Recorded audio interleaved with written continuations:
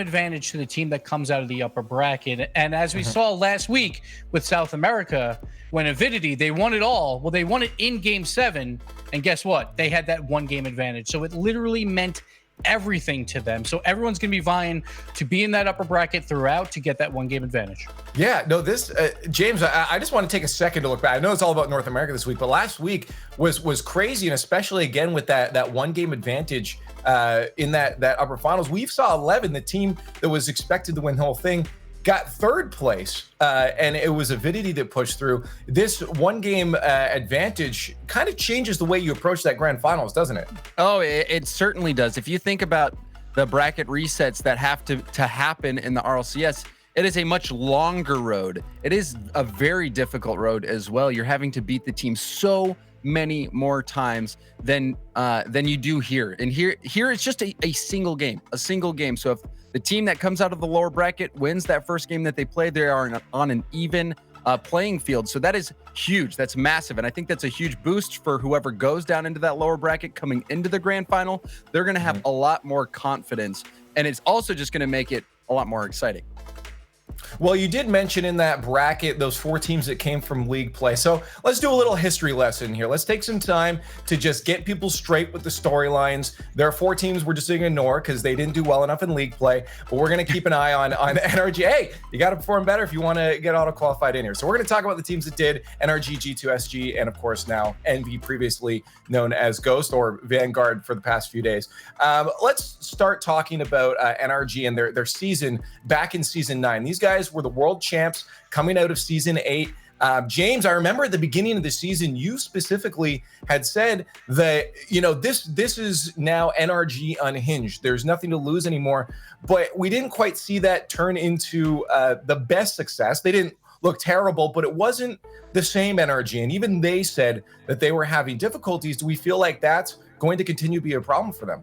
So, I mean, difficulties for NRG, I think it's good to put things into perspective. But just looking at the season, this didn't go the way that they wanted. There were series where, Garrett, Turbo, and even Justin were making mechanical mistakes on the defensive end, which is a rarity. You really don't see it that much from NRG, especially online. Normally online, they're untouchable. And then LAN, when we go to the World Championships and we're playing in person, that is usually when they have struggled in the past. And that's what Turbo helped rectify when he came to NRG. But this season, they did have those series where they struggled. They didn't, I expected them to win or at least get close to winning, be in the conversation, but they fell early. But it was to a G2 team that was just playing the best we've ever seen them play.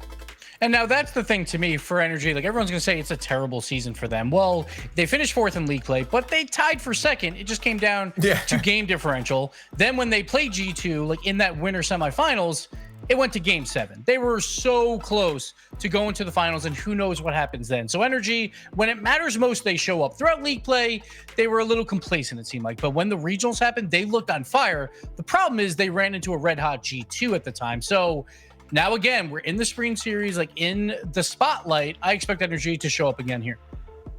Now, mentioning G2, of course, we're going to talk about them a bit later in the show. You can tell by that thing right there. So we'll just cover them briefly here. They're the regional champs. They pushed through. You guys just mentioned the closest series I think we saw in that tournament, the regional championships, was NRG G2 that went the distance. But G2 had to fight for it. But then it seemed like they just had full control. People have been saying for so long, Gibbs, that G2 is a team that should be winning worlds. And finally, when they're looking the hottest, of course, we lose our worlds. And this is now a chance for them to continue to prove that they're on top. They figured it out. I feel like there is still a bit of volatility if you think the same, Gibbs, with their play style, and I think that's why we've seen kind of those ups and downs. For G2, it's that glass cannon offense. They send everyone forward. They try and keep offensive possession all the time. The problem is when they're inaccurate or make those third man mistakes, then they have some troubles. That hasn't happened for a while, though. They used to be like a coin flip team to me. Will they show up or will they won't? And they'll beat anyone when they show up. But lately, it's been more like 80-20 because they're just taking down everybody. It seems like they have found that consistency right at the perfect time. Yeah, and I agree with you, Gibbs. And Leaf, I didn't want to step on your toes, but I agree with Gibbs wholeheartedly. I think G2, they were able to turn it around this season because they just put in the raw effort. They put in that work. They moved into that gaming house together. They were practicing scrimming on a regular schedule. They were going all out, and it paid off. Rizzo played the best we've ever seen him play in his career. He got the regional championship MVP award. And he, to me, his performance, his level of play has really elevated G2. And, you know, I think we haven't even seen G2 in their best form yet. There were times this season where Chicago was not hitting the shots that Chicago normally hits. So I think there's even more room for G2 to improve, even though they were so dominant this season.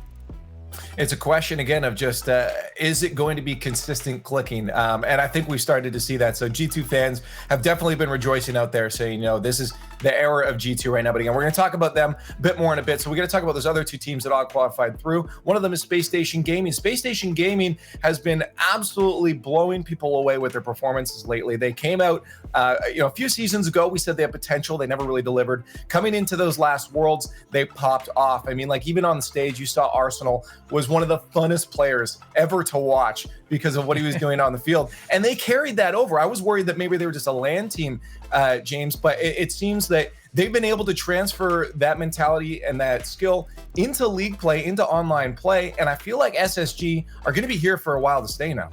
There's no doubt, especially with how young the players are. They're a team that came out of the rival series and has just not looked back. You look at how good Sipical did with his MVP performance, not this season, but the season prior. He was incredible. On LAN, they made it all the way to that top 4 spot. They struggled a little bit. I thought they crumbled under the pressure at the World Championship once they made that top 4. But they are undoubtedly a team that is going to only get better and better and better. They were so good during league play. They were very good even in the regional championship up until they ran into G2 when things fell apart for them. But AXB this season, for almost the entirety of the season, was playing. He was surpassed all of my expectations. He was, at times the best player on the field for Space Station, which is saying a lot with how good Sipical and how good Arsenal are. I think they're really getting well-rounded. For me, at Space Station, they just need to be able to play their game when the pressure is on. We've seen them struggle with that, but other than that, they are a team that is an amazing team to watch, and I expect them to do great things. And that's my concern, right, with Space Station is they go 8-1 in league play. They look dominant throughout. AXB's playing great, but then we get to that grand finals. They play G2. They didn't look like they deserved to be in that grand final. AXB, a lot of bad touches on the defensive side. Then we go to the Beyond tournament where they're playing for $10,000. They take down Energy. They get to the upper final. Then they bomb out of the tournament. They lose there. Then they lose. So they lose to G2. Then they lose to the new Team Envy squad as well. And they didn't look good there either. So when it comes down to the wire, when you're down to the top 2 or top 3 teams, it seems like they don't have that final push. But every single tournament, they'll get that experience, and this will help them. Well, let's talk about that last one that qualified them while we can. And of course, that is now Envy, previously Vanguard, previously Ghost. These guys, of course, are one of those teams that made one of those roster changes by bringing in Mist. And there was a bit of question at the beginning how Mist was fitting in, but it seemed to be that didn't last for too long, Gibbs. Yeah, it was just all of a sudden he was in there. Mist is an incredible third man. And this team was looking super solid, finally bringing that then named Ghost name to talks about being in that top 4, that top 3, and now they're going to look to continue that success in the spring series. So this is a team you have to root for. It was 4 seasons in a row, roster move after roster move, where they come in 5th or 6th every single season, just missing out on the World Championship. Finally, they eclipse that. They make top 4. There is no World Championship. So it's kind of disheartening for them. But look at players like Atomic throughout that regional championship. He put his name on the map as like a top 3 player for North America, pulling off some of the craziest goals we have ever seen. He really carried this team to a solid position, but that is not to discredit Mr. Illusion, where we see shots from Illusion like off the ceiling that I didn't think he could hit. He's hitting them all season, and then Mist, obviously, that quality third man. Yeah, no, again, you look at Envy believes in them as well too, and I think a lot of people and fans behind them are believing that this is a team that's going to succeed, but they get to prove that this weekend. Also, teams that get to prove that are the ones that came through the qualifiers. We have to now talk about the journey that people took to get to this point, and the team that really stands out to me, of course, is Charlotte Phoenix. Charlotte Phoenix, of course, carrying the leader that is Karma. She's come so short all the time of her dreams of, you know, being a mainstay. And it's heartbreaking because I think we're all fans of Karma and the team that she brings behind him. But they brought Wondamike now onto the roster into this weekend at a spring series to see if this can finally be what it is. And James, I'm wondering, do you think this is that change that Karma needs to make sure that she can say, hey, I am one of those top dogs now? Well, you know, it's impressive. There's actually, you know, 4 members of Charlotte Phoenix playing today. Turnturo, who had his spot taken by Wondamike, is in this tournament with Rogue. But I agree with, or I think, yes, Leaf, I think that Karma is a player that is so tenacious. Her perseverance is an inspiration. Really, you look back at her career, you look back at what she's done. She has been grinding for so long. She has been trying to make her dream come true. She even did it with Splice on a team that she captained. She put together herself, made it to the RLCS before they got relegated. And then this past season, they were so close so many times. They were going into week 5, had a chance to clinch an RLCS spot. Were not able to do it. They went to the promotion tournament, were a goal away from being able to do it. They still were not able to do it. And so they've gotten close and fallen short, but it has not stopped Karma. It has not stopped Charlotte. And with Wondamike, they've proven yet again that this team has all of the talent required. They have the ability. It's just going to come down to making things line up on the day. And so today and this weekend is an opportunity for them to really make an impact and build a lot of confidence going into the next season of the Rival Series, and a chance to get a huge payday with how big the prize pool is this weekend. And that's the problem too for Charlotte, though, is like their title right now is like they're the kings and queens of the Rival Series. That's not the title they want. They want a contender for the RLCS. But every season they dominate Rival Series, they fall just a bit short, then they go to the promotion tournament and don't make it. So this is great for them because they lose their best player in Turinturo, pick up Wondamike. It just shows how good this team is that they can fill that spot and still compete versus the very best. Yeah, I think you nailed that. I've always called Karma the gatekeeper. You know, she's the if you want to go to the RLCS, you got to go through her. But she's always at the top of the Rival Series. But you're right. I think that story is a story she would like to change. So again, I'm excited to see that team play this weekend. But another team we have to talk about this is super exciting. 72 pin connector with Jacob on the roster. This is an old RLCS vet, and bringing along someone like Demo along, and then Lion, of course, too. Demo's a player I've seen a lot of, but Jacob now back at it.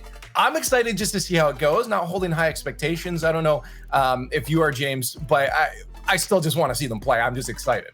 Yeah, I've been a Jacob fan for a long time. I really enjoyed his Twitch streams. I even competed against him way back in the day when he was on Perfect Storm. Jacob has been around for a long time, and he is just a great personality. He's a great guy. I love hanging out with him at the World Championships when he was on, you know, a team that was able to make it there. And you know, he's really experienced what it's been like to be at the top and then also fall out. Even in the Rival Series this past season, it was not the greatest series or season for his team, but this is huge for them. And they're able to call or be among the best, the top 8 teams in North America. And they made it here on merit. It wasn't something that was handed out to them. They took it. So I am going to be glued to my seat when they play because I want to see Jacob on the stage again. He's playing with the world's best. This is another chance, another opportunity to say, hey, I still have it. And even for his teammates, you know, it's a way for them to prove that, you know, we might not be at the same or have the same history as Jacob, but we are still the best players that there are playing this game. So the coolest part is these two teams that made it that are not from the RLCS, they are known for not being clutch. We talked about Charlotte Phoenix. Let's talk about 72 Pin Connector. They start the Rival Series 3 Game 5s and they go 0-3. So they dug themselves a hole that they could not get out of. They are a quality team, which they showed throughout the qualifiers. Now you're on the big stage. You get to get the experience versus the very best, at least 2 matches. It's going to be really fun to see if they can bring that back after the Spring Series for the next Rival Series. Now, I also want to talk about, we're going to skip over, of course, Rogue. Rogue and United had to fight it out recently, and Rogue took a 3-0 to get in just because there was another team that had to be removed from the team. So we're going to talk about the Knights. You know, the Knights were, of course, losing Mist was one of the biggest question marks we had during last season because Mist just seemed to fit so perfectly, Gibbs, with that roster that it was like, well, why are they letting it go? And brought AJ in now. So now they fought back through this and said, hey, no, we're here. We're still a top 8 North American team, despite this roster change. The question is, do they have all those things sorted out right now to go far in this tournament? So I think it's at least one more season. It seems like what Pittsburgh Knights are doing, where they didn't have a great RLCS. They didn't even make the regional championship, but they were close. And then obviously that they come to this qualifier and they show that they're a quality team. They perfectly swept Rogue throughout that qualifier. So they know that they can do well. It's just, can they do well consistently? And I think it's one of these roster moves that we all questioned at the start and we were all proven right. But Pittsburgh Knights, they know why they made this roster move. And I think they're going to stay together. And this is just a credit to them where like they know that they're a quality team. And we're going to see probably at least one more season out of the squad. James, I wonder if you think this is finally, they've got it figured out, or if there's still going to be some rockiness to their performances this weekend. So for me, the Knights, I was not a big fan. I was really not a big fan of the move. I thought Mist was too good to let go. I thought he was too good to let go.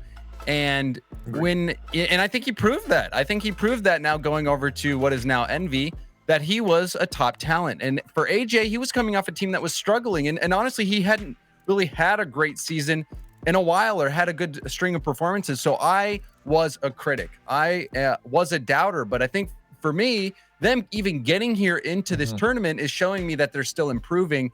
And those players, they're better than me for sure, no doubt. They must see something in an AJ that I have not seen yet on the field when they play. There have been moments where they have looked very good, but it's just been times where AJ just doesn't seem to fit into the rotations or the play style. And even for the Knights, their play style changed so drastically. They made waves when they won DreamHack Montreal with their original roster, and their play style was very defined. They were a demo heavy, very aggressive team, and that's not really the same now. But the question is, can this new style with AJ work, and are they going to continue to improve? And this is going to be a big tournament for them, and we will get some answers. I do like the way you phrase that, though. They may have seen something that I haven't yet. Very, very, very nice of you. But let's move on and talk about G2 again. Just bring it back to them, because given all of these talks, it seems like G2 are still the favorites to win this entire tournament.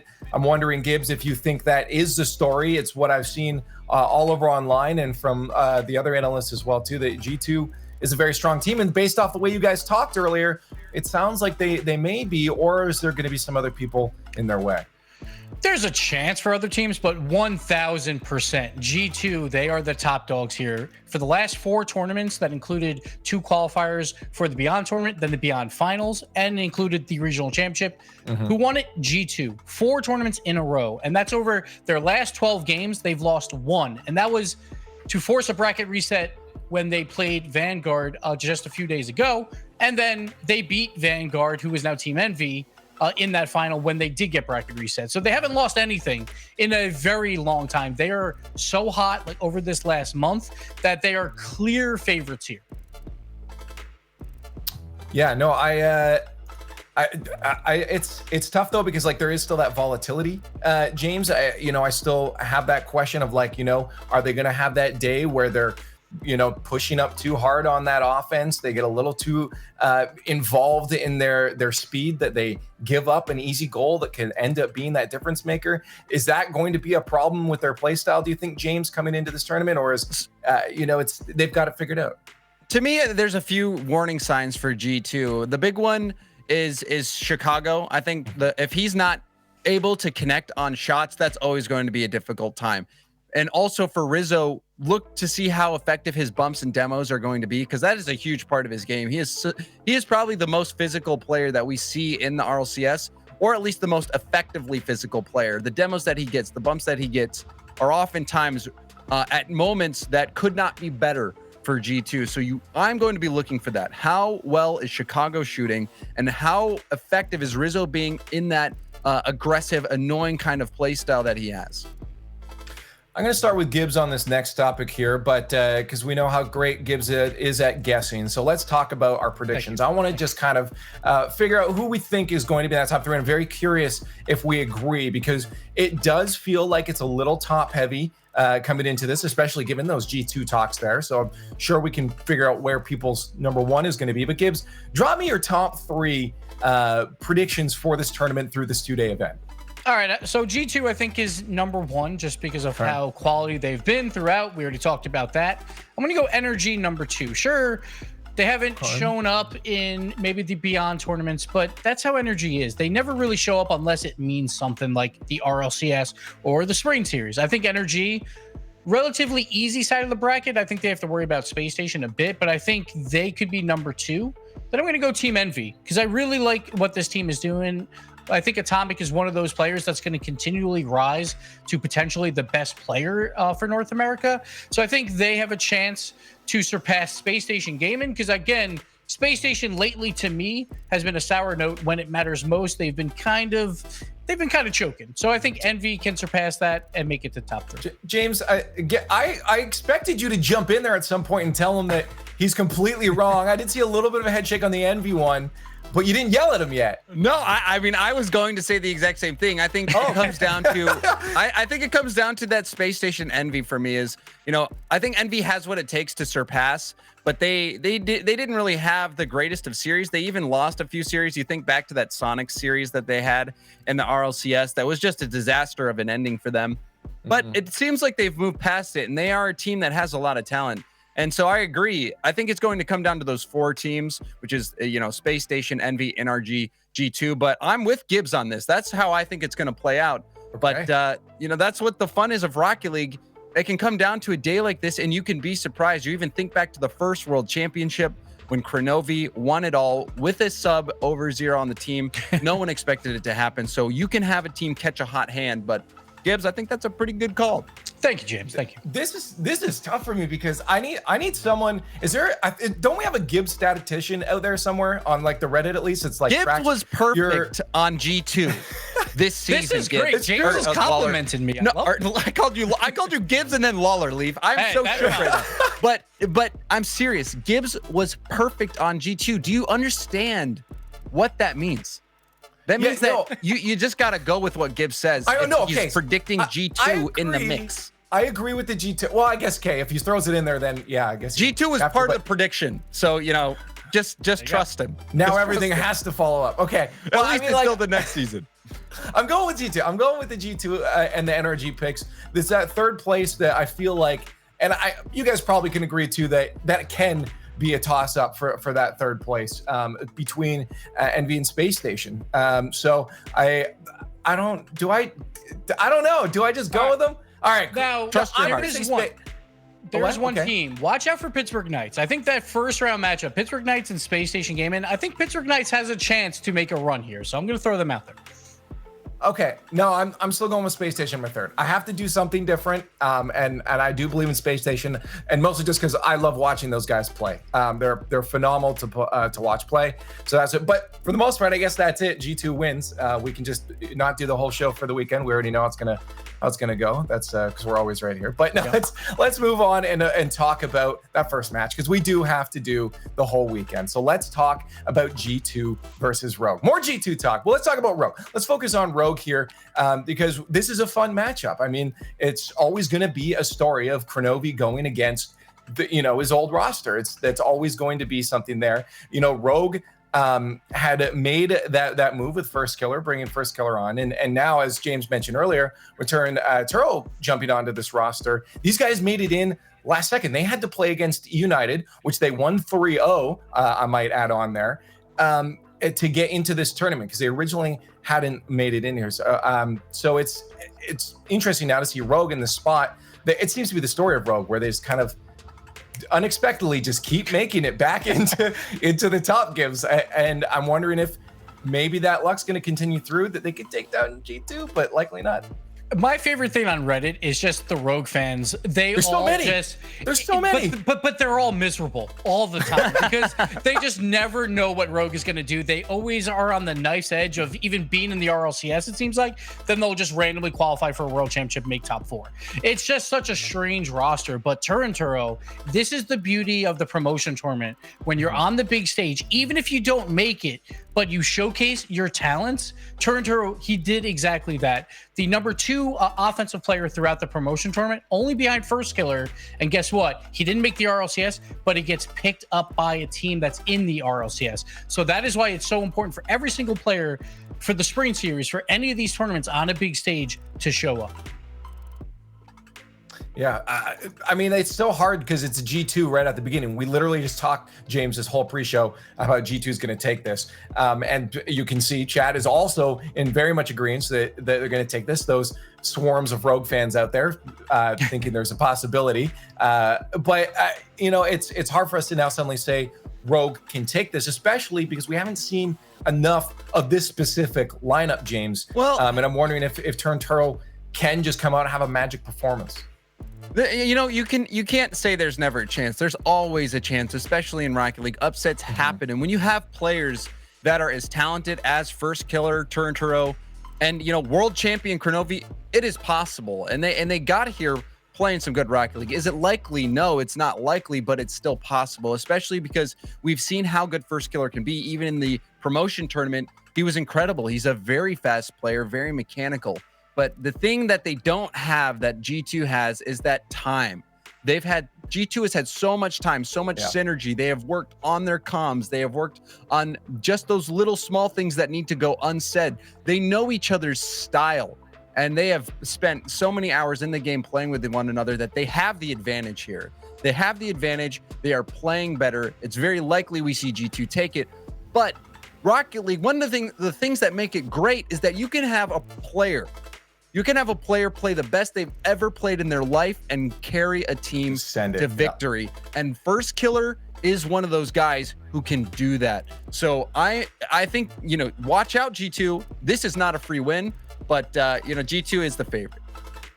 Well, you heard it from us for the last little bit there. We want to hear it from you guys on Twitter, of course. You want to use that hashtag RL Spring Series, but it is about now time for kickoff. So let's witness G2 versus Rogue in the North American Spring Series. Ladies and gentlemen, it is time for the first game of the day. G2 and Rogue kicking things off. You just heard the desk talk about it. I'm joined here by James. He's on double duty here early in the morning to talk about game one. Corelli, I just think the desk push to work. The desk was so good today. I don't know why. It was just filled with top talent. I agree. Leaf is a fantastic host, and he adds a lot. So, talking about G2 and Rogue here, you guys were talking about the roster move. The last time this team met, or these two teams met, it was a 3-0 sweep for G2. Rogue only scored 2 goals in the final game. Do you think that this roster move for Rogue can earn them more goals and get them into a more competitive series here against G2? Certainly, and you always have that honeymoon period that we talk about, Corelli, where you have a new player come in, and it's a little less pressure on the team. You know that you don't have to perform to expectations because there really aren't any just yet. So keep an eye on Rogue, and especially Turinturo, as he is the new kid on the block. He failed to qualify for the RLCS with Charlotte, but still ended up getting picked up here for this tournament. So we'll see how it goes. Game one underway here as we get things kicked off. Rogue looking to have the first attack right off the bat. G2 giving way to their pressure is Chicago on the clear, and Turinturo is that new roster pickup. And we really get to see what this guy's made of on this Rogue team. We knew what he could do after his performance in the promotional tournament. What does he bring to this team when the pressure's really on now, when you're playing against the big dogs in the North American RLCS? Chicago dishing off to Rizzo. Doesn't make perfect contact up. J-Naps up for this one and tried to get over it, but it was cut out by First Killer. Still the pressure on for G2. 2 shots off the back wall. Chicago, not a lot of boost to work with, and First Killer to clear it away for Rogue.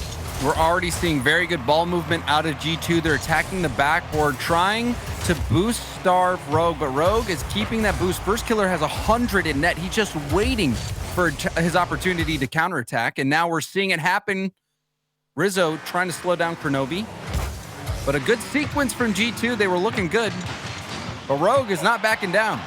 What a cut from Kronovi there. I think he got both the defenders with a sharp cut over their head, and a good challenge by Turinturo to beat Rizzo and push it downfield to G2 side. Turinturo trying to go for a shot, was blocked away. Very even game so far through the first minute and a half. Here's Chicago now. Has some space to work with and some boost. Looking to go over Turinturo, but he makes a good touch to slow down the attack.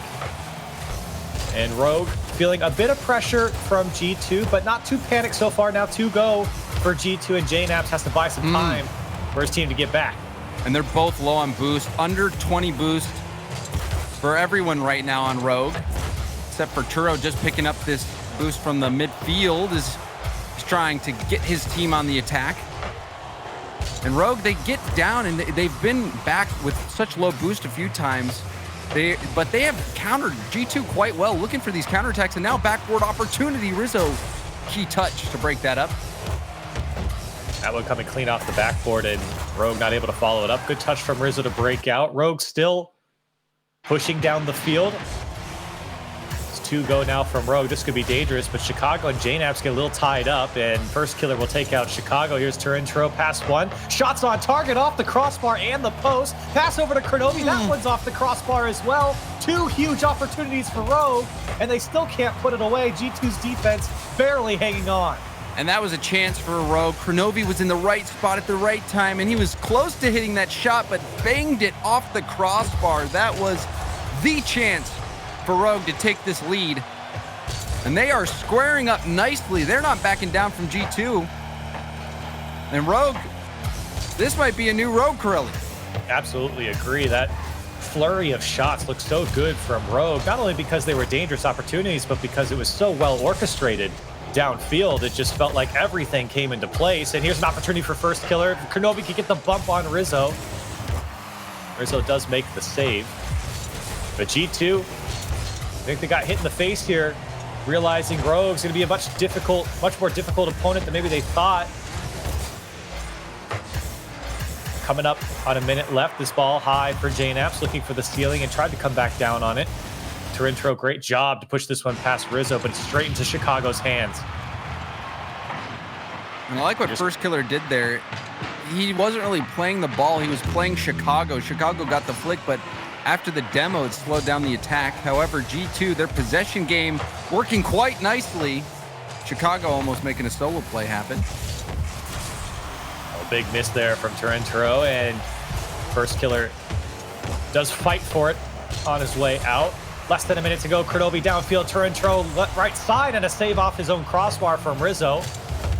Does work out, but another good play from Rogue. The shot's just not falling for them at this point. 8 shots in favor of Rogue to the 5 of G2. We've seen those shots challenge G2 a couple of times, forcing 2 big goal line stops. And then not to mention the Kronovi hit off the crossbar. Rogue easily could be leading this game. There's one coming off the back wall. JNaps puts it again. Couldn't get over it enough towards the net. Here's another shot from Chicago, met by Turinturo. Time ticking down, and Rogue happy to see it out. G2 one last effort. JNaps has boost to work with, and Chicago can't catch up to it. Rizzo still going to pop it up for G2. They want to keep this alive, and JNaps can't get a touch. A 0-0 overtime in game 1. And if you're a Rogue fan, you are liking what you're seeing, despite the inability to get the lead on their multiple chances. They are step for step matching the pace of G2. And there has been tons of opportunity for Rogue, and I think it has been those passing plays, especially in the final third. It looks so good. And of course, their defense has really slowed down G2. Big miss from Rizzo. Chicago tried to salvage the play. Here's Kronovi. Been great at managing this game as comes down from the back wall. Turinturo couldn't get the touch. First killer has a net to shoot on, back post, and Chicago has to make the save from the corner. A dangerous lofty ball there as it just was bouncing so slowly towards net.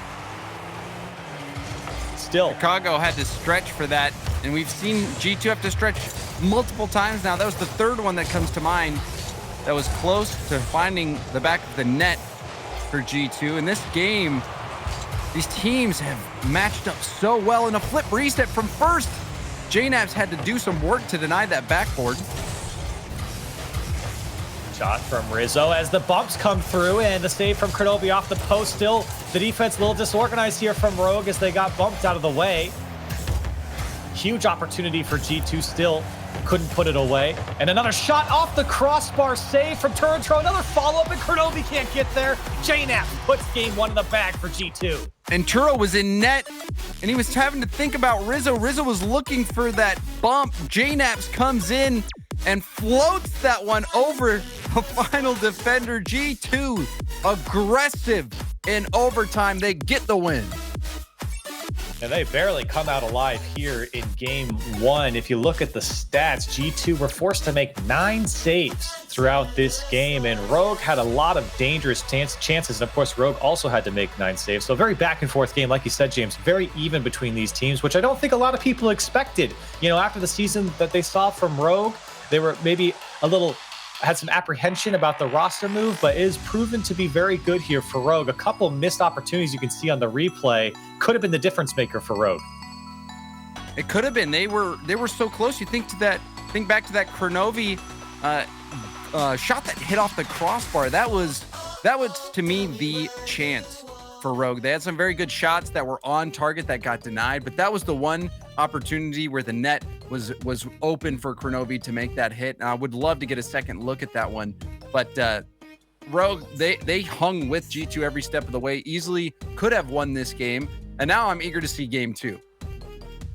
I absolutely am, because you know, there's always this kind of feeling out period in game number 1, and I think there's a lot of adrenaline pumping, especially for a team like Rogue, and the way that they have actually qualified for this. They're kind of riding by the seat of their pants at the moment, and I think that for game 1, this was a huge showing. But now, can you do it again in this one, in this second game, as we get things sorted out? Yep. Everyone got thrown into the game there. But that wasn't me. Okay, I was wasn't like, holy, me. No, holy I got crap. thrown in as well. Oh my goodness! I was like, how did I manage to do this? But we'll get game 2 sorted out here. So they didn't really see what happened, but we all just got thrown into the game. I thought I joined a lobby on accident. James, our playing days have been over for about 5 years. I know. I was like, holy cow! I'm getting so bad at joining lobbies that I did it without even realizing. So we're gonna get that lobby fixed, back up, the players ready to go. But that game 1 was as close as it gets. I think Rogue fans are gonna be, pretty happy with that performance. Obviously, G2 got the win, but it went down to that overtime. And now, for me, I'm gonna wonder, can they keep it up? G2, there were times where you can just tell how calculated, how precise their offense is. For Rogue, though, to me, they just had such a speedy counterattack where they could get control of the ball, move down the field very quickly, put on a good shot. Whereas for G2, what we saw was more of a slower build. They retain possession. They're looking for each other. They're trying to keep the ball away from Rogue in their own half, trying to get that ball bouncing off the backboard, boost starve the defense, get him out of position, and then take the hard shot. And then maybe leave some space for Rizzo to come in and go for that bump. He was trying to get that bump on that last play. He didn't connect, but he might have even still messed up that defender's line going for the save. And JNAP's getting that ever so important goal. And JNAP's, he's really had such a return to greatness. You think about JNAP's in the past, all the wonderful numbers he's put up, all the great performances, and now, he is getting back up to that level and rebuilding that name for himself. Even this past season, I think he did it, and now he's continuing to do it here. Yeah, I mean, people call him the knapsack for a reason, and he's had plenty of series and seasons where he's looked so good, and I think this past season has been one of his better ones, and G2 were better for it. I mean, you look at where they finished, you can't really complain.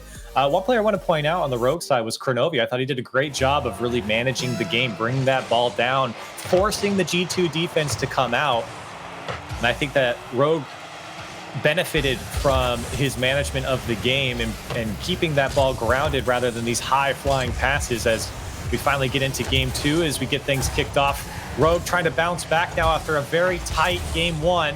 G2 already on the attack, and Rizzo's back post shot does slip by a defender, and another one goes off the post for G2. So already the woodwork being pelted once again. I'm gonna have to pull some splinters out of that ball. How many times G2's hit the post?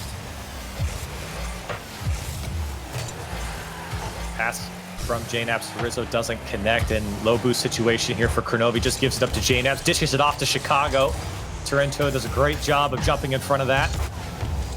And to the G2 side we go. Rogue looking for opportunity, gaps in front of the net, and a bump on Kurnovi, or from Kurnovi on Chicago. Almost gave opportunity for Turintro. Chicago still stayed with it. It's Kurnovi again, past Rizzo, off the ceiling, has a flip, pass down to first killer, and that shot goes wide. But good ideas coming out from Rogue, creating dangerous opportunities right now. They certainly are. I liked what I saw from Kurnovi, getting up on that ceiling, beating the defender, going for the pass. Chicago was standing in his way, and a miss! A miss on the backboard left JNaps an opportunity, but still denied. Rogue's defense holding strong in some precarious spots. G2 definitely will make you think. Will put you in some tough situations, but a big miss there. Good for Rogue to break out here. Still a tie game, 3 minutes left to play. The shot comes out from Chicago, and it's top shelf. A beamer over everyone. First killer, he was trying to prevent anyone from going for that ball. He was trying to block out the angle, but what they didn't account for was Chicago with a blistering 82-mile-an-hour shot top shelf. That is about as fast as you can shoot the ball without a pinch. That's tough to save so hard from Chicago, and Kurnovi answers back. The ball comes down from the back wall, and Rogue get one immediately off a kickoff.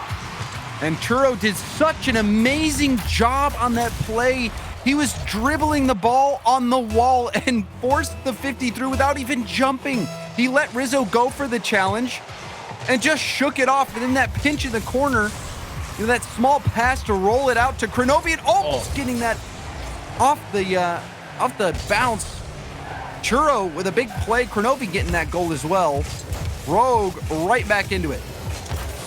Churro being so involved for a new roster pickup for Rogue here. They have to be happy with how involved Turo has been for them, just on offense and pushing the ball down, creating opportunity, just being a threat. That's what they want out of him. And he certainly has through the first 2 games. Now Rogue needs to just focus on getting this win. Here's Kurnovi. Blocked into the G2 corner. Still Rogue fighting for it as it bounces, down into the box. First killer doing a great job of keeping it going for Rogue.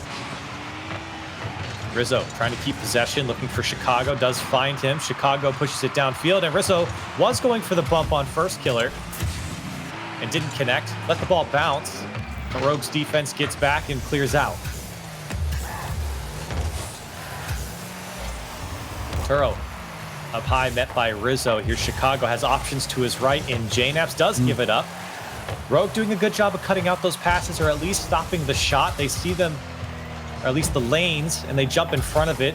You've seen Turo and Kurnovi doing a great job of that throughout this game, especially on their defensive third. G2, their defense working quite well. First, it bounced right off of first killer's face and rolled in. That is devastating. And first killer just picked up a pad and used it, and he just got to He had no boost either.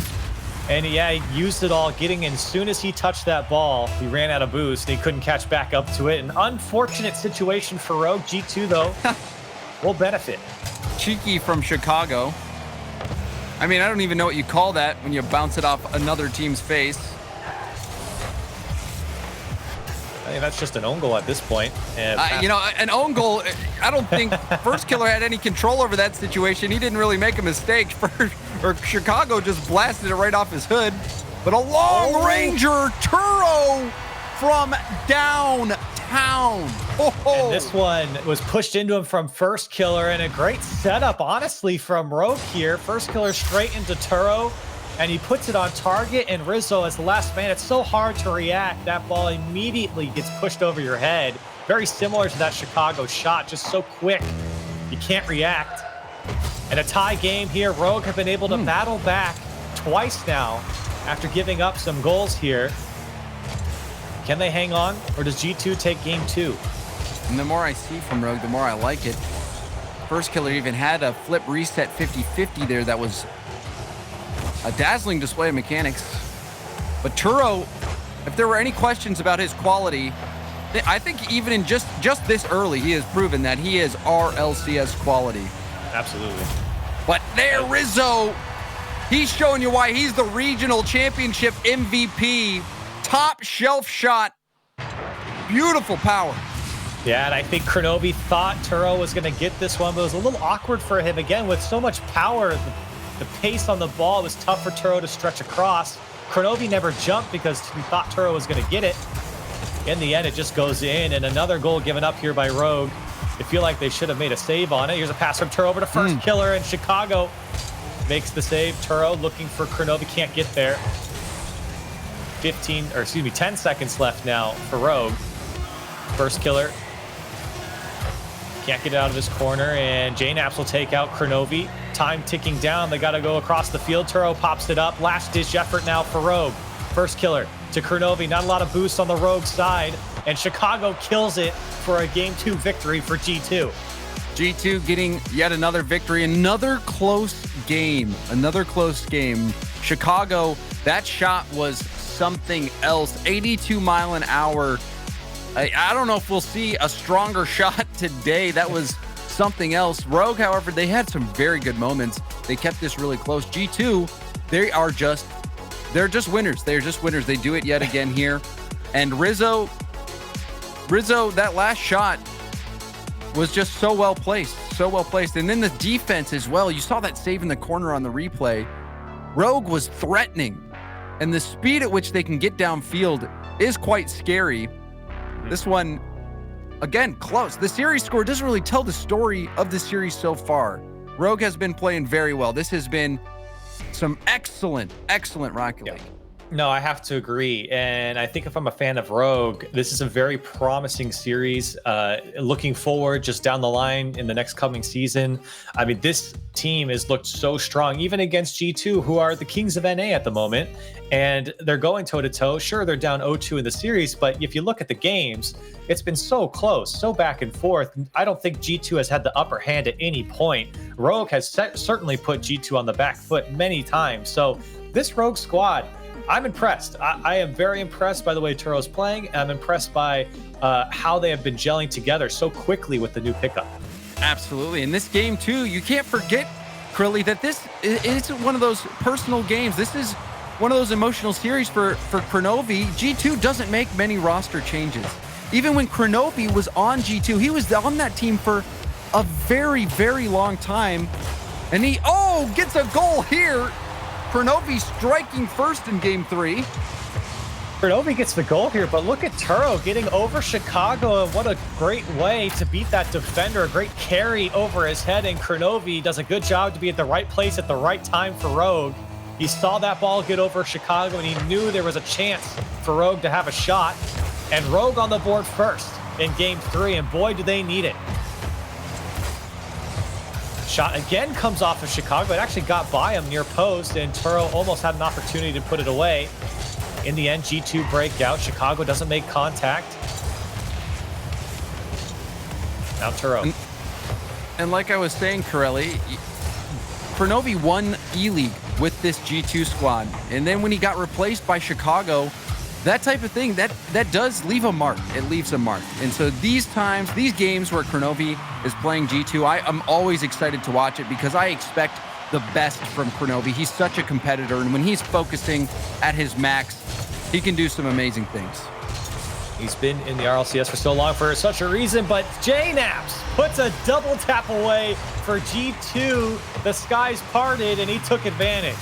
The knapsack so quick to adjust in the air. A bar down double tap.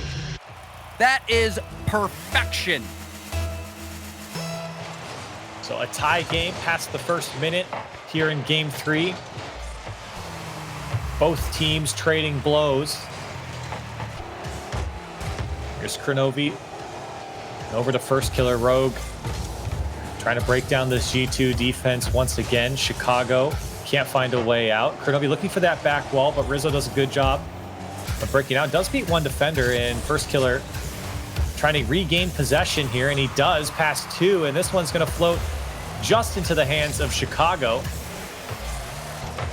Tough angle there for Kronovi. Now first killer trying to make it difficult for the G2 defense. Shot from first killer, bar down on the goal line, and JNaps has to pick it up and carry it out.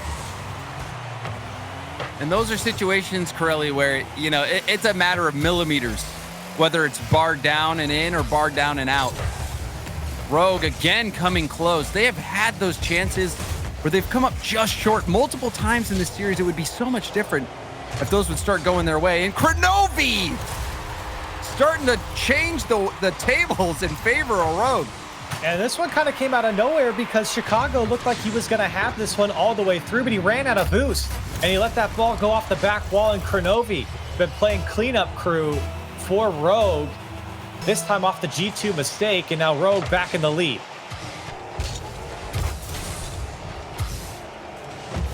Now, first killer and Rogue looking to add on to their lead. I would love to get a bit of a cushion here coming up on halftime. They've proven to, I think, everyone watching that they can go toe-to-toe with this G2 team, but how do you get out a win here? Rizzo and G2 trying to make the difference. Dunked by first killer. Can he get back to it? JNap's racing back. Dangerous ball still here for G2, and the touch from the backboard from Chicago does get him out. Dicey play for G2, but they do break out in the end. That was a close call. Rogue is keeping G2 on their tippy toes. G2, they managed to come back over and over again, and JNaps connects with Chicago on another dazzling passing play. And this one's tough for Rogue. This ball placed perfectly in between the defenders. G2 is so good at finding the gaps in the defense. And when Kronovi went up that back wall, it left just a small gap between him and the next defender. G2 took advantage, found the space, and took the shot and tied up the game.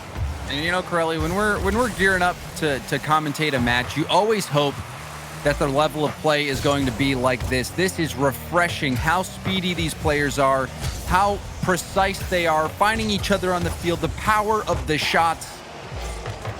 This has been a pleasure to watch from both sides. Absolutely, and I think that if you're sitting at home and a Rogue fan, you would love to see them come out with a win. G2 definitely not making it easy, but opportunity as the ball was shot directly at Chicago. A missed opportunity for Rogue. Still this ball bouncing across the box. G2 can't get a hold of it, and Kronovi puts it away for Rogue to take the lead. And look at the touch from first killer. He has to get around this ball so much. Chicago was challenging. Chicago wanted to deny the backboard pass. He thought there was no way first killer is going to be able to get that more infield than the line he took on the ball, but surely enough, first killer does it, gets that ball over to Kronovi, who scores a hat trick and just got denied his fourth goal there. Now G2 on the comeback. Shot turned away by Turo as G2 a bit stunned here in game 3. Can they fight back? JNaps shot directly at first killer, and first killer would take out Chicago as well. Long clear to space from Rogue. Kronovi trying to follow this up by landing on it. Couldn't get there. G2 throwing the ball down the field now. Time running out. G2 would love to get a 3-0 sweep over this team and make it easy for themselves. It just seems like Rogue is getting better and better as the games go on. Here's a shot from Chicago off the back wall, looking for follow-up. JNaps is there, and Kronovi makes the save. JNaps needed to do more with that shot. It was a hard bounce. He wasn't going to be able to get as much power as he wanted on it, but not only did he not get much power, he put it right at the defender. So that was a chance for G2 to tie it up, and they weren't able to convert. We'll see if that's going to spell the loss for G2 or if they can make some last-second heroics happen. And this might be it. JNaps, the last attempt here for G2. Over to Rizzo. Shot. He does get the dunk on first killer. Follow-up top shelf for Chicago. Tie game with 5 seconds left. Chicago yet again. Rizzo with the speed. He gets denied at first, and then Chicago using up every little bit of boost to get to that ball, and we are all tied.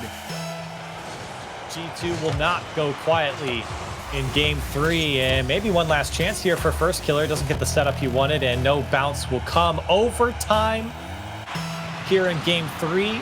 G2 have fought back valiantly. Can they close it out here?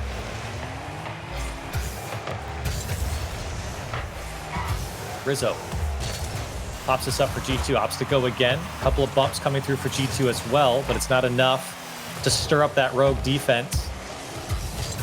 Chicago. Options to his right. Rizzo pops this up, hoping one of his teammates can get to it. JNaps was there. A weak shot from Rizzo, but it goes in. It slips under the defense of Rogue, and G2 will take him in 3.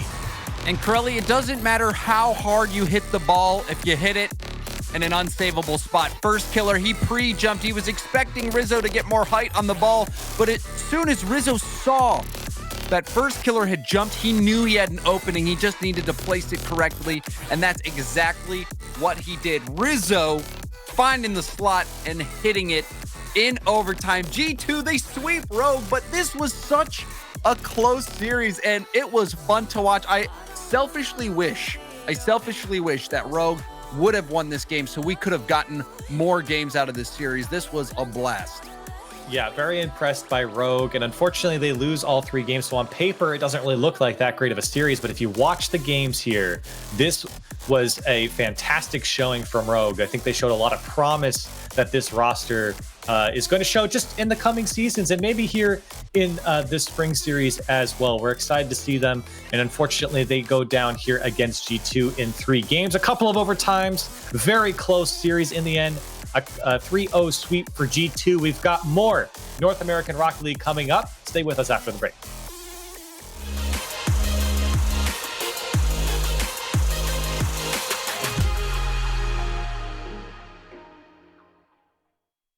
Rated E for everyone.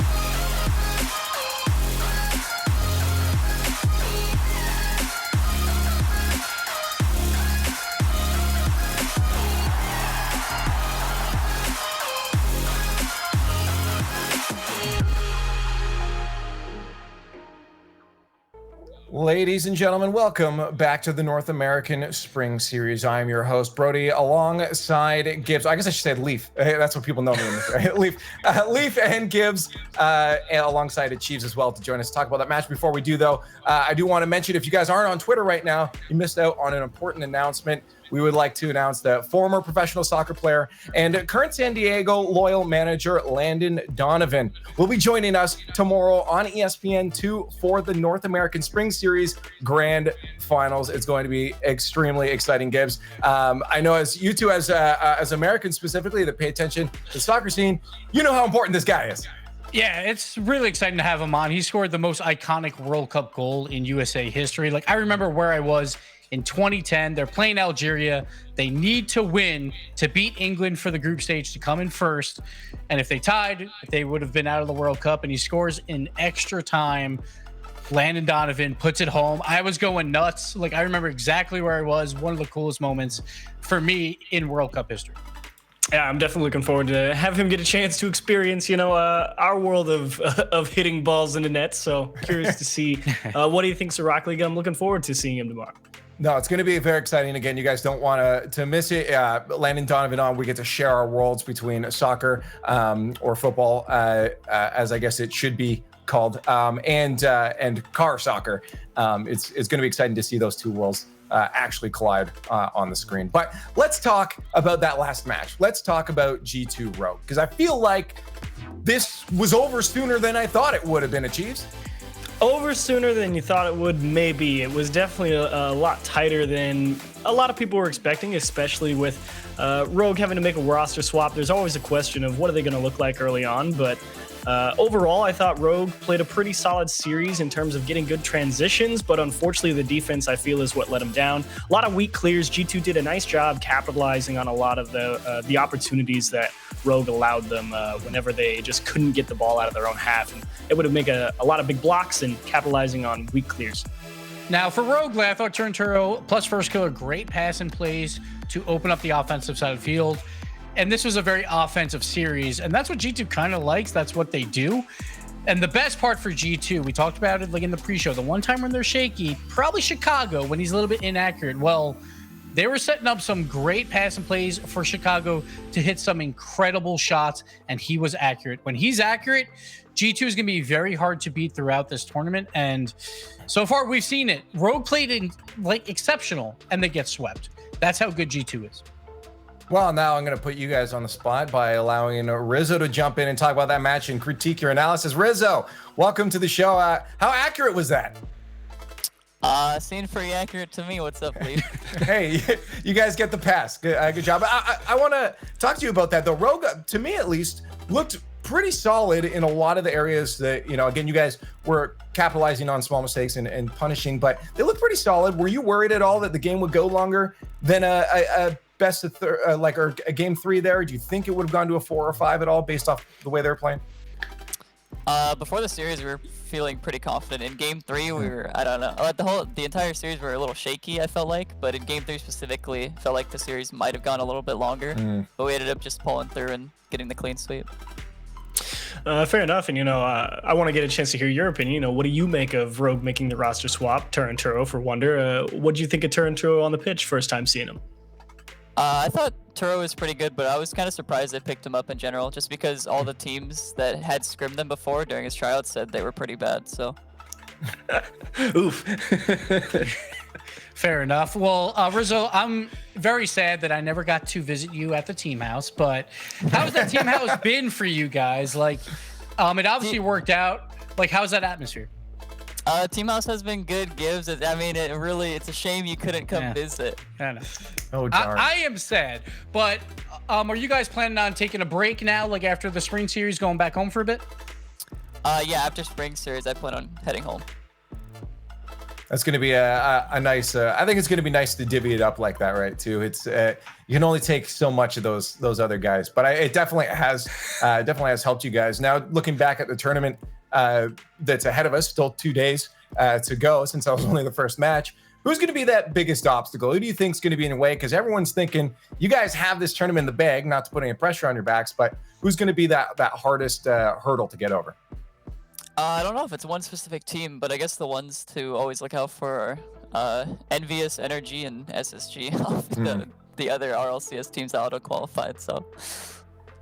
Hey, that's fair. I mean, that's good to hear. I mean, it means we're gonna have some competition ahead. It's not gonna be super easy for you guys, but again, just know everyone's got you guys in their favor right now. But thanks for chatting, Rizzo. Good luck going forward, and hopefully that the luck from everyone cheering for you carries through.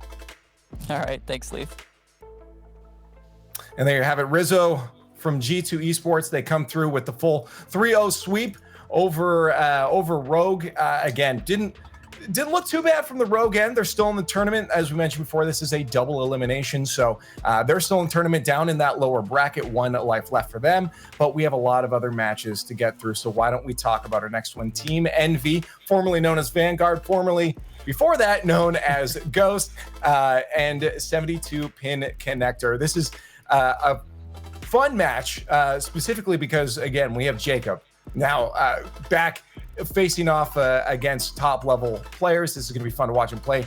But Envy, though, is looking solid coming out of that league play. Achieves Envy seems to be finally the roster that this team and group of rosters has always been looking for. Yeah, I think Illusion, Atomic, and Mist really gelled during this previous season of RLCS. It took a little bit to get there. We were all kind of thinking, man, what is Mist going to bring to the team?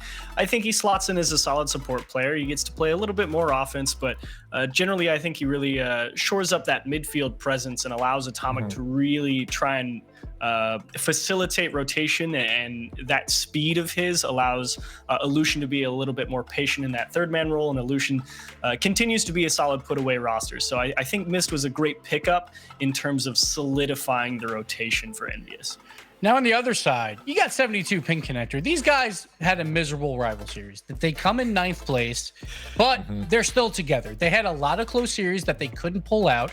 They finished 3-6 in a very competitive season for the rival series, because the 3-6 and getting 9th is pretty rough. But a lot of game 5s where they couldn't clutch it out. But what do? They stay together. No roster moves coming out of these guys yet. They wanted to give it at least one more try here for the spring series, and it's paid off. Like, these guys know that they are good enough to compete in the very best of the rival series, possibly for the RLCS. Now they get that opportunity here. It just comes down to, can they clutch it out? And for players like Jacob, we know he can, but that was 2 years ago. So it's really fun to see him back in the fold now, playing at the highest level. It's going to be amazing to watch. Yeah, no, I think something you mentioned there, Gibbs, is highly respectable, is that they've stayed together. And it's, if you know something's not working, sure, split up. It's not like that's not respectable, but it's always great to see a team stick together, a team be able to work on the problems. Hey, we know we were just this close every time, as you said, a lot of lost game 5s. And if you can just sit down and say, guys, we're on the edge of something great here, let's work through that, then it's really cool to see. And I'm excited to see if that can carry them further through this tournament. The fact that they got here in the first place, again, they're in the money, and they got here. They're in top 8 for the Spring Series North America right now. You can't really complain about that too much if you're 72 pins. So now we get to see if they're going to be able to take down Team Envy, who's looking stronger and stronger. But let us know what you guys think on Twitter, of course, with the hashtag RL Spring Series. And now time, though, for 72 pin connector versus Team Envy. And Gibbs talking about it on the desk for 72 pin connector. They did finish 9th, as he stated, in the rival series, but they turned things around. They were the team to take down the Sonics in a 5-game series. They were also the team to knock Charlotte Phoenix down to the lower bracket during the qualifiers. So for 72 pin connector, there's a lot of, I guess, conflicting results. They're finished in league play with a lot of game 5s, but also their qualifier, they had a really good day and they beat some quality teams to be here, and they absolutely deserve their spot. They certainly did, Curly, and I think it just goes to show you how close these teams are at the top to one another.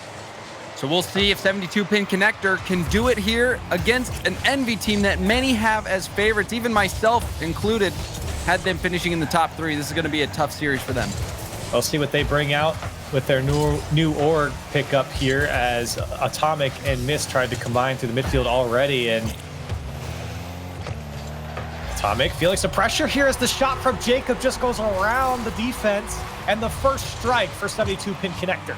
And Jacob's the one that does it, that light tap. He saw that the defense was sitting on the goal line expecting a hard shot, but he feints the shot, sets himself up for an even better one and puts it in. Jacob, you'll love to see that from him. He, at one time, was one of the best in the RLCS, showing us he's still got it. Absolutely does. Still has a lot of that skill, but the field has opened up a lot more since his glory days. There's a lot more talented players in the scene, and for him to still make a name for himself is quite impressive. Even after a big break, here's Demo and Lion Blaze combining, and now Jacob gets up. Haven't seen too much from Envy here in the first minute. Really only the beginning of the kickoff. We see about Lucian clearing out the defense. Jacob racing back to make the save. That net was wide open. Now Demo. 72 PC trying to find some space to work with, but it's shut down by Envy. And right now, that's really all Envy's been able to do, is just shutting down what 72 PC is bringing to the table, but they're really not generating a lot of offense. Saw 3 50-50s in a row there before Demo's finally able to dribble this one out. Demo still just rotating through the defense of Envy. That was a shot from Miss. Might have been able to catch Jacob out if it was on target. Now Jacob looking to take that one up and immediately destroyed by Miss. Demo still working with it over Atomic. So quick to the ball, and a 2-goal lead opens up for 72 PC. And I did not expect this. Demo, a huge 50-50 win. Atomic slow to the ball, so his lack of speed left that window open for Demo to come in and get that second goal. So 2-goal lead now for 72 PC. Envy having to battle back from behind, but there is plenty of time left, and a double commit that leaves the net vulnerable. Still Envy pressing on here. Now finding themselves in a 2-goal deficit. Plenty of time for them to get back into it, but it hasn't been so promising looking at the offense they've been generating. They've been met every step of the way by 72 PC. They've done a great job of just being in the face. There's a big miss, though, from Demo. Miss, can he push it through? Now Atomic, 70 boosts to work with, gets by 1. Gets the bump, and Illusion can't get the second touch. Miss goes, so everyone commits for Envy. And still the defense holding strong for 72 PC. Illusion had enough boost in the tank to make that double tap happen, just couldn't execute. Envy not looking the greatest so far in game one, little bit sluggish. 72 PC, they've given a couple opportunities, but Envy not being able to make the most of them. No, you're absolutely right, James. Envy's been a little slow, especially in their defensive third. Just seems like they can't get up to the ball fast enough, and 72 PC starting off hot here. Here's Atomic. From his back wall, just booms it downfield to Miss, and it's a weak shot. Easy save for Lion Blaze, but he's not going to be able to keep possession here. Pass down to Illusion from Atomic, and it goes straight into the net. A 1-goal back for Envy. Almost an impossible situation if you're the goaltender. You see Jacob in net. Atomic puts that pass right on Illusion's nose. A hard shot, 75 miles an hour. Not really any time to react. And that's going to find the back of the net. Envy within 1. It was a great passing play. 72 PC, that first man crept up just a little bit too far, and it's about finding those little gaps in the defense. And you know Envy can. They're a talented team. It's the best iteration of this roster through all RLCS seasons. And here's Lion Blaze now getting 2 off the back wall. No follow-up from 72 PC. Now Atomic, booming ball, looking for that backboard, met by Lion Blaze. Now Demo to the Envy back wall. Good demo from Demo as Illusion clears it away for Envy. Mist is in a race with Demo, gets the dunk on him. That chance there, Demo had a wide open net. He was in an awkward spot, but the ability to shoot on net was still there. He put it off the backboard. Could have been 3-1 in favor of 72 PC, and we are in the final minute. Envy, they've been picking up steam. You could tell even from that play where they scored one. They're starting to get in the groove. The time's running out in game 1. Slowly heating up with the pressure on here from 72 PC, and Illusion plays it over. Demo, top shelf shot, and he's gonna find it for a 2-goal lead. And this was lovely placement. Jacob putting a shot on target, forcing out the rebound. The rebound comes out to Demo, and he hammers that one. And that's an insurance goal. Surely 72PC is going to walk away with a win here unless something crazy happens for Envy. It could be it here if Atomic can get over this one. It's Lion Blaze to break it up. Now Jacob has full boost. Gonna try and carry this one over. Illusion, he does. No boost left. He does pick up one pad and can't get the angle. Demo's there as well. Lion Blaze has to wait. Too dangerous for him to push. Now Atomic, less than 20 seconds left to go for Envy, and it's not looking bright as Jacob puts one off the crossbar. Demo wanted one more and missed. Is just going to carry this one to the sidewall. Envy not looking like they're going to take game one. It's 72PC who's going to come out on top after the quick start. We saw some pressure from Envy in the end, but overall, 72PC had a majority of the chances. They got a majority of the goals. They looked good. 72PC has a real shot here against Envy. And I was not expecting this, Corelli. I wasn't either, but I will say this, James. Watching Rocket League long enough, I've seen teams start slow, and I think this was a slow start for Envy, no doubt.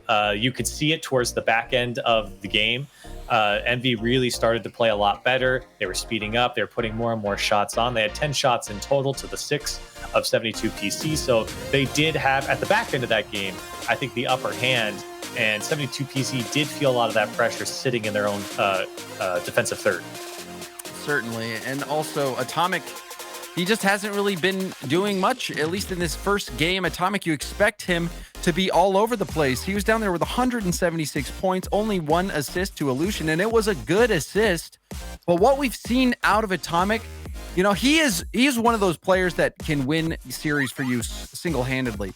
The flip reset shots that I've seen him hit, his aerial control is up there. Even with the likes of Justin and Astral, he is such a talented player, and he was not a factor in this game. So I agree with you, Corelli. A slow start for Envy, but if 72PC can keep, you know, if they can keep Atomic from contributing, they have a real shot here. But this game is going to be the game for them. I think this series, you know, whoever wins this, I think is going to win the series. I know that's crazy. I know this is very early to call it, but if Envy ends up winning this, I think, like you said, Corelli, they will just be warming up and hit their stride. And don't get me wrong, I don't want to take away from the win here from 72PC. That was a quality game one. I think that they outplayed Envy up and down the field for several minutes of that game. So for 72PC, I think you stay the course. You generated a lot of opportunity. You're able to hold strong on defense, but not when everyone commits, and missed. Gonna find the first goal for Envy. Lion Blaze went for a clear. Demo went up for it. You could see Jacob as well going up for it. They both knew that they couldn't let that ball out into the middle, but the communication was not there, and they ended up bumping each other. It was not a pretty play on defense for 72PC, and it ends up costing them. Everyone committing there from 72PC, and you know Envy's good enough to make you pay for that, especially if you don't get the clear. It's one thing if you do, it's another if you don't, and Envy showed you the other option there. It's a goal in their favor, now up 1-0 in the first minute. Missed, big clear. Jacob's got to back up for it. He wants to pop it. He does over missed. Atomic has boost to work with. You talked about it, James, getting him more involved on the Envy side, and so far, again, he's been shut down, at least on his first try here in this game. Jacob, great pass down. Both his teammates are there. They put off the crossbar, but it goes into Lion Blaze. And I guess if you send the house, you're going to score. Yeah, this was a bit fortunate because Lion Blaze jumped for the pass from Jacob. Demo hits the ball off the crossbar, and Lion Blaze still manages to put that in. That was not calculated, but effective. And it works, and they'll take it. And to be fair, that first shot should have been scored. It wasn't, and they were fortunate that they had the follow-up, at least on the first attempt, that ended up actually being the second shot. So Lion Blaze able to get credit for his team and get them back into this. 3:30 left in game two. Really, the only loser there was Jacob because his assist got stolen. Yeah, exactly. Illusion trying to bully the defense there. Lion Blaze still breaks out. Demo over to Jacob, and he almost had the angle there. The defense just got back to him. Now miss. The shot's going to be high. Jacob happy to see it go over and gets his corner boost stolen. Big clear from Demo. He's got Jacob on the far side, and he just couldn't get over it. Now Lion Blaze into the challenge. Jacob still hunting here, and he does get a touch. Lion Blaze lets it go for Demo. The call-off shot from Demo, saved by Illusion. I like that out of 72 PC as well, leaving that. You could see how quickly that, was it Demo turned off the ball, or Lion Blaze turned off the ball to allow the shot from Demo to come in, and Jacob stretching to make that save. 72 PC, despite that first mistake, has cleaned up the comms, playing with speed again, and they could do it. They're still in this game, tying it up with Envy, but Envy, everyone's expecting them to start roaring or start revving up their engines and pulling out ahead, but can they do it, Pirelli? That's the question. And it's been tough for them. If you look at the last game and halfway through this game, I said it, 72 PC have done a great job of just meeting Envy halfway through. Every single time Envy goes for something, there is a 72 PC player in front of their face. It has not been easy, and it's probably one of the biggest reasons why Atomic's been shut down. He likes to go for those solo plays, but 72 PC have just done a great job of being in his face and not letting him get the setup he wants. Coming up on a minute and a half left, still tied up 1-1. The early goal from Envy and the response from 72 PC off of a fortunate crossbar bounce. Atomic looking to throw it downfield, and Jacob gets a great touch here with no boost to follow up. Demo takes out miss, and no follow-up there from Lion Blaze as he couldn't catch back up to the play. Now Illusion on the dribble for Envy. Got over one, and Atomic play off the corner. Now Illusion trying to get back to it and could not through Lion Blaze. And a couple of tough challenges here for Lion Blaze keeps this play at least alive for a second for 72 PC. They have to back off now. You saw Jacob, he was barreling in for a couple of demos, looking for those bumps, and Jacob is one of those types of players you have to watch out for, especially when you're on the defensive. He will come after you on the goal line and look to delete you. So you got to be wary, and especially in these one-goal games where you might not see him coming down the pipe. Those demos can be a game changer. It can change it from a situation where you really don't have an opening to giving you that chance to score an open net if you can take out that final defender. 15 seconds left. 72 PC trying to have the last chance here, and Demo can't get back to the ball, so it might be Envy instead. Missed, and Atomic trying to push the ball to the back wall. Mist does get it there. Fighting for it, can't get back. Maybe one last try here for Envy. Off the back wall, can Lion Blaze make the touch? He does. One more bounce to keep it up for Envy, and it does die. A 1-1 overtime in game 2.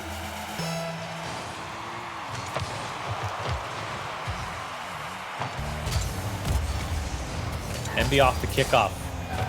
Back to the 72 PC side.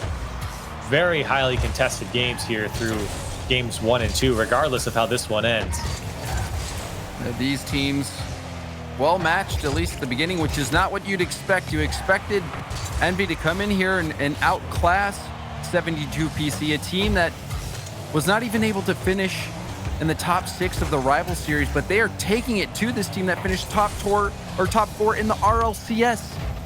And that shows you how good players are at the peak. The RLCS and our rival series teams, they are close in skill, and it's being shown right here.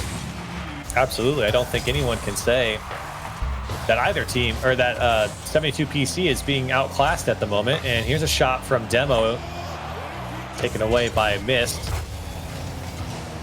Lion Blaze following this up. Jacob waiting for his chance to go, and he chooses now. Here comes Envy. Mist off the back wall. Demo does make the touch. Follow up from Illusions there. This one bounces out, and it's past Lion Blaze. The 72 PC do get it out in the end.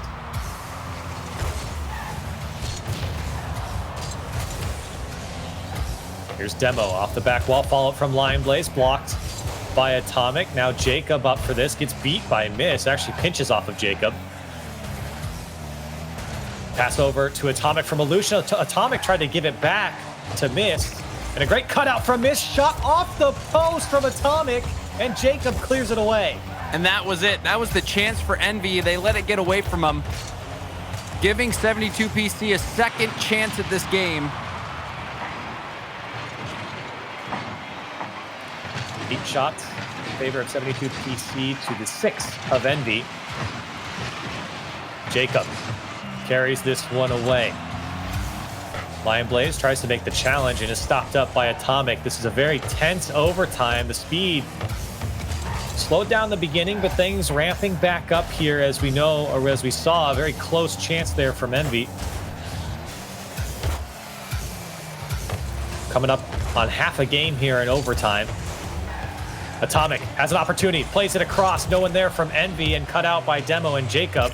Long clear comes out from 72 PC, and we've seen that more and more, just bombing the ball downfield to get it out, and Envy's been eating it up.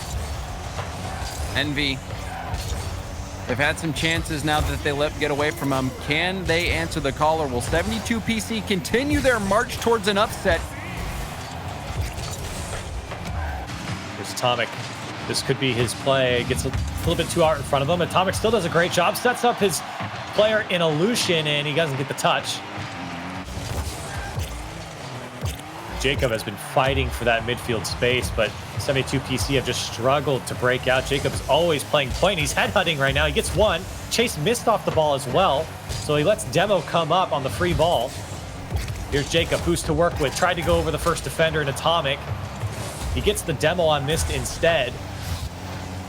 His team back on defense. Atomic gets a Demo on Lion Blaze. Open shot here for Mist, and Jacob can't get back.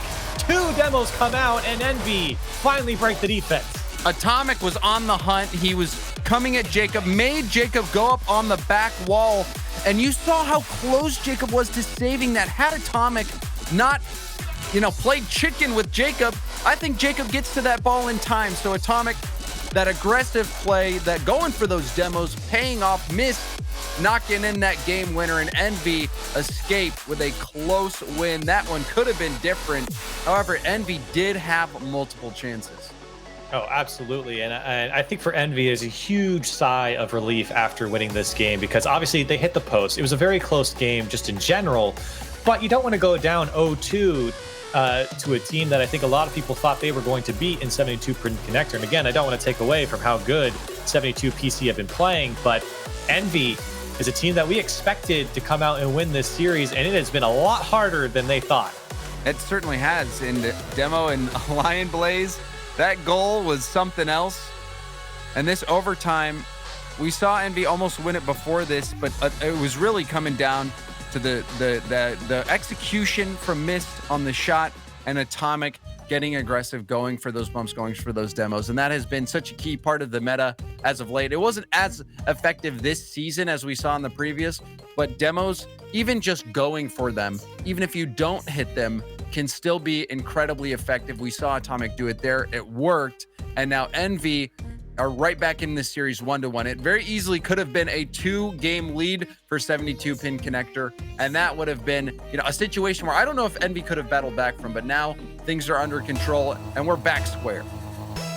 We start back 0-0 in game 3. Another close series. The first one with G2 and Rogue was also very close, this time with Envy and 72 PC as well.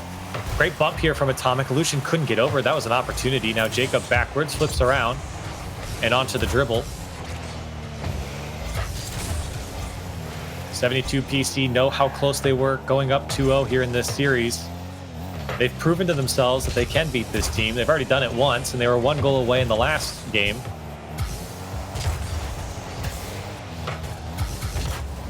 Atomic over to Mist, some open space, uses all of his boost, but he puts it on target. Demo clears it away over to Jacob. Good demo from Jacob, but his teammates couldn't hang on to the ball here as the opportunity slips away for 72 PC. Now Envy has opportunity. It was a dangerous ball. Jacob to pop it up. Atomic, a little bit of boost to work with here. Lion Blaze patiently waits for Atomic to give it up. And now on the dribble, he's dangerous in this position. He's going to try and take it up. Demo not reacting fast enough as Jacob's going to take it up now with 60 boost, looking for the back wall. And the clear does come out from Atomic in the end. We're seeing some dribble plays come out from 72 PC. You know Jacob has that ability. We also saw Demo trying to make a play. Dribbles are tough in this 3v3 environment as well, Corelli. There is so much less space to do it. And, you know, even if you do get a little bit of space, you have them racing back on defense to shut you down. I've seen plenty of moon flicks, as Turtle would call them, from Lion Blaze. That man can flick the ball like no other. He is something special when he gets that dribble going. Here's Demo on the sidewall. Had 40 boost, tries to get the dunk. He does get it, but not on target, and Atomic does a great job to stay with it. Demo was trying to set someone up, but everyone too scared to go. It was a little too dangerous to jump after from 72 PC. And again, we're into another very tense game here, and halfway through game 3, it again doesn't feel like anyone has the upper hand. But nobody hard committing, nobody over committing, I should say. Just feeling each other out. Who's going to crack first on defense? And this is not what we expected. We expected Envy to come in here and have it be a one-sided series, but 72-pin connector, they've kept it so close. The bounce shot, however, will finally find its mark. Missed. Bouncing this one in after a Demo on the goal line. And what a touch from Atomic, and a great setup. Everyone getting involved from Envy. Missed putting it away, and the goal line being cleared out. Envy finds the first goal of the game just past halftime.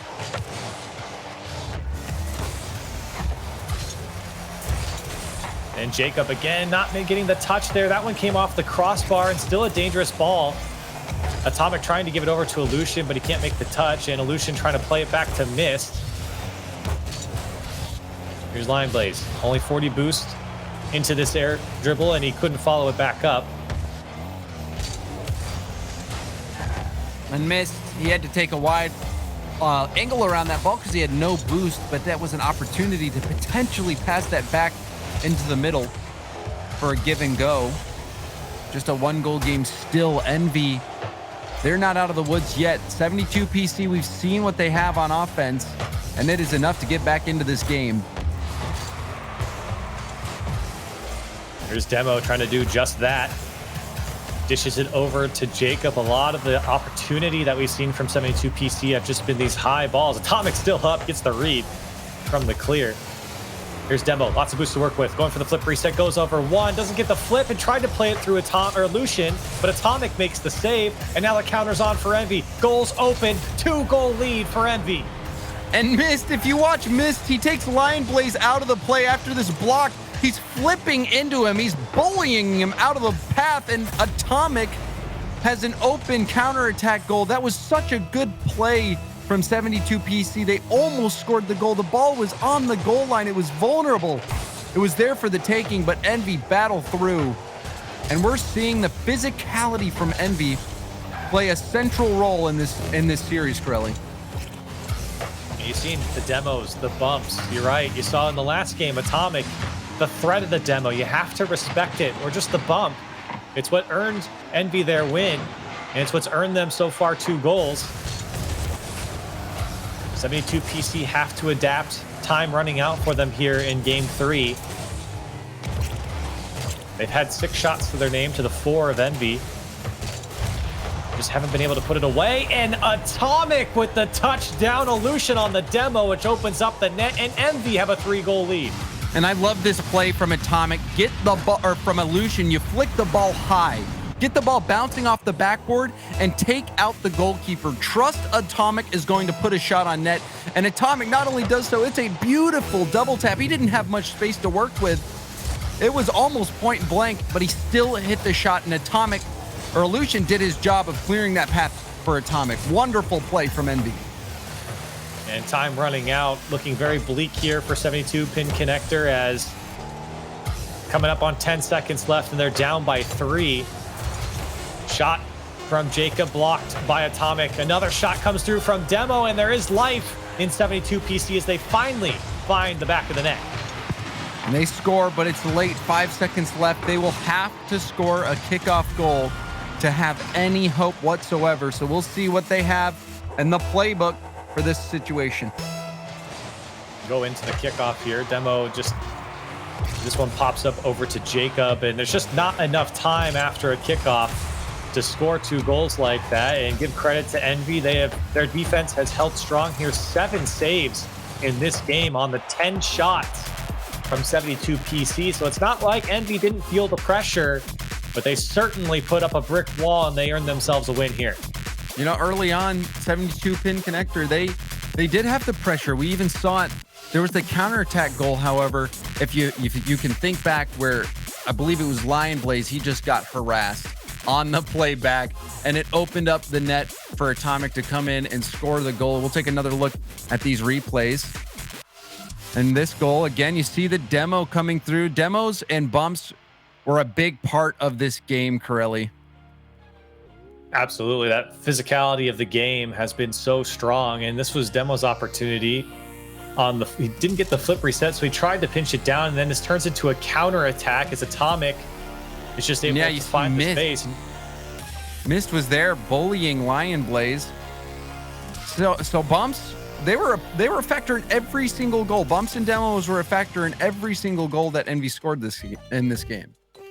Yeah, and so now it really is on 72 PC to adapt to that. They know what Envy is going to try and pull off here, and they felt it really all 3 goals that they gave up. So for 72 PC, you really have to think about how do you start dodging those demos, or how do you not put yourself in the situation to get demoed. And right now, because right now Envy are pulling it off all 3 of their goals, they're going to continue down the series. And I don't think that's going to stop. Illusion has always been a very demo-heavy player. That's just his style.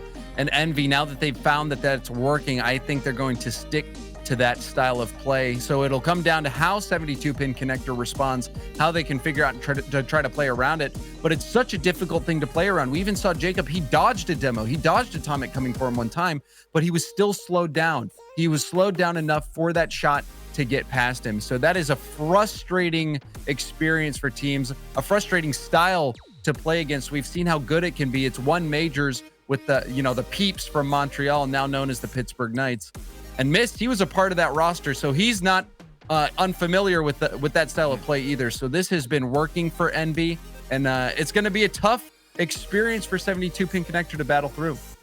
It's been a slow burn here for Envy. I don't think they had the best start in game 1, and game 2 is pretty even. I think game 3 was their best showing, and it's because of the physical play. But I think that's where Envy really shine, and that's where they want to be. And you saw, I mean, this was a pretty, I would say, relatively quiet game for them. They didn't have to make these immaculate saves. It wasn't a very difficult game for them. They got the lead early. They hung on to the lead for long periods of time. And it was, the last 10 seconds that 72-pin connector finally put it away. I think also it's just been very scrappy. Like you said, for Envy, they aren't scoring the most beautiful goals, but it's scrappy. They're getting the job done. This Envy team finding a way to win no matter what.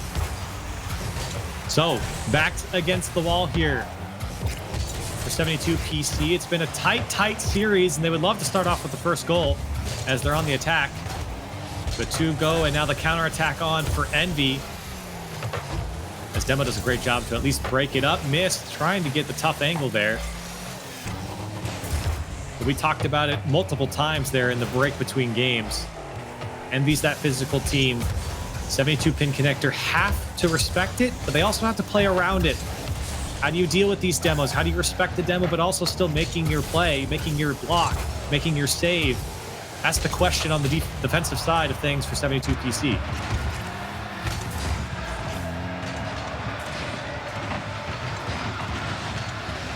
There's Demo in the midfield meeting Mist. This ball gets pinched out to space. Illusion's there. Jacob trying to get past Atomic. The ball comes out to Lion Blaze, and the shot was on target. Atomic does a good job of getting back to it. Now Atomic has options in Mist, trying to get it over to him. Might just take it all the way. Now Illusion, a shot. It's up high, and Jacob and Demo have to make the save. Defense still holding strong. And Mist was on the goal line getting those bumps. That one crossbar down, and Atomic reads it off the bounce. That wasn't going in, but Atomic finishing that one off. And a great pass from Mist, 90-degree pass over to Atomic, and having that option is just so dangerous. And then give credit to Atomic to follow that one off, or follow up his initial touch off the woodwork there, and a great play for Envy to take the early lead. Resolution back down to Atomic, and that was a tough shot to make. Atomic still chasing after it. Here's Mist now, off the back wall. Atomic looping around, taking that corner boost to keep this play alive for Envy.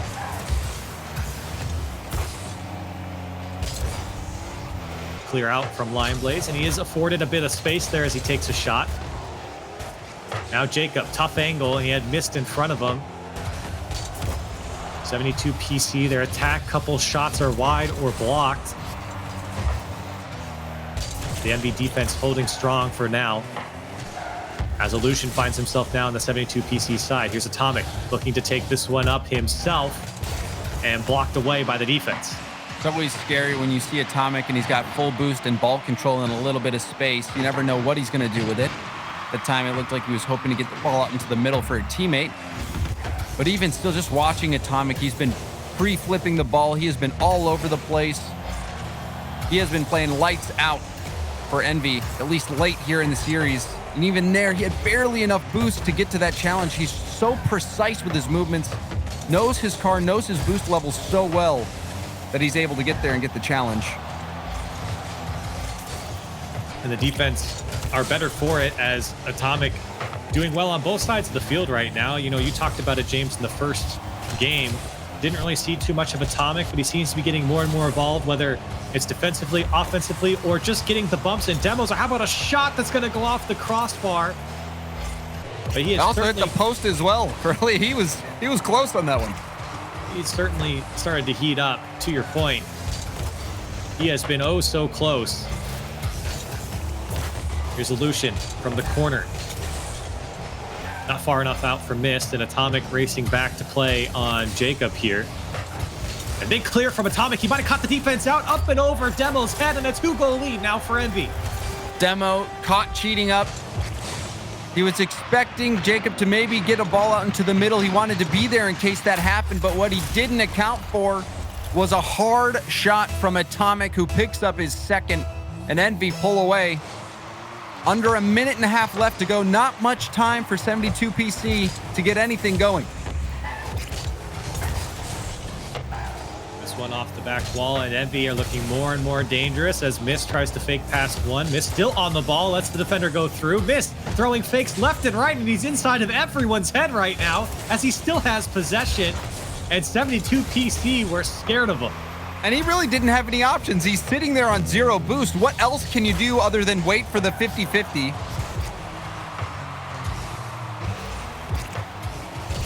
Less than a minute to go, and Mist bought a lot of time for Envy. And how about a shot from Atomic? Just bops off the post and in, and a 3-goal lead now for Envy. They're in command. And again, it's Atomic. Atomic scoring a hat trick this game. You expected him to pick it up. He does. That first game was just a warm-up. You could tell Envy was a little bit sluggish, and since then, they've only been like a slow burn, heating up game after game. Absolutely, looking better and better, and I think this is the level of play that we expected from the get-go. It's probably safe to say that they didn't come out at full speed in the beginning, but they are operating at full capacity now. That's a very commanding win, their best win so far, I'd say. Atomic, 3 goals, 6 shots for him alone. And it gives you a glimpse into what Envy is really capable of. Not only can they have Atomic carry these games, he is that type of player, but even last game, a team effort, a physical game, they've got a lot of tools in their toolkit, and they used multiple tools to get this win in this series against 72-pin Connector. I think you're absolutely right. It was a very dynamic series between these two teams. A lot of things changed from the first game to the last. In the end, Envy come out on top. And again, I think this wasn't the worst series from 72-pin Connector. I don't think Envy, like we've been saying, came out guns a-blazing. But I think 72 PC learned a lot from this series, and they definitely stuck with Envy most of the way. They certainly did. It was a great first game for 72 PC. I think they're going to take this game. They're going to learn from it. They're going to go back to the drawing board a little bit, work on those comms, because we did see a few mistakes where they sent the house in a few situations. But it's also, you know, these guys are coming in. They're a team that was in the rival series. You don't get access to playing teams in this situation very much. So 72 PC, even if they take the, or even though they take the loss here, this is great experience for them moving forward. This is only going to serve to make them an even better team as they try to make it back into the rival series next season and maybe, just maybe, fight their way back to the RLCS. Yeah, they're looking like a very promising team, but ultimately fall here to Envy in 4 games. We've got more Rocket League action coming up after the break. It's going to be Space Station and Pittsburgh Knights. You don't want to miss it. Stay with us.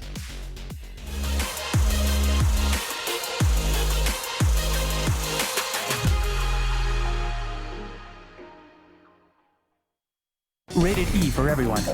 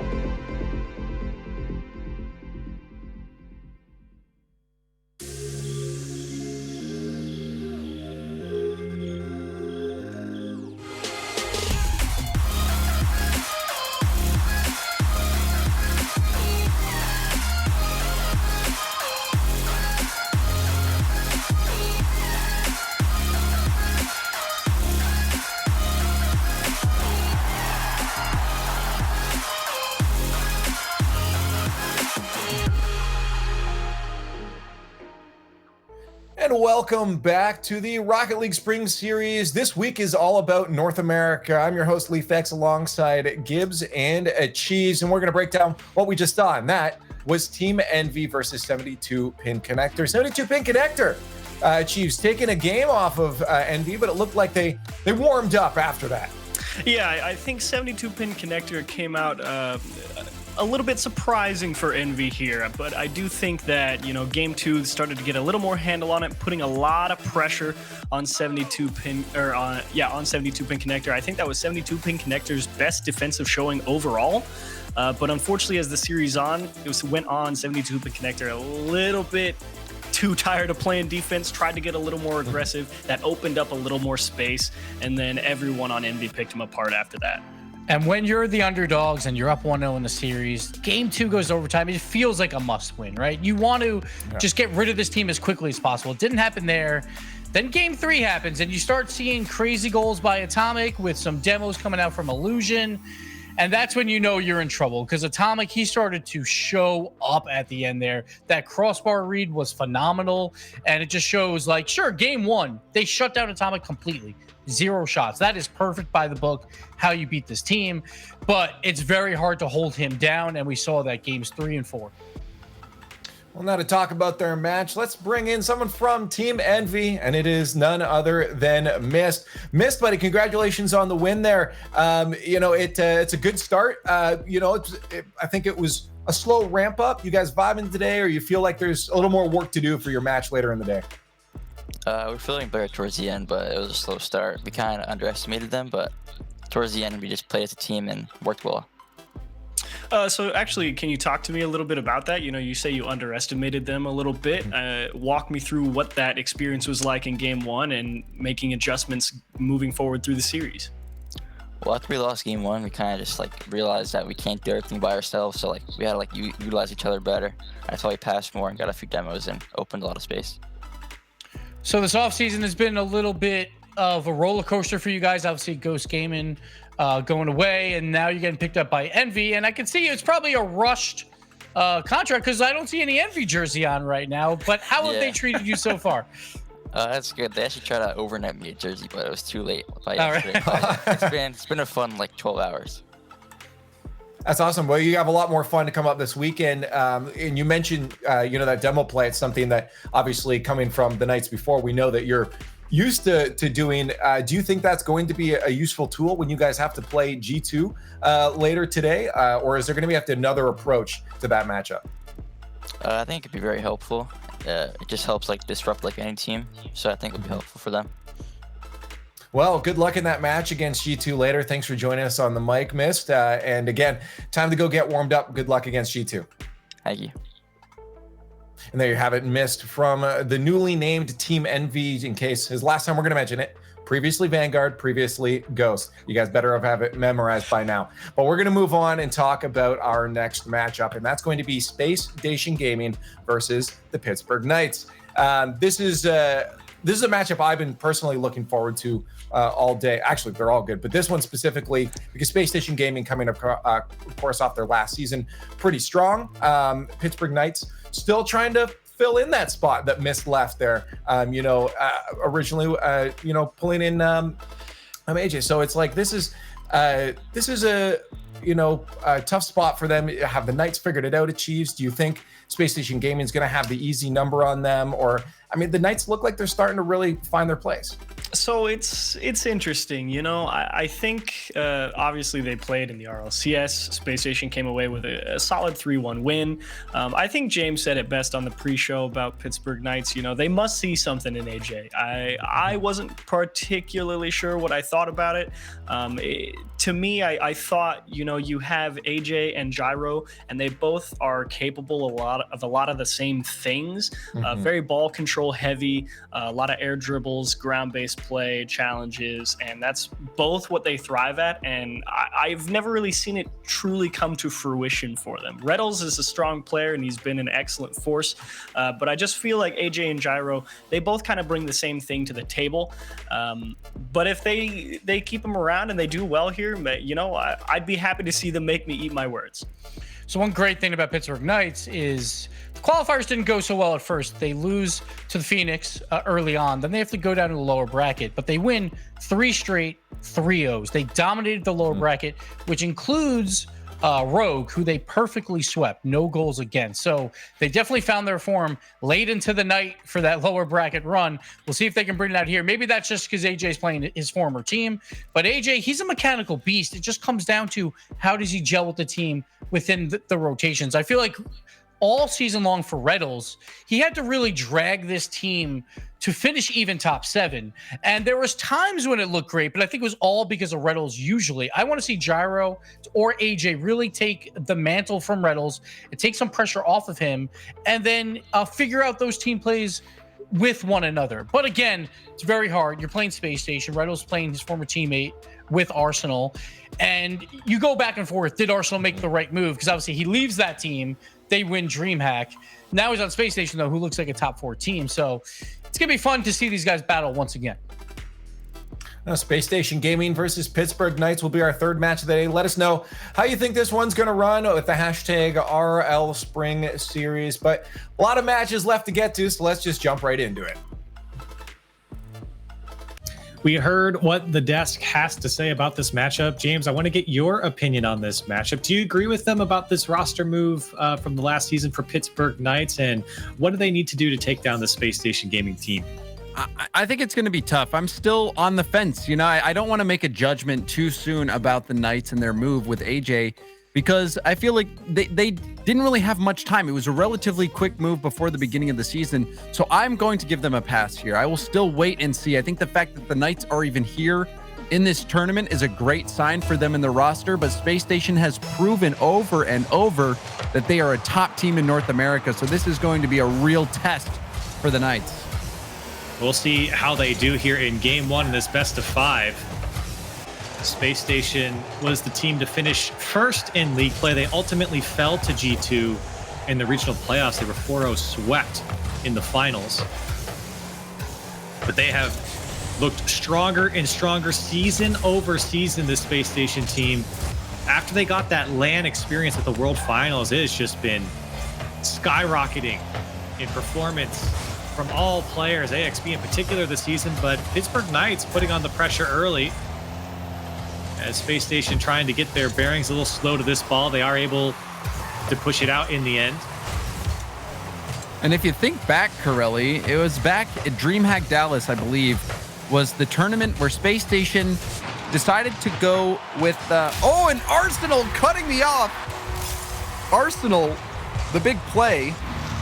But Arsenal, he was a guy who was a move where his move to Space Station was criticized. If you remember, Corelli, a lot of people wondering why they picked Arsenal up. And it originally wasn't going very well for Space Station with Arsenal, but eventually they just started going crazy, and Arsenal improved later in the season with Space Station in general, and that proved to be a fantastic roster move. So the same thing could be said of AJ, but we're going to have to wait and see how it pans out for them. Yeah, absolutely. And just to point on Arsenal, his Worlds performance was something spectacular. He was musty flicking just about every single ball. And I think all of these players benefited from going to the World Championship. Here's Arsenal again. And Typical. So many weapons on both these teams. Typical, Arsenal in particular on the Space Station side. You know what AJ brings to the table. You know what Reddles can pull off. You've seen Gyro throughout this many iterations of this Pittsburgh Knights and formerly Peep squad. Here's Reddles. His option got removed by Typical, taking out Gyro. Here's Typical again, boost to work with, trying to go in front of AJ to pop him out of the way, and Gyro in the end keeps it going for Pittsburgh Knights. Things speeding up. Reddles getting there first, and in the box, not the best clear from Typical, and punished immediately by AJ. AJ finds the corner. You can see Typical trying to line up a clear, wanted to get a boomer, but ended up passing it right to AJ, and that shot was absolutely precision. So one mistake, And that is the difference there for that goal. AJ trying to break out from his own end. A tie game so far. AJ trying to go back into the lead here. The Knights fighting for position as Gyro is stuffed by Arsenal. Typical tried to whip around there on the back post. Didn't get enough power. And both these teams kind of get one good look at the net, and then the other team takes it down the field, and it's their turn. The ball given up quite easily here through the midfield.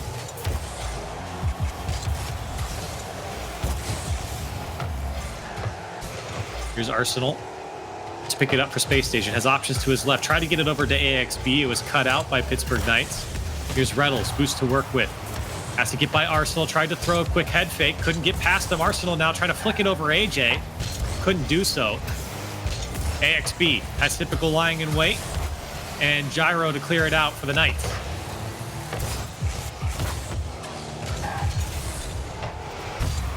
Space Station again on the attack here. Reynolds trying to find a way out. Here's Gyro, breaks free with some space. Not a lot of boost. And gets demoed out of the way. Good defense here from Space Station right now, shutting down the Knights. It's really just taken one player from the Knights to break down. Here's a shot from Reynolds. It was blocked by Typical, but really that's what Space Station's doing so well, is they're just blocking everything from the Knights, making it difficult for them to set up anything. And that's something that Typical specializes in. You think back to when Space Station made some changes, not this season that we just experienced, but the one previous, and it was due to Typical playing that more defensive role. He's so quick, he's so mechanical that it's tough to get anything by him. We even see him last back again. This time, AJ can beat him, puts a perfect shot top shelf, and AJ having an amazing game. And great help. Actually, Reynolds never actually got the touch, but there was some respect earned as Reynolds went up, and AJ in the end just follows up on the play. And a lot of space opened up for Pittsburgh Knights there. Space Station a little slow to react to the play. And you know AJ is going to be so quick to the ball. You've seen him for a couple seasons now, how fast he can be. And he gets back to it and puts his team in the lead. Now 30 seconds left for Space Station. They put something together. They got to break out from their own end first. Here's Arsenal. Past one. Reynolds forced to go up his back wall. 20 seconds left now for Space Station. Here's Typical trying to drop it down. Arsenal's going to turn back into it. Gyro on the clear. And AXB racing back, and he has to pinch it off of his post. Maybe the last try here for Space Station in game one. Arsenal's got help to his left. Dishes it up to Typical. And a demo comes out from Arsenal. Opportunity if Typical can hit it. On target, but it bounces on the goal line. And Pittsburgh Knights going to come away with a win. That was as close as it gets. If you watch that again, Typical just needed to keep that ball in the air a little bit more. It was on target, just needed the height. AXB almost did some magic there as he had to dodge a bump coming in from Gyro to even get the save in the first place after that ball pinched off the side of the wall. So it was a good setup from Space Station. They were close in the end, but overall, AJ and the Knights were too strong. AJ in particular, his accurate shooting was what got the Knights the win. Yeah, absolutely. And for Pittsburgh Knights, they could be happy with this game one victory, and they were able to capitalize on a couple of Space Station's mistakes. You saw that first goal in the replay, and then some space afforded to AJ there.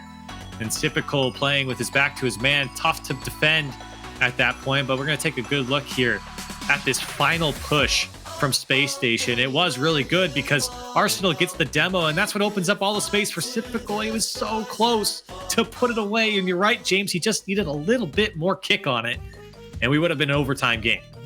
And that would have been something to see. And Typical is a player you expect to be able to do that. The shot was accurate. It was on target, but it also had to be in the air because in Rocket League, you know, that's the first rule of Rocket League is that when the ball hits zero, or when the clock hits 0 seconds, you got to keep that ball in the air. It touched the ball, or the ball touched the ground on the goal line and just didn't have the height it needed.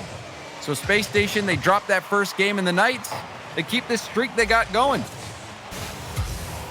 And what do you think, James? Are there any major changes that Space Station needs to make coming into this game? I think it's playing with a little more speed, looking for the passes, and they got to find a way to get involved on the demos. Arsenal, he is such a demo-heavy player. He's good at it. He loves to do it. He's got to bring that out, and we saw that work for Envy when they were struggling against 72-pin Connector. They lost the first game. They had a second game that was very close. When they started to demo in game 3, things really started to go their way. Space Station has that as well. So Arsenal, I want to see him get downfield, start getting some bumps, get demos in the midfield, get demos on the offensive end, start making something happen for Space Station. And you're right, we saw that a couple seasons ago when this team went to the World Championship. They were able to get a lot of demos, Arsenal in particular, and he's been a bit more subdued this season. It hasn't been as many demos, but that was what he got known for early on, is really being in the face of defenders and removing them from play. Here's AXB from his own corner. Boost to work with. Surveying his options here. Typical. Now Arsenal into the challenge. Tough wins by AJ. Pass over to Reddles, and he'll be removed by Arsenal. There's the man we talked about. Now the pass from AXB looking for Arsenal. It was just a bit too quick in front of him. AXB still forcing the shot on. Now Typical in a tough spot has to play it away. That's the exchange we're looking for, though, from Space Station, is getting Arsenal demos, opportunities that can open up space. A couple of threatening shots coming out from the Knights here as they are controlling the midfield. Typical can't hang on to it, and AJ looking for the back wall. It's a missed touch and punished again. Reynolds there to knock it home. Arsenal, he had just gotten the corner boost as well. He had to get this read. He was just off, and Reynolds was there. Reynolds knew that it would be a tough ball to handle, ready for the miss, and he knocks that one in. The Knights keep rolling. I think Arsenal lost a bit of momentum coming up that wall. It was tough for him to kind of whip around and get up. He knew he had to. You can't let that ball go clean off. Pittsburgh Knights up 1-0 here. Space Station have some work to do. Plenty of time left. Reddles past one, looking for the bumps. Typical backs up into his net to avoid it, and here comes AXB. Looking for the block, read nicely by AXB. Didn't even try to go for the double tap. And Gyro with no boost will have to force a challenge. Arsenal wanting to bring this one down. Up and over AJ, but straight into Reddles' hands. Reddles trying to carry this one along and try to slow down his flip so he can keep the tip of his car on it. And almost able to carry it across.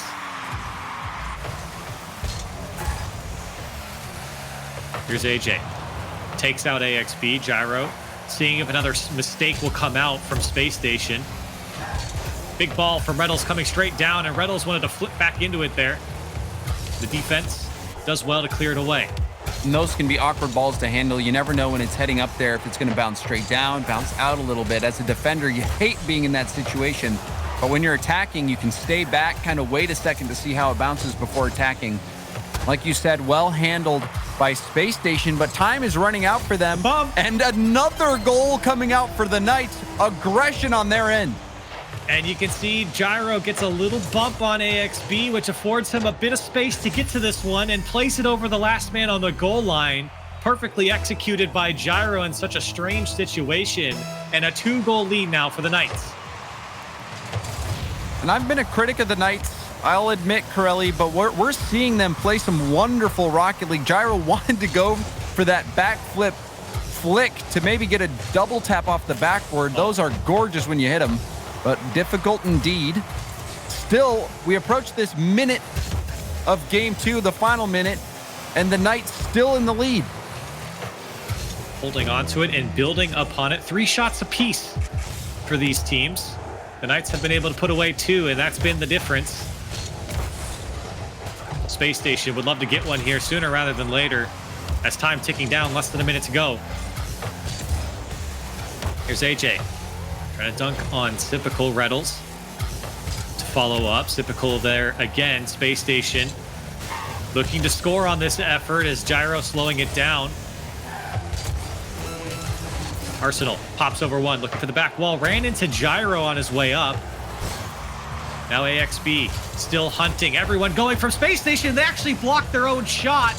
Arsenal was there and still held scoreless. 14 seconds left. Pittsburgh Knights looking to take this game. Space Station have been shut down all the way through and shut out here in this game. Looking to add one more to the tally. It's AJ on the shot, and it's going to drop down. Pittsburgh Knights able to take another one off Space Station.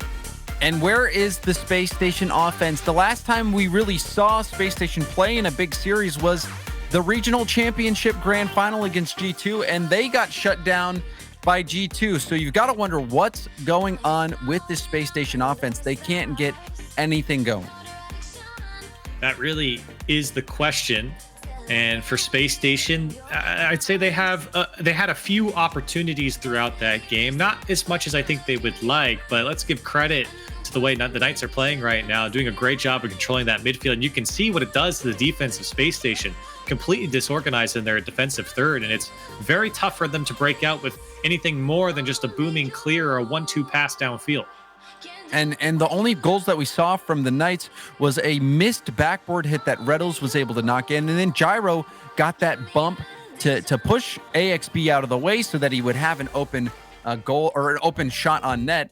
But really, you know, for Space Station and for the Knights, we haven't really seen a ton of coordinated offense. Mostly, it's just been those opportunities that they get from aggression, whether it's a bump or a mistake on defense. So I'm still looking for the team passing plays. We haven't really seen much of that. We've just seen teams, you know, assault the other, hope for a rebound, hope for a mistake, and then capitalize on that. So we'll see if any of these teams can really start to put some coordinated attack together. But we did see Space Station with Arsenal go for that demo. He had a demo in midfield that led to a direct chance, but Space Station wasn't able to put it away. So we're going to need to see what they do to adjust. But if you're the Knights, you're happy with how this has gone so far, just being a single game away from getting an upset over this Space Station team that many have as favorites in any tournament that they play in. Absolutely. I mean, I think from the performances that Space Station Gaming have put on through the last season, it's very tough to make an argument against that. And I think you're absolutely right, James. Space Station comes into this one as the favorite. I think the Knights had a very mediocre RLCS season, definitely not as strong as they would have hoped. And a lot of people have criticized the roster moves, but I think right now, everything is clicking for the Knights. They're there to capitalize when Space Station make mistakes. And I think they're playing much faster than Space Station at the moment. So there's not too much to criticize about this roster right now for the Knights. I agree with you, Corelli. And, you know, I say I want to see more team plays, and that's selfish of me, I know.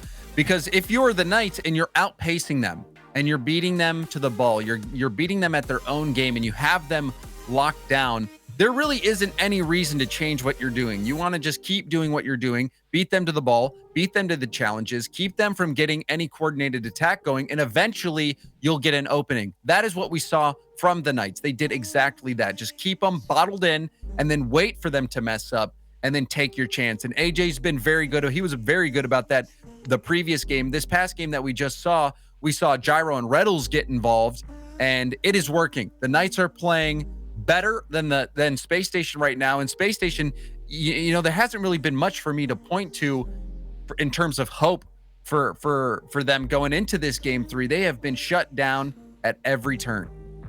Yeah, and I guess that is the question. What else can Space Station bring to the table right now? Because it is very similar to what we saw from Envy. They're a bit sluggish right now, and some uncharacteristic mistakes that we're seeing coming out from them. A lot of clean balls coming off the backboard. When there are players there, they just aren't making contact. So, I mean, this is the last chance for Space Station. Do they wake up and play this Knights team any better, or do the Knights just carry on to a 3-0 victory here in the series? That is the question as we get things kicked off.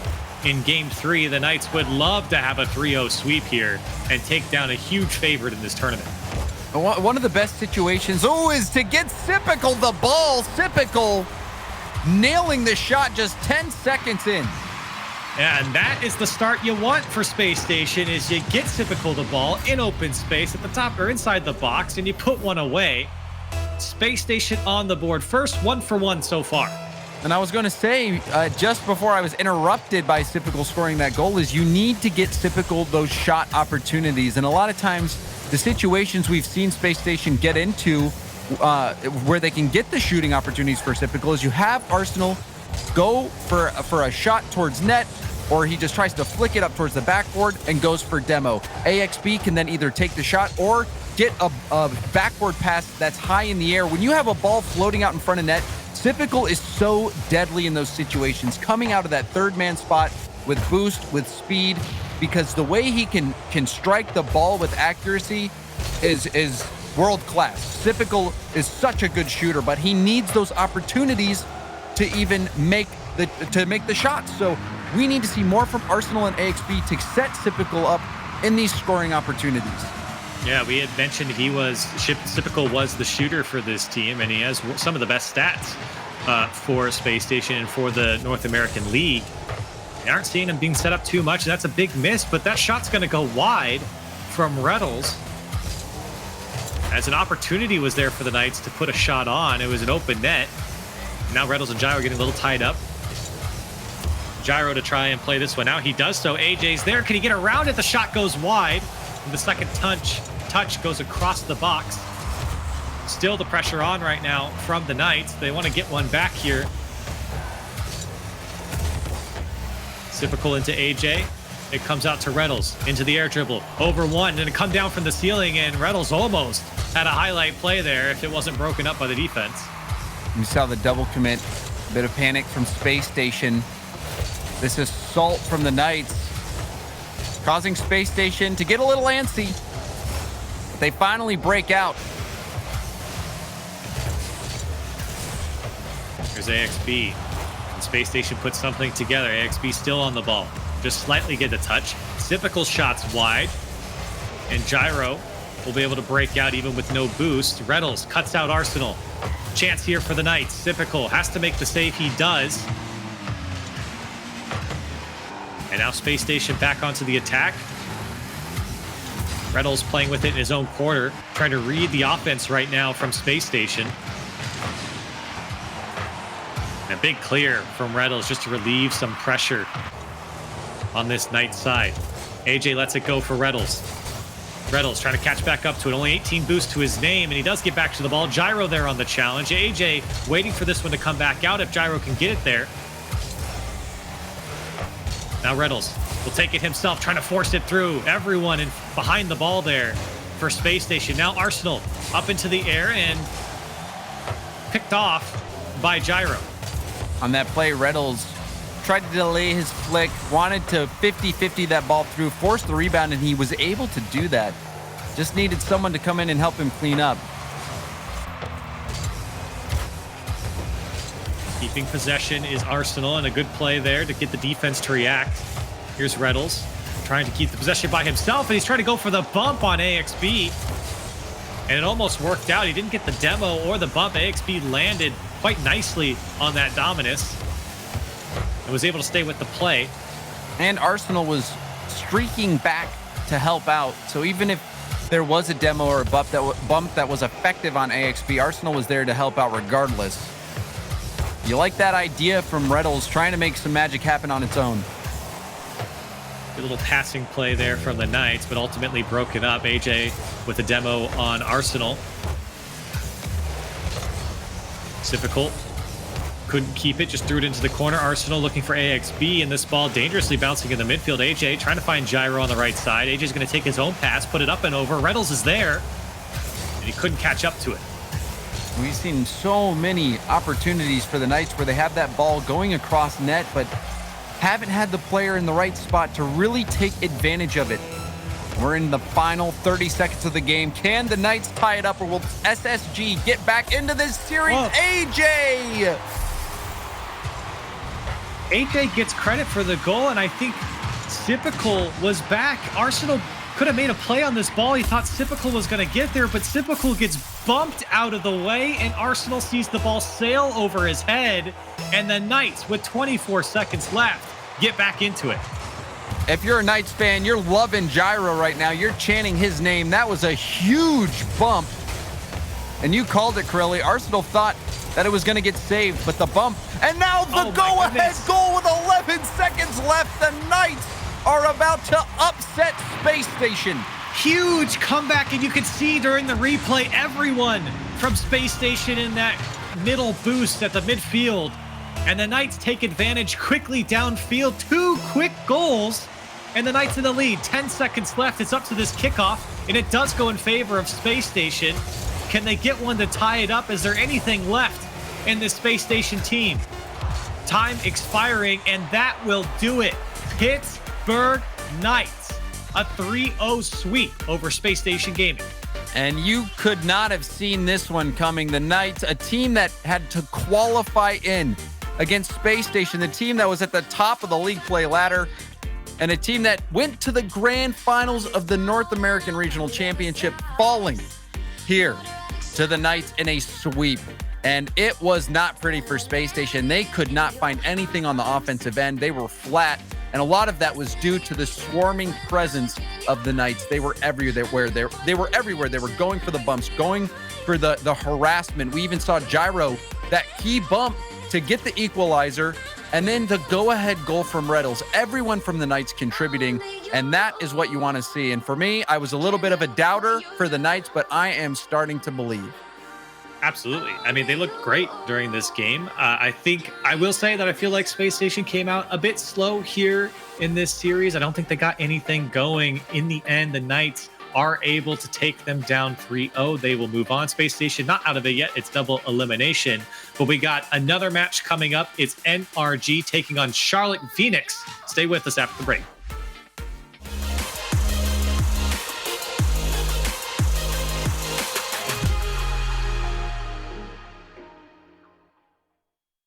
Rated E for everyone.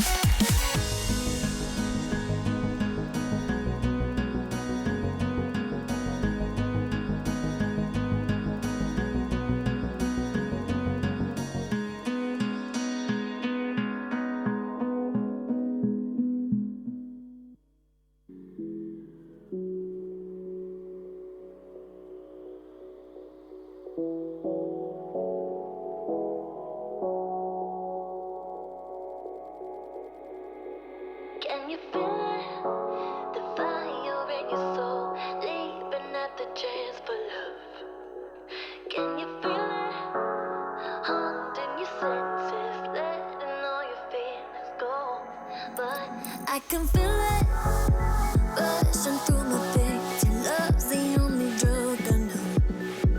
But we've been playing the hand now we're dead, so we can light it up. I know that we can make it through the night, but I can feel the fire inside, so there won't be no fear tonight.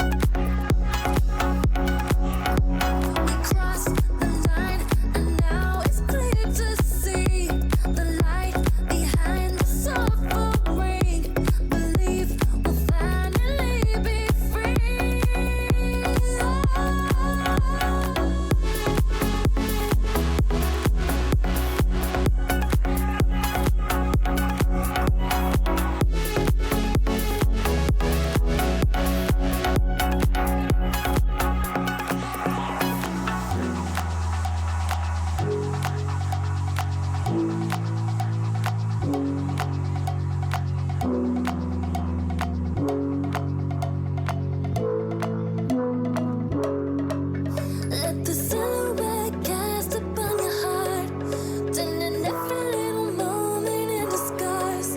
Baby, it's our chance to make a start, so we can fly. I know that we will make it. I know that we will make it. I know that we will make it. I know that we.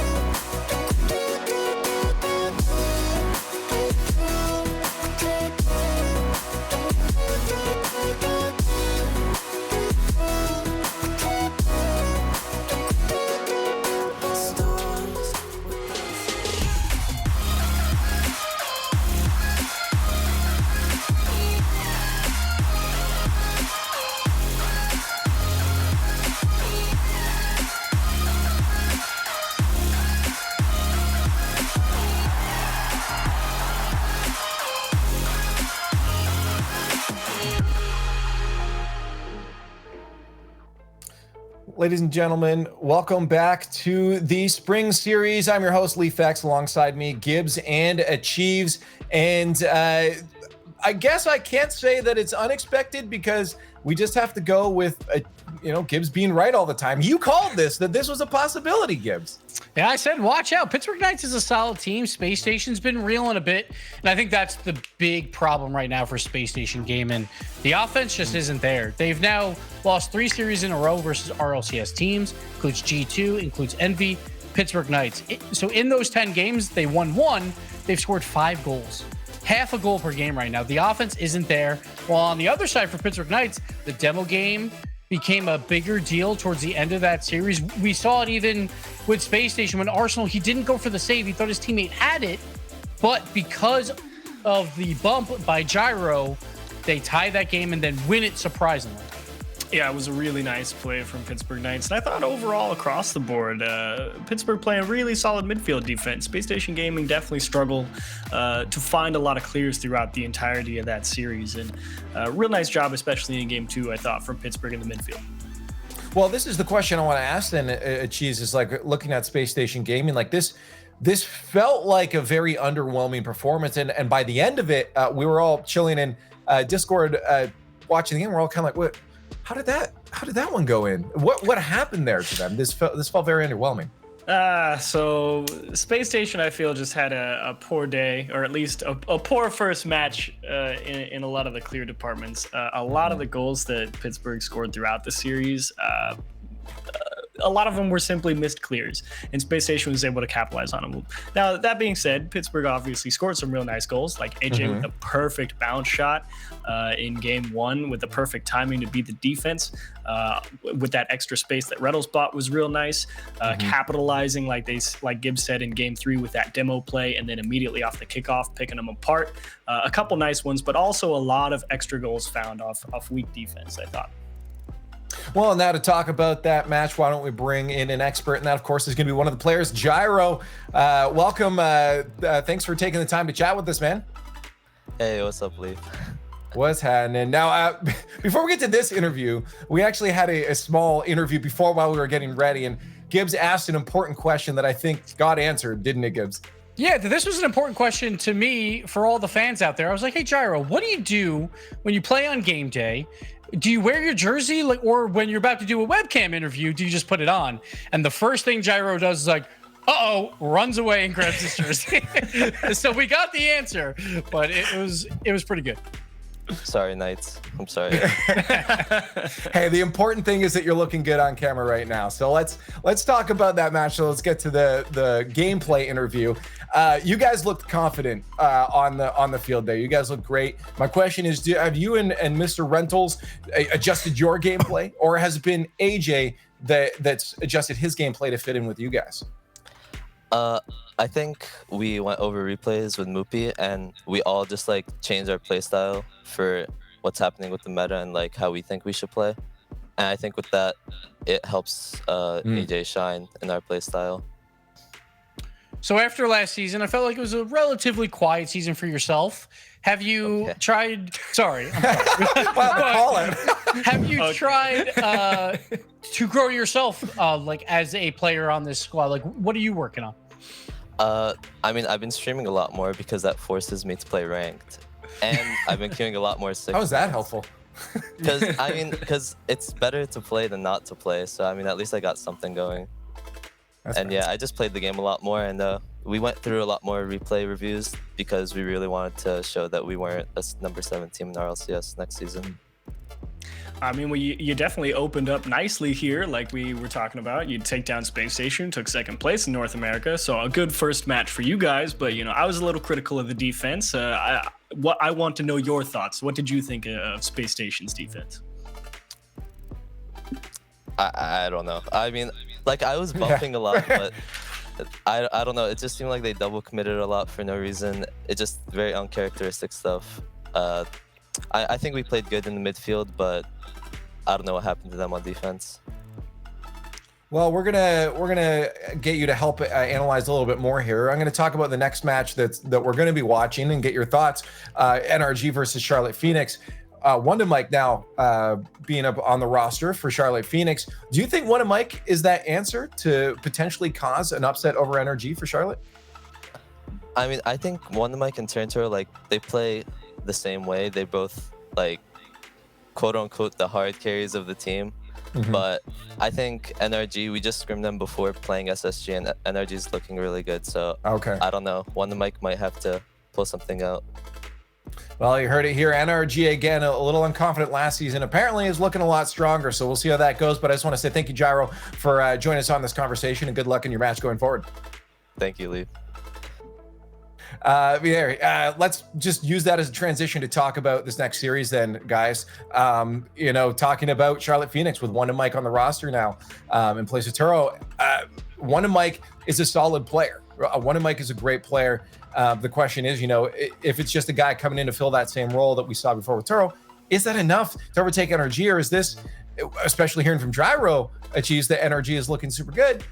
Is this just in the books for Charlotte Phoenix?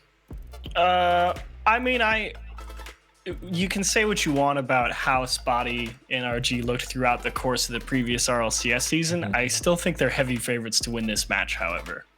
Like you say, Wonder Mike's a solid player, but he's not Justin Garrett G or Turbo Pulsa, and nobody is in North America. Yeah. So it's an uphill battle here for Charlotte Phoenix. I think they had a good run for the qualifiers.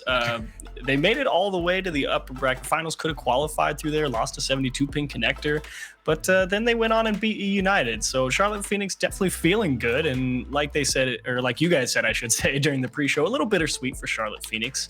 And I think it's a sort of double dipping into the sad part of it that their first match is against NRG. So it's going to be uphill all the way for Charlotte Phoenix. So I think Achieve said it best. He's like, you've had a good run so far, but it ends now. This is NRG. When the spotlight is on, they show up to play. We heard it from Gyro. They're playing exceptionally well right now. And when you look at Charlotte Phoenix, like if this goes 5 games, like I was looking back through their recent matches and I went through like 30 of them. They haven't won a game 5 or a game 7 when it comes to Champions Field. They have to win the series early. That's going to be incredibly difficult versus NRG.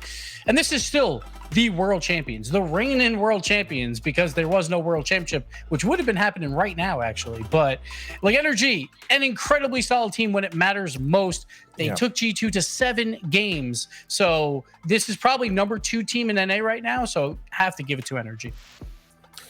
Well, Achieves, if NRG is back to that full form, what are we going to witness? What does the NRG full form look like? Well, NRG's full form is one Garrett G and Justin just destroying the offense, and Turbo being the world's greatest janitor. That is NRG full form. If you're Charlotte Phoenix and you want to stop that, I think obviously there's a good chance NRG isn't necessarily at peak form right now. It's been a while, they were hit or miss. It's tough to say that they're going to come out here and be lights out. Still favorites, but if you're Charlotte Phoenix, I think your biggest assets to beat NRG here are if Justin air dribbles, I don't care who, someone go up and get in his face, force him to show his hand, and then you have to just rely on the 2 players behind you to get the ball past Turbo. I think that's the key to success here versus NRG. You have to force Justin to give up possession, and then you need to beat Turbo on the challenge. Hashtag RL Spring Series. That's how you get your voice out onto the internet on Twitter, and let us know how you think these matches are going to go and how excited just in general you are, of course, for the Spring Series. But now we find out if NRG is back to peak form or if Wonder Mike is going to be enough for Charlotte Phoenix to take them down. So we've heard from the desk that they don't quite believe in this one. However, Johnny, you have been someone that's been able to keep up with the career of Wonder Mike since it was very early on. How do you feel like he's going to slot in to Charlotte Phoenix?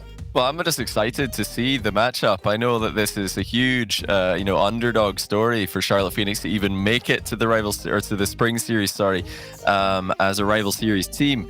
But I just see it as a huge opportunity for them. They're getting such great experience, not just practice matches against a team like NRG, but competitive matches against a team like NRG. And what a difference there is there. A team like NRG, they know how to step up and play their best in a bracket format just like this. They've done it time and time again recently with this roster. Now we get to see, can they do it again? There's an air dribble from Justin, not challenged early like the desk wanted, but it was stopped on the goal line. And One thing you did say there was about how this is a chance for them to play against NRG. It's a team that they haven't had a chance to play against too much. We can only find one recent matchup between the two rosters. We do see the flip reset. Great opportunity to follow up for NRG. No one's going to be around there. The only matchup I could find, Johnny, was a qualifier for the Astronauts tournament. That was a best of 3 that ended 2-1 to NRG. But as usual, best of 3, not really the best shout to really see how that would have gone. Well, certainly, you know, a best of 3 in a qualifier, that's the kind of place where a team like NRG might get caught sleeping against tough opponents like Charlotte Phoenix. Here, NRG have come out all guns blazing. We see some crazy efficiency from Justin being able to do so much with very little boost in the air. But so far, so good for Charlotte Phoenix. They've had a couple of saves on the goal line, but nothing that should have really gone in. NRG still on the hunt, though. They're also looking pretty composed to start off game 1. It was pretty much mentioned on that. Charlotte Phoenix, they start well, they end poorly. You get the feeling that this first game really needs to go their way, as it's going to be cleared now. Wonder Mike attempts to take over, as we are going to see ourselves a pause to start us off here, and almost might be a bit of a good thing for Charlotte Phoenix, because they were being swarmed by the NRG offense. Well, out of all the players that they want to have, problems, it would be Justin after that hot start. But yeah, looks like Justin has disconnected, so we're just going to try and get him back in here as soon as possible. But that just gives us a little bit of time to see what has happened in the minute and 22 seconds of gameplay that we have seen. Well, number one, Justin is looking pretty good today. He's getting involved, and the car control is unbelievable, as we've come to expect from him. We haven't seen any own goals from Turbo Pulse as well, which is a great thing for NRG also. That means they're not winning this tournament. True. But we'll have to wait and see if Turbo can score any memorable goals. Most of his memorable goals recently have been, at the other end of the spectrum from the stuff that we're likely to see Justin or Garrett scoring, the more ugly goals. And I can't remember say any standout goal from Turbo that has had his car above like a third of the height of the pitch. Yeah, it's always ground-based. Yeah, he likes to keep it simple, but it works out for him. I mean, the desk are talking about who the goals are going to come from. Is Turbo going to be the janitor at back? Well, actually, a lot of times that NRG do well is when Turbo's scoring hat tricks and several goals in a game or a series, and they're not pretty, but we love him for it. I mean, he just finds a way to score. And that's probably the best thing about Turbo Pulse in his historical Rocket League career and currently, that he's just able to fill whatever role his team needs him to fill. He makes his teammates look good. He makes his teammates play well, and every team that he plays on seems to win world championships. I think it's an underrated part of what Turbo provides as well, is that you've got players like Garrett and Justin. You need someone that is almost less boost reliant. It doesn't require as many resources to be as effective as he is, and that is very much what Turbo does provide. But I think one player I really want to focus on as well on NRG's side has been Garrett Shift over the last year or so. He was originally, a huge offensive powerhouse in terms of scoring goals, but over the last season or so, he's now started to transition. It's like him and Justin are switching positions where Garrett has become the provider rather than the scorer. Yeah, Garrett, in previous iterations of this lineup of NRG, he had to be the goal scorer because the team just didn't have as much firepower across the board. But he doesn't have to do that anymore, and he's not the kind of greedy player who needs that much possession. He demands that much opportunities on goal. So nobody's ever really had any doubts that Garrett's capable of filling other roles in the team, and that he's willing to fill other roles in the team. He's just doing anything it takes to win. This guy just for the longest time just wanted to win a world championship. Now he's done it, and now they're just seeing how much more they can win as a team. They're getting a lot more competition regionally, thanks to G2, who are looking pretty good today as well. But this matchup is going to be a very good indicator of what kind of energy we're going to have on show this weekend. If NRG can obliterate Charlotte Phoenix, then we'll know, okay, they're ready to make a deep run here, maybe even through the winner bracket. But if they struggle, then they're gonna have to go back to the drawing board and figure out what can they do to bounce back. I personally would expect NRG to come away with a win today. I'd be very surprised if Charlotte Phoenix can take more than a game off them. And honestly, you saying that, I think is a big thing as well, because we heard the desk talk about, they think this is going to be very heavily NRG sided. you do sort of fill into the same file. So for Charlotte Phoenix, this is a nice position for them to be in, because usually when we look at Charlotte Phoenix, it's on a place of expectation. We expect them to make it to the RLCS, and then they fall flat under those expectations. So this is one of those ones where it's less of an expectation and more of an opportunity to try and perform and see whether or not they can make that sort of upset happen. And I'm very curious to see what that shift in mentality can do, because we've seen Shadow, especially on this team, he can be incredibly efficient on the offense, but he's not shown it when he is expected to show it. We saw him last season at 1.19 goals per game, almost disappeared during the promotion tournament. So I'm very curious if you agree on this one. Are we going to see almost a better Charlotte Phoenix performance because there's less expectation? Well, I think that this is already better for them, isn't it? They've made it, they've qualified, which is something they don't usually manage to do. All the teams at Karmazon are just always one goal, one game away from qualifying for whatever it is they're aiming for. Usually it's RLCS. But right now with the Spring Series, they have made it. They've qualified. So now we get to see, okay, what happens when they do? What happens when they get there? I think, like you said, they can just play with no weight on their shoulders anymore. There is no expectation. They've got the underdog advantage that often shows up in these sort of situations. I mean, we saw that in the qualifier for this very tournament. So many upsets and so many teams getting sent down to the lower bracket that nobody expected to be there. And some of them were able to bounce back, some of them weren't. Charlotte Phoenix didn't have to go that route. They just went straight through, and they looked pretty good while doing it. Yes. One thing I did actually manage to notice is that it seems like the Charlotte Phoenix defense has been much improved as of late. The fact that I had a chance to look through their results, throughout the entirety of the qualifiers, they didn't actually concede 3 goals or more throughout the entirety of their run. So if they're going to have a chance here in this game, as we do get ourselves going yet again, then they're going to have to focus on keeping that defense as good as it was during the qualifiers. Like you've mentioned, this is going to be a heck of a task, keeping down the beast of offense that is NRG. Oh, absolutely. They've got to keep an eye out for those passing plays as well as the solo plays that you expect from someone like Justin. It's hard to keep all that locked up. It's hard to keep your awareness at that level for an entire series. But here we are back into it. Almost 2 minutes gone, and we're still scoreless. But Justin is getting plenty space in the air. This is dangerous. Garrett as well getting involved now. And, you know, Charlotte Phoenix are doing a good job of stopping these shots once it gets near their goal, but like the Desk were saying, they want to attack these plays much earlier. Here again, Garrett takes off. Now we do see that early attack from Wonder Mike, and you know, that's a much better look for them there because they don't even have to make a save. It's clean rotation so far from Charlotte Phoenix, but almost too clean as they're given a lot of space over to NRG. Finally, Charlotte Phoenix able to move into the offensive third. Shadow darting forward, unchallenged. There's someone on the backboard as well. Wonder Mike wanted to tap that one straight down to his teammate. But an immediate transition, it's all on Karma to try and buy some time. Booming clear. Only as far as Garrett, who realizes he's challenged. Wonder Mike clears long. Yeah, lots of possession for both teams here. I think everybody's going to be feeling pretty confident because it's not like one of those games where the ball's kind of making laps and you're trying to keep up with it. You're not getting any touches. We're seeing everybody getting a piece of the action here.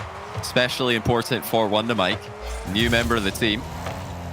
But you know, mechanically, Charlotte Phoenix looked like a good match for NRG here. There's the first misplayed. Turbo's kind of giving away possession on it though, and that could have been an opportunity for NRG to do something. Especially considering we've seen very little midfield challenges from either team so far. More on the NRG side as they try and cut infield passes. Shadow now to Wonder Mike. Wonder Mike over to Shadow again. Good challenge as well. Going to start seeing if someone can run forward. Karma's going to be coming in late. And you feel like if Charlotte Phoenix had had somebody up there a little bit earlier on, that could have been 1-0. Oh, absolutely. I love the little pass, the little interplay between Shadow and Wonder Mike there. Great vision.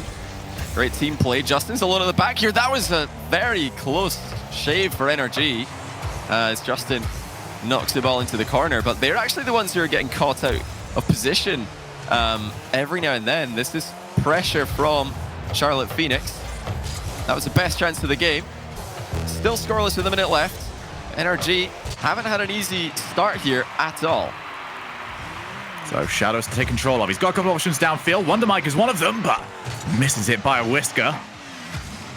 Final 50 seconds. Still nothing to separate these two teams. As Wonder Mike darts in against Justin. Justin comes out that challenge incredibly well, can keep it going. So 2 players with just him, but Since Garrett couldn't take the ball away from Shadow, it doesn't end up meaning too much. But now Garrett for the net. Wonder Mike, though. He doesn't get caught out early. He held himself back. It meant they could be equal to the shot, but still NRG are pushing, prodding, and looking for that goal. Karma wants to get rid, and Shadow can boom long. NRG have got to be careful right now, though. They're really pushing for the goal. You know, they're getting opportunities, but they're leaving themselves a little bit open in the back. We saw earlier how quickly that counter-attack can happen. So really, a goal could come at either end. This is a great chance, but it looks like the pass from Justin's ahead of Turbo. He tries for the ceiling route to the center. Karma knocks it. Not too far clear. One last chance for NRG. Shadow back to the corner. We are going to head over to overtime. A place that Charlotte Phoenix have not had much success recently. They lost 3 of them in a row against the United during the promotion tournament. Will it repeat itself again? NRG off the crossbar. Wonder Mike misses. Shadow wants rid off the ceiling again. And somehow Charlotte Phoenix have survived. What just happened? I don't know how NRG have failed to score there. I also have no idea how Charlotte Phoenix have managed to keep that one out of their net. It's wide open again for Garrett. He's hit the bar. Surely there's a shot coming in for NRG. There it is, Garrett. Off his own pass. Puts in the goal NRG probably should have had a good while ago. Yeah, there was nobody back for the longest time on that one. 30 seconds in. NRG take it 1-0. And that was a game of varying pace, Johnny, but a wild ride the whole way through. I mean, after such a quiet and calculated regulation, you never expect, well, you never really know what to expect from overtime in Rocket League, but that was a bit extreme. All of a sudden, shots are flying off the crossbar. They're bouncing around on the goal line. Nobody's scoring for some reason, but NRG did get the goal eventually. And, you know, it was Garrett G putting the ball in as a demo came in off the ball. Very timely demo by NRG. And, you know, that's how they're going to take game 1, apparently. Lots of shots in overtime all of a sudden. So, 1-0 up now to NRG. And that was a weird game. Let's put it like that. I think both teams will take a lot of positives out of game number 1. Especially considering how much space both teams were getting. And you've got players on either side that will thrive using that space. But right now, it doesn't seem like the players that are getting those space are really utilizing it as well as expected. Yeah, there's been you know, opportunities for both teams. I think after such consistent and quality challenges came in for, you know, a good few minutes of the game. It kind of caught players off guard. Even Turbo at one point was surprised by how much space he had on the ball. He kind of just panicked and got rid of it and ended up giving away possession. But I wouldn't expect to see too much of that from NRG. I do think they're going to be tightening up their possession plays, trying to hold on to the ball. But yeah, we're going to get into game 2 pretty shortly, guys. There's just a short delay on this one. Apologies again. It is probably my fault. Every time that I'm on a Rocket League broadcast, there seems to be something going wrong, but I promise you it wasn't intentional on my part. I mean, it's never intentional, but it's still your fault. I hope you are aware. Like, the guilt should still be there, no matter the intent. But going into game 2, as we've got coming up very soon, what are the rough changes you would like to see from either team? Because we've seen what both teams are capable of. We've seen how quick their transitions can be, how much space they're both getting. What are the adjustments?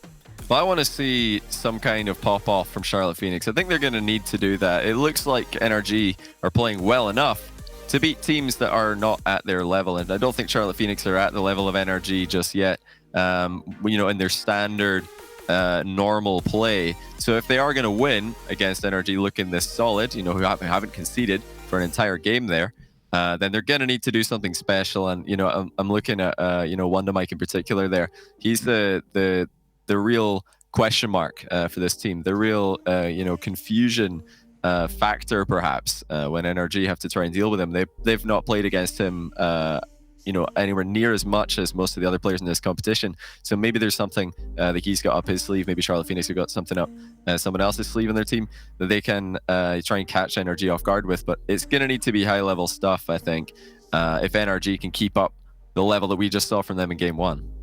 Yeah, and considering how many goals we have spoken about that Shadow can score, you get the feeling that if he's going to get the opportunity to get those goals, it's going to have to come from Wonder Mike creating some space for him.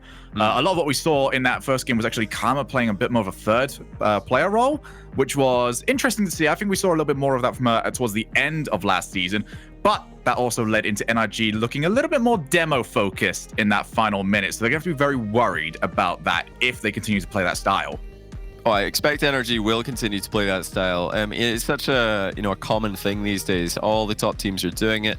All the players over the world who are complaining about demos not being a legitimate strategy. Well, just look at all the RLCS teams and all of the Spring Series teams who are putting them to good use. The last goal of the game right there probably wouldn't have happened without one. And it is a very high skill element of the game. Trying to make contact with a player, definitely. Can be difficult when you're trying to catch up with some of these guys who are moving around so quickly and are well aware that you're coming for them, trying to hide inside that near post spot maybe. That's difficult to catch people off guard in. Trying to stay far back with the entire lobby in front of you and your vision. Another really good important thing to try and do. But yeah, that's going to be on Charlotte Phoenix, I think, because they're not as likely to be pushing up multiple members and overstaying in the NRG half. They look right now that they're just trying to get back into their own half as fast as possible every time that they're out of the game, which is fair. You're playing against NRG, but yeah, when they're doing that, they really need to pay attention, like you said, for those demos, because NRG have really put them to good use in this last game that we just saw, and I expect them to be trying to do more of that in the rest of this series as well. Rocket League is the world's most aggressive game of Space Invaders, is what we're finding out here. Because you gotta go where they're going to be, and it can be very difficult to try and follow. I can tell you right now, my one's game features no demo play. I just cannot figure that part out at all, which means that whenever people do it, I'm toast. I personally, I love it. I'm not gonna lie. I love it. I can't do it. That's the horrible bit. I also love people that can do double flip resets. Can't do that myself, but still like it.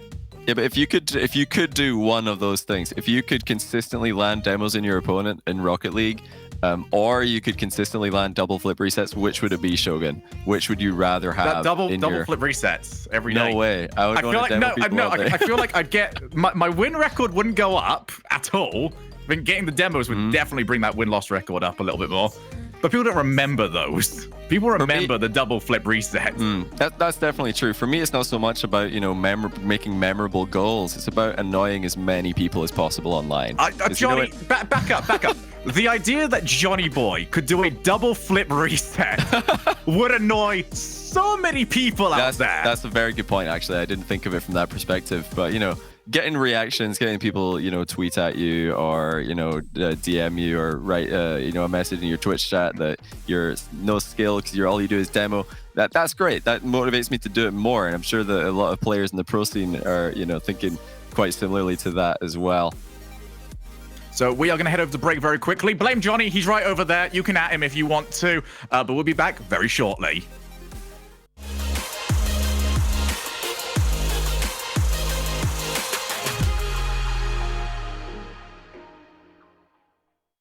Rated E for everyone.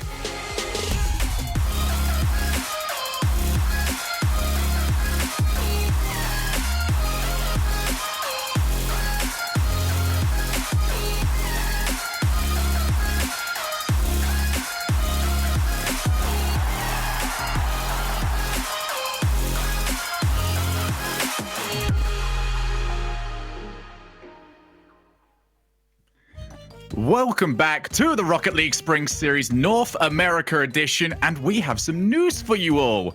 The first game, overtime, is now not going to count, so we are going to be getting back into game number 1 in just a moment. NRG and Charlotte Phoenix playing the overtime. First goal is going to be handed game number 1 after it was ruled that one of the players had a DCU, which negatively affected game quality. So, Johnny, it's all to play for yet again. Yeah, you know, we just decided that overtime was so much fun. Let's just do it again. Let's just skip right to that fun bit of the game because the rest was, nowhere near as exciting. No, but seriously, this is, something that both teams are going to have to really focus up on because we're starting on a golden goal right away with, a fresh series essentially. Wonder Mike disconnected a good bit before the goal happened, but it just didn't. It didn't play out, or the game played out, and it Garrett ended up scoring. So we had to go to the admins of that. They've fixed it all for us, thankfully. And now we're going to get back into the overtime for game 1 very shortly. So a chance to right the wrong of Charlotte Phoenix's overtime record. As I mentioned earlier on that they'd lost 3 in a row against EU United during their promotion flight. This is their chance now to try and take it, to put themselves up 1-0 in this series. Now the question is, can they do it? And can NRG mentally bounce back after not now taking game number 1? Johnny, for these sort of games, if you were, say, a coach for this sort of thing, what would you be saying? I'd be saying, just remember, guys, this is overtime. Because the pro players, if anything, in my experience, are more forgetful than anything else. After seeing a countdown like this, they might not remember that this is, in fact, the only goal that matters for this game. NRG, they've been through it all. They've done this many times before. They're going to know exactly what to do and how to bounce back from a reset like this, having, what they might feel as a win taken away from them.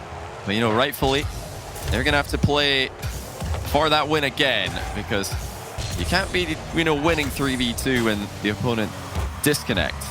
Right at the My end of the ranked game. games say otherwise, Johnny. This is very true. No mercy in those situations. That's going to be a great challenge from Karma. Garrett doesn't win the challenge either.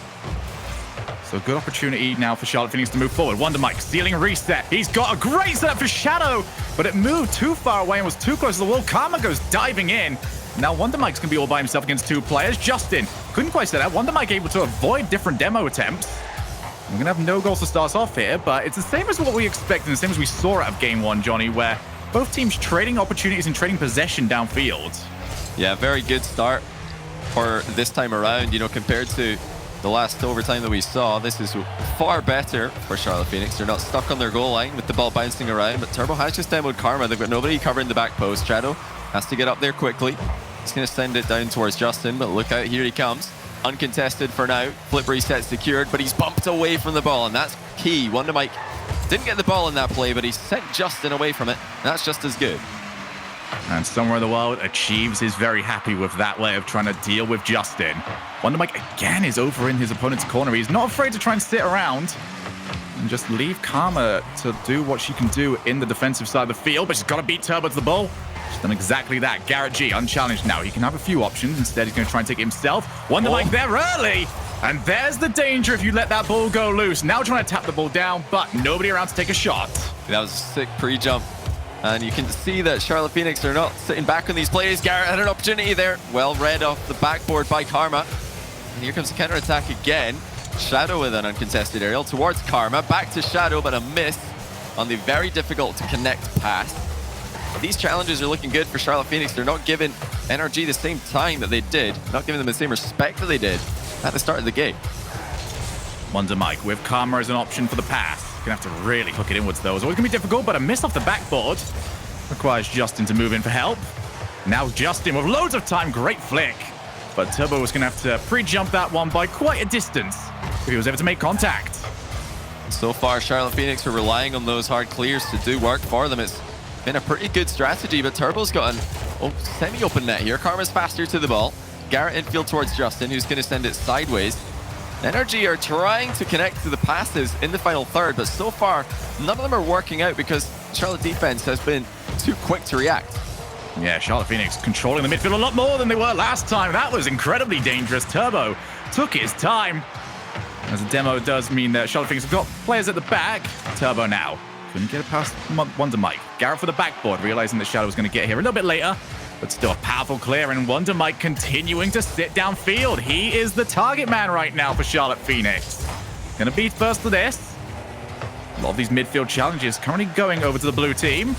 That is a great challenge, Karma forward, and that leaves Wonder all by himself. Garrett G looking to chase. Yeah, great composure by Wonder Mike, but he's not done the best job with that clear. It's back into the middle. All these overhead reads on their own backboard are being dealt with wonderfully by Charlotte Phoenix. They're reading every single one of them and sending it long down the midfield, not leaving it easy for NRG to punish. NRG are doing a pretty good job locking up the Charlotte Phoenix offense as well. That could easily see this going all the way to 5 minutes again. Remember, this is OT. 1 goal is all that matters right now. Both teams are fighting for it. They're desperately searching for that pass that will rip the enemy defense apart. Turbo over to Garrett. That was a good pass, but the shot left a lot to be desired. And we do now approach the 5-minute mark. Turbo fires wide. Where's the accuracy for NRG? Yeah, NRG with a lot of possession, but very few goals for it. They've got to get something for them here. It's going to go out to Shadow. Needs to get the ball past Justin, who slams the ball away into the blue side of the field. He's going to back down, though. Zero boost means very little way that he can try and beat Karma to the ball. As we do ahead 10 seconds away now from 5 minutes played. Turbo takes out Karma. Does that leave NRG an option to move forward? No, Wonder Mike covers the midfield. And that allows Charlotte Phoenix to completely reset the rotation. But that is an aggressive press forward. They can't win the midfield challenge. And Justin has got game 1 for NRG exactly 5 minutes in. It was just a bit too cheeky there. Karma looking to pass the ball out of defense, but the pass being straight down the middle and slowly did leave the interception wide open for Justin. And, that's the danger of passing, between your 2 defensive players in a formation. If an interception comes in, it's an open net for the opponents, and NRG are not going to miss from that range. Oh, wow, they really had to work for that one. They did, in the end, get the win, but it didn't come as easily as the last time, where they just got it 30 seconds or so into that OT. So it took a competitive ruling and 5 extra minutes of overtime, but we're exactly where we were. NRG leading by 1 game to nothing heading to game number 2. But I feel like we've got a lot to digest, because what we saw in that overtime compared to what we saw during the regular game were completely different. It almost seems switched, because that was all-out aggression from both sides. And that was honestly a great read by Justin to catch that pass. We saw it there in the replay. He just saw exactly what Karma had planned. He could see where Shadow was coming in from, and he just beat him to the ball. And, the defender's always going to have the advantage in that spot if the pass is knocked forward towards the defender. But still, you have to give credit where it's due to Justin. It looks like a careless defensive misplay, but really, I'd put that more down to Justin just capitalizing on what was maybe a bad choice defensively by Charlotte Phoenix. So just 1 mistake is all it takes at this level of play. But for Charlotte Phoenix, they'll be quite happy that they've kept that as competitive as they did. And they'll, look to try and build upon that in the next few games. Well, it looks like we've accidentally started here with the wrong mutator. I tell you, I've done that many times myself, so I can totally understand how that would happen. We have to restart that game, because we actually want this one to play out for the full 5 minutes, not just 1 goal wins. But we are going to get into that very shortly. Sorry about all the technical difficulties, guys. I really am cursed, I guess.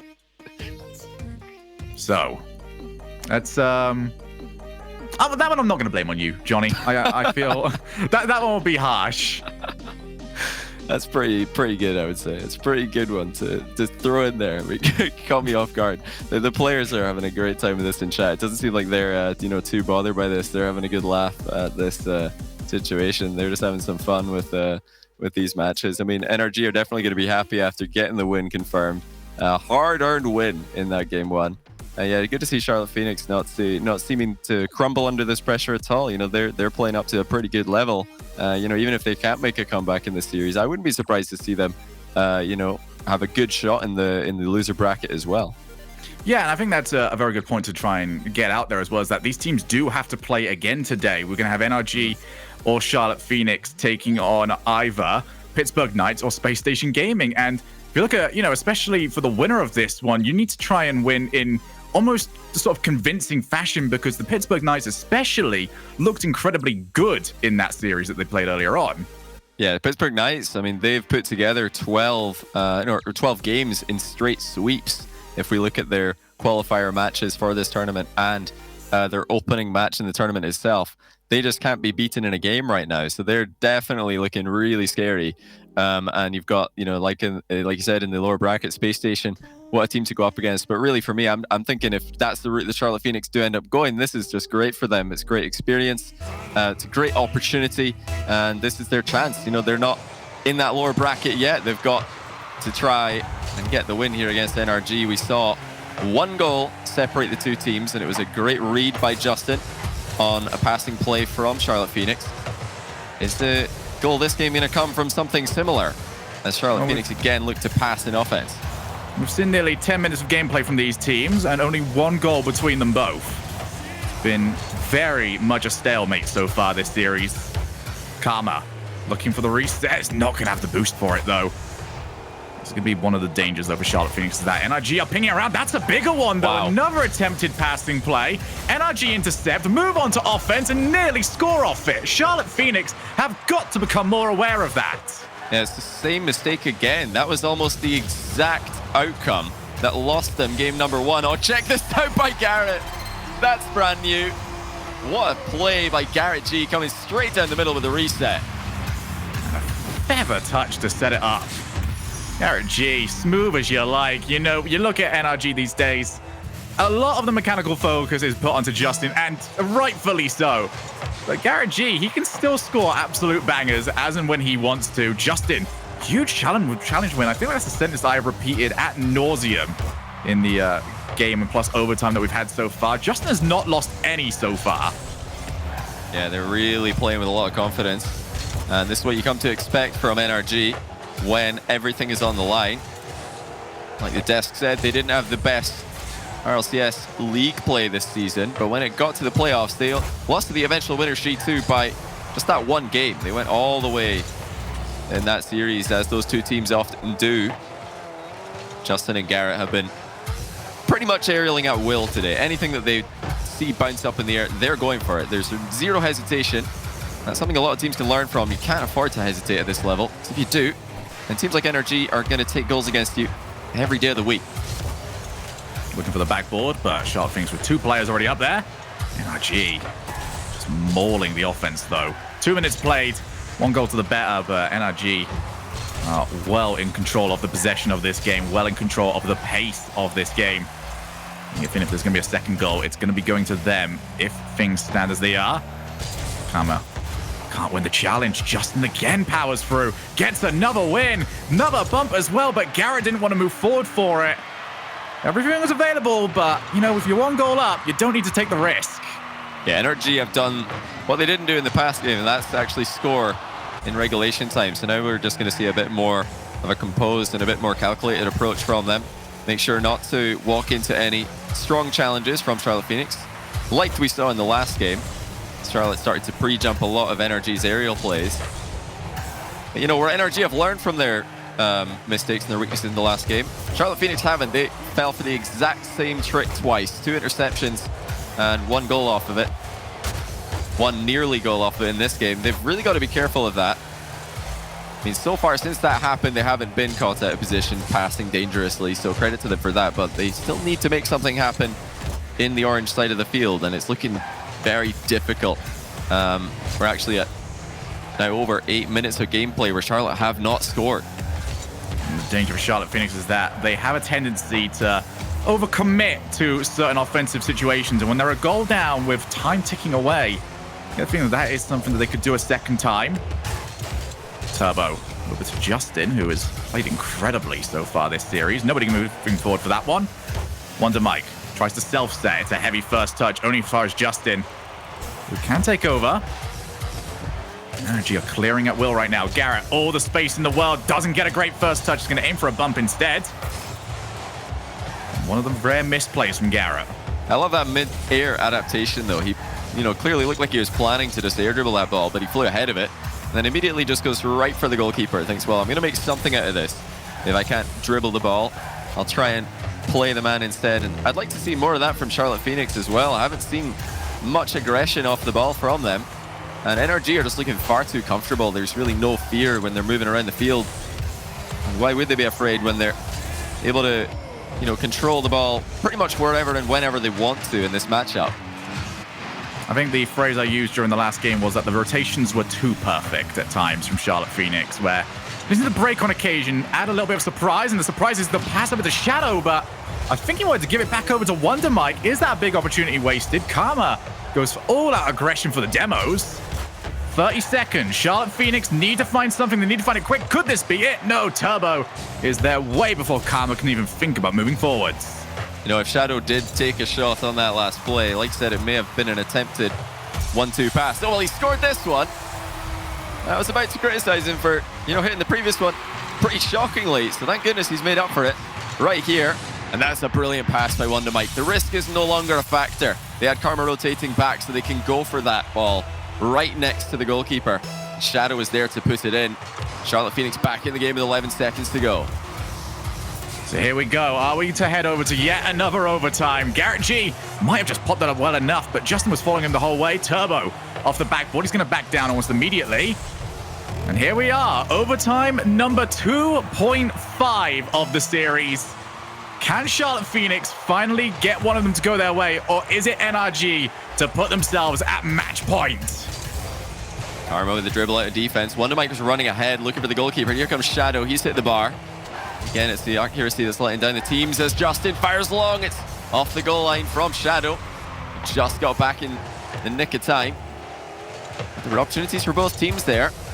And the shooting from Charlotte Phoenix so far, Shadow in particular, he's had lots of chances, but he doesn't look too confident with them. That's another chance as Garrett G almost makes his way through. How many chances are Charlotte Phoenix going to give to NRG in overtime? As we saw in the last game, they only need one clear cut, and they'll take it. Will we go the distance like that one did? Karma and Shadow one-on-one, well, 2v1 against Turbo, who is at the back. And they'll be somewhat comfortably cleared by the guys in blue. Shadow, nice little pop to himself. He's got Wonder Mike in support, over and off the crossbar. But those two are combining well right now to start some offense for their team. Karma with Wonder Mike again. It's lingering around for quite a bit of time. Shadow's going to hold the midfield as NRG scrambling to try and get rid of this.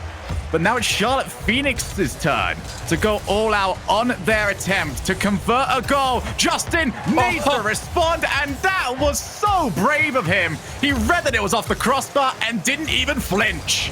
Oh, Garrett G just stays grounded as Shadow is barreling at him, looking for the demo. Shadow ended up jumping over Garrett. Thought that Garrett was going to pre-jump as well. And that is some crazy level of read there from Garrett not to jump on that incoming bump attempt. Huge opportunities for Charlotte Phoenix. They'll look back on this as a game that they should have won if they don't get the W here. They need to be so careful now. NRG are back into a full rotation. They've got boost in all their members. It was awkward for a moment there, but now that is long gone. They're in full control again. Charlotte Phoenix still holding them even in overtime. Charlotte Phoenix can't afford to get frustrated like we've seen them. They've got to just keep playing this game. Don't overcommit. Don't try and snatch an opportunity that's not really there. If they do that, they're well within a chance of taking this. Wonder Mike with the tap down, but Justin doesn't even move. And NRG, cool as you like under pressure. This is composure on the goal line from NRG. Justin just stops moving and gets the save. And now they've got a chance at the other end. Karma knocks it clear, but NRG are in a great position here. They've got some time on the ball. Justin in the air, challenged by Shadow. We're already past the second minute by a mile. Garrett with a difficult double touch read. It's off. And just off the post by Turbo as well. Shadow demos Garrett. And now Justin demos Karma. Everybody's getting demoed in this play. Pinch attempt by Charlotte Phoenix. Unbelievable gameplay by both teams all of a sudden as we take it to another level. 3 minutes in. Both teams with their chances. Neither team able to break the other down. Over to Garrett. Probably going to look for a double tap. He's gone for it, but Karma gets there in time. Phenomenal read by Karma there off the backboard. That's a tough one to make under pressure when you see Garrett coming at you. Now we're well into the 3rd minute, 4th minute even of OT. Still, no clear winner anytime soon. And NRG are back to demo. They really want to find that 3rd player on Charlotte Phoenix's defense and remove any chance they have of getting rid. On the side of Charlotte Phoenix, they've still got Wonder Mike loitering downfield, seeing if they can get the ball to him. As Shadow pushes the ball to the corner, Garrett G half rotates. Looks for the setup. Justin is around, already up for the double, but taps its ball down. And that is physics coming to help Charlotte Phoenix. A chance 2v1 play. Garrett comes out on top against 2 players. There was a bump and a shot coming at him at the same time. Now a chance for Garrett at the other end of the field, but he doesn't have a lot of boost to make anything happen. The demos are absolutely raining in now. The rotations are being blown apart. And really, a goal could come from anywhere. Another demo by Justin. He's looking for more at the back post as well. And it's going to be Turbo taking out Karma. There was a fish pool of them over on the corner that he could have tried and taken out. Shadow. We need to throw it over to Karma, who has to try and buy some time here. I think she was on low boost, and yet had to try and just take it as far away from any NRG player as she possibly could, get her team time to reset. Wonder Mike needs to win the challenge. He's done exactly that. Shadow takes it from Karma, and that could have been the shot that they needed. Yeah, just a mix-up there by Charlotte Phoenix. They got in each other's way. These opportunities are few and far between. They're not getting clear-cut chances all that often. Wonder Mike to Shadow. Justin's fake challenge actually baited out the shot there. As we go past 5 minutes in overtime, what a series between these two. We've not had many goals, but it has been as tense as you like. Wonder Mike with a very nice touch to send the ball surprisingly far. And, you know, NRG are having to commit lots of players forward just to set up a shot on goal. This is leaving the counter-attack as an option for Charlotte Phoenix. And in major competition, Charlotte Phoenix have now hit 17 minutes in a row without an overtime goal. Can they break that right now? Garrett is the last person back. Karma will be well late to that ball, though. As Garrett able to clear the lines. 5.5 minutes played. Wonder Mike has a chasing Karma to aim for, but Turbo Pulsar, as usual, immaculately positioned. Looks for the setup for Justin. And Johnny Boy, there is nothing that we can do to separate these two teams. They're both defending brilliantly at times. You know, there's been some scrambles. There's been some panic moments. Clear's not going in the right direction, but overall, you have to, you know, say well played to Charlotte Phoenix. They go this far into an overtime with NRG. Shows us how impressive they can be when they're playing fully organized and they're not making misplays. Was it that same pass again? Such a risky ball, and NRG have still got pressure. Saved by Shadow. What a read defensively. And he's had quite a few of those. But now, we'll have to wait one more because he's been left alone at the back. It's still though Shadow doing so well in defense, getting his team out of trouble. That's going to be a good shot, but Garrett G make sure it's definitely away from the goal line. Wonder Mike, flip reset, looks to be Justin, still not in somehow. Shadow's got a bit of time, lost the challenge, however, and Johnny, I'm calling for it right now. If we get to 10 minutes, let's throw a second ball into the field. They still won't be able to beat each other. I think that at that point, I wouldn't really mind seeing another ball added to the equation. I'd love to see the competition of this level be decided by something as ridiculous as this. But you have a feeling that this game is going to be decided by something ridiculous after so many close shaves. Well, here's Garrett. Double touch at the near post. How about that? 7 minutes and a second into overtime. And that is NRG going 2-0 ahead in the series. I think we're going to get to the end of this series, and we're not going to quite be able to explain just how close this has been. This has been a wild ride, and I don't want to get off anytime soon. Oh, just a crazy game here. It was, you know, similar in some ways to the first game of the series between these two teams, but in others it was totally different. We did see, you know, the same mistake getting Charlotte in trouble early on. They've had a couple of very risky passes in defense, and we often talk about these passes in defense as being a great way to get the ball clear, but not when you're passing right into the middle of the box where an NRG player is ready and waiting to make that interception. But, you know, they've, for the most part, avoided those misplays. We're seeing so much gameplay in every single game here that there's almost bound to be something going wrong. But, you know, Charlotte Phoenix, they were just as close as NRG to winning this one. Multiple crossbars, multiple posts, and look at that play right there by Garrett as he just sits underneath the ball and watches, or sits underneath the demoing player rather, and watches him fly by before making the save on the rolling ball. I think what's impressed me the most as well is just how similar the two teams have played. Both teams have got someone that's sitting quite far back. Turbo for NRG, Karma for Charlotte Phoenix. And they've both got a duo that is trying to take over the field, trying to set each other up. They have been so evenly matched, though, that neither of those duos can defeat that defender. Yeah, there's been some phenomenal last man defense by both teams. Just taking the ball down, keeping it controlled, making sure that it doesn't spill out into a strikeable location. You know, Shadow did a fantastic job at the end of that overtime, constantly getting his team out of trouble and just buying time for everybody else to get back. You know, it's all about that offense right now for Charlotte Phoenix. I've only had that one goal, and it was Shadow at the near post off a Wondermite pass. And like we were talking about at the end of last game, I think Wondermite has to be that guy to set up the plays. He's been, you know, trying to get out plays on NRG. We saw the flip reset at the end of last game, but proving to be quite a difficult team to break down, and that's no surprise to anybody who's a fan of Rocket League Esports. Garrett looks to throw back more touches. Wondermike had so much time there that it almost seemed to throw him and the rest of the team off, that they didn't quite know what to do with it.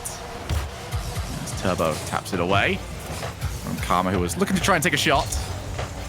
As you mentioned, there's been good gameplay so far from Charlotte Phoenix, but none of the goals that are needed to come with it. How much would an early goal mean to them, especially in a game that has been as hard fought as this series has been? You know, I think they've made a lot of the right decisions. We saw the solo play attempt for Wondermite with the flip reset. We saw the run-on demo play by Shadow that Garrett just managed to sit underneath while it happened. You know, those are both so close to going in. You just got to keep doing more of the same. That's a great pass. Karma finished off by Shadow at the post. But it's all in the setup here. Karma over the top of Turbo and then back into the middle. That is a gorgeous pass. Two players from RNG committed. Neither of them could make a difference. Shadow puts Charlotte Phoenix up 1-0. There's a reminder for that. As good as Charlotte Phoenix have played throughout this series, they need to win three games in a row against the reigning world champions of Rocket League. It is an ask and a half, but it's a good start for them to do it. Maybe this is what Charlotte Phoenix can do, the level that they can play at when the pressure's off, when there's no expectation for them to qualify through a tournament that they're favorites in sometimes, and struggling to prove that. You know, when they're the underdogs, they seem to be thriving, and Wondermike is slotting into this roster brilliantly. You know, like you said, for all that, they still have to get 3 wins in a row if they're going to come out of this one on top, but Karma puts that one under the bar. We saw Karma to Shadow for the first goal. Now Shadow right back to Karma for the second. And we were saying Karma was playing great defense earlier on, holding the rotation well. Well, she's elected that that's no longer her role on this team. She has gone up for these shots and nailed both of them. A brace for Karma, 2 goals to the better. And now Charlotte Phoenix should be in the driver's seat for this game, but they are against NRG. And if there's any team that can come back from 2 goals down, it would be them. But a very quick challenge means it's going to be much more difficult for NRG to get anything going. I think that's going to be important here as well. Charlotte Phoenix needs to, of all things, do not turtle up against NRG. They've got to stay aggressive. They've got to try hunting for the third. There's got to be solid communication from this point onwards. We did see, you know, a few double commits at the end of the last overtime as tensions rose. But they've got that 2-goal cushion now. They can just try to play this one out safely, you know, try and stay aggressive, keep the pressure on NRG, but really avoid misplays while doing that. Turbo passes forward into the corner. Justin's got a lot to do in that position if anything's going to happen in NRG's favor. And again, Turbo with a pre-flip this time. But this defense from Charlotte Phoenix has overall been much more impressive than NRG's in this third game. You know, if we look at the series as a whole, I think they can just keep playing their game the way they are. For now, they don't need to make any changes, even though they are down 2 games and up 2 goals in the third game. Oh, what a pre-jump by Karma. That's a hard read on the incoming shot. And 90 seconds to go. NRG are really having to work for this goal. And to qualify for this tournament, Charlotte Phoenix did not have a single game where they considered 3 goals. NRG are going to have to do something that no one else has managed. And so far, it's looking like they're not quite up to that task. Charlotte Phoenix defense has been stout and almost outstanding at times. Turbo does miss. Garrett G, however, will not. It's looking a little bit scrappy at the back right now for Charlotte Phoenix, but it seems they can have 3 players back, so a double commit doesn't hurt them because they've still got someone else available. Yeah, it looks like it was a well-communicated miss by Turbo. He realized he wasn't getting the double touch, but he called it early for Garrett to follow up. And unfortunately for NRG, the follow-up shot wasn't any better. And Charlotte Phoenix are looking quite comfortable here. That's going to be 3-0. And it was, again, pressure off the ball that's setting this one up. These shots have all been uncontested open nets, essentially, open parts of the net. But the setups are really what's making this possible. Wonder Mike getting involved this time. The Charlotte Phoenix have really outplayed NRG in Game 3. Yeah, that one should be this game done and dusted. Charlotte Phoenix, they'll be asking, well, how was it this easy this time around? They've got a 3-0 win on the cards. Turbo cannot beat Wonder Mike to the ball. I don't think anybody can at this moment in time, as that is a great little tap over. NRG looking to just try and find a consolation goal, something that will get them going heading into Game 4, because Game 4 is happening.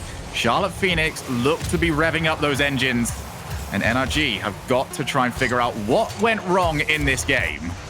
It looked like the defense just fell to pieces. The communication was really not there. We saw players, ending up in the same position, jumping for the same ball over and over again.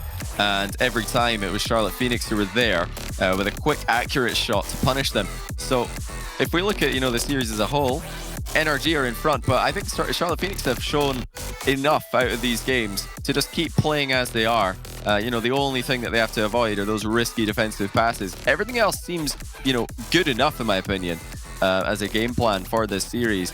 You're gonna lose some games here and there when you play NRG. There's nothing wrong with that. You're going to, lose 2 games in a row very often when your strategy is absolutely fine. The fact that they're just coming in here with the same plan and they're just playing their game, it really impresses me. They've not panicked here after going down 2-0. They've just stuck to their guns, stuck to what they know, and now they're getting the reward for it.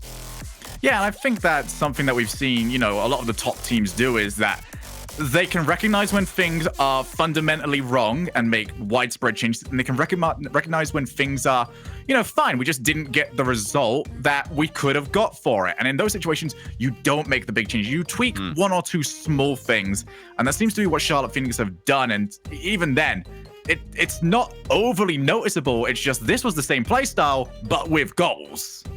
Yeah, they just wanted to play their style without the defensive blunders, and this is apparently what it looks like when they do that.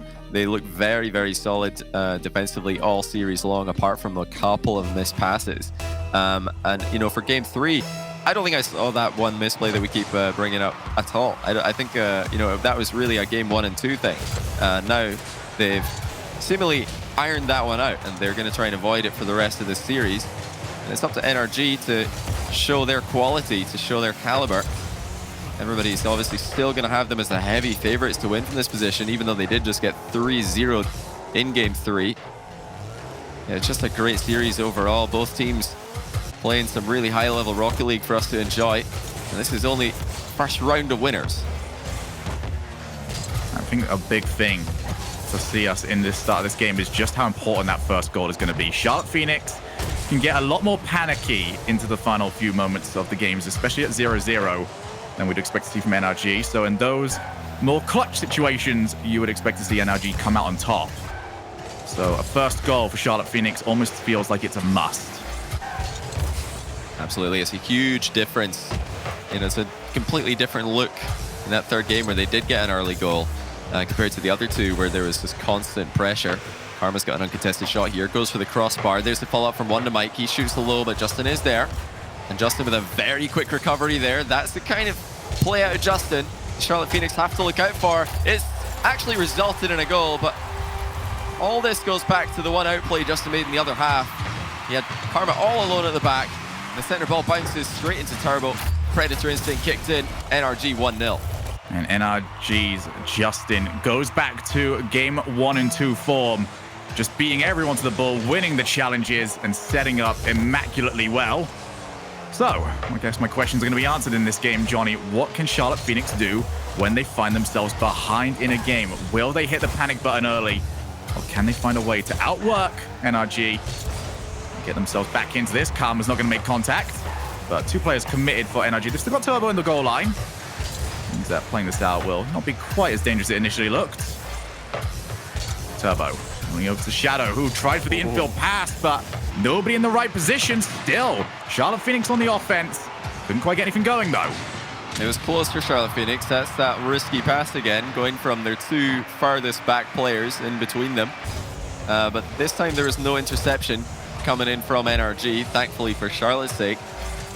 You know, I don't think that the panic button has been pressed or has even been taken out of the box for Charlotte, because they showed us earlier they can come back from down in a series, but yeah, haven't had to come back from 2 down, and they might have to. Turbo will make it so.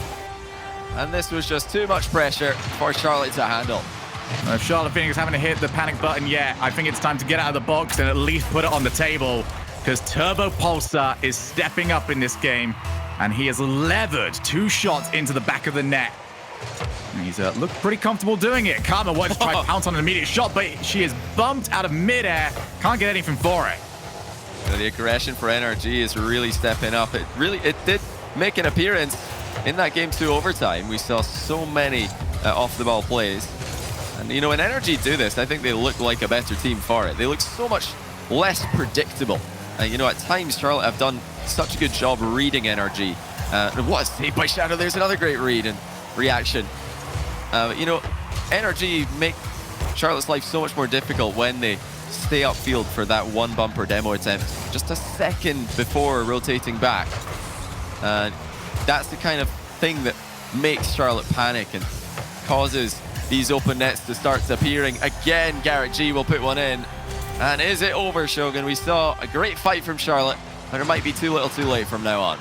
Yeah, just a misread from Karma. I think she might have been trying to protect a shot on target from Justin as he dove straight in. But with 3 goals down, Charlotte Phoenix would have to do something that teams simply do not do to NRG. They've got to score 4 goals in a row, uncontested, throughout the entire time doing so. And just to make matters even more difficult, we've only got 1 minute and 40 to complete that target.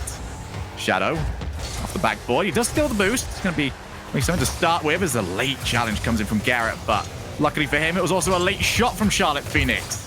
Got to get this going very quickly. Shadow over to the backboard, and Garrett G instantly removes the danger. NRG, the scrappy on the defense, but scrappy clean in a way. Yeah, NRG have looked today like, you know, every bit as dangerous as they did in the regional playoffs for the last RLCS season. All of their fans will be quite happy to see that. The one thing that is missing, perhaps, is that, you know, 3-man passing play that we're so used to seeing from them and all the top teams in the region. So that's probably something to look for later in the tournament. Versus Charlotte, they've been just fine, you know, making 1-out play and then trying to pick up an open net after the fact. It's usually Justin, the man to do it. He's always getting 1 extra touch on the ball that nobody expects, sometimes not even himself. Charlotte, for the most part of this series, have done a really good job trying to read those and trying to space themselves off the ball so they don't all get taken out of play by 1 player. But this game especially was just a bit too much. They tried, you know, to get early reads on NRG, and it just didn't work out at all. NRG walked right through them. That's a good goal though by Shadow with 19 seconds left. It might not be over just yet, but you know, they're going to need something pretty quick off the kickoff if they want to keep this one alive. Yeah, NRG are incredibly hard to take anything from the kickoff, though. Do a very good job of trying to go for set plays, so Charlotte Phoenix gonna have to try and do a bit of chess here. Figure out what they can do. They've gone for the fake kickoff. Karma over to the midfield, but Justin instantly there. It was always gonna be difficult to go for an aerial-based play without Justin making his presence felt. Yeah, it's a good attempt there by Charlotte. I like that they've gone for something, some kind of plan on the kickoff, rather than just playing a standard approach and hoping for the best. And, you know, that says, you know, a pretty good summary, I guess, of their entire game plan today, which was, in my opinion, pretty solid. They've lost this series, but I think overall they played quite well, and individually they looked good enough to match up with NRG. As a team, they looked like they were solid enough to match up against NRG. This just wasn't their series. We saw certain times things going against them. NRG were capitalizing on the very few misplays that Charlotte did make defensively. But in terms of what comes later in the tournament for Charlotte, I'm excited to see what's next for them. Even though they go down to the lower bracket, I think that they've got a great little squad here, and I'm just ready to see more of them. Yeah, I think if you're Charlotte Phoenix, you don't leave the computer at all. You don't take it any time, but you just go straight to free play, because it's not long until they end up playing again, because later on today, they've got to be taking on Space Station Gaming. And at the same time, NRG have moved on to our semifinals to take on an on-form Pittsburgh Knights. So I'm looking forward to both of those, but I'm more looking forward to seeing what is up next as we do move on to the next round after a quick break.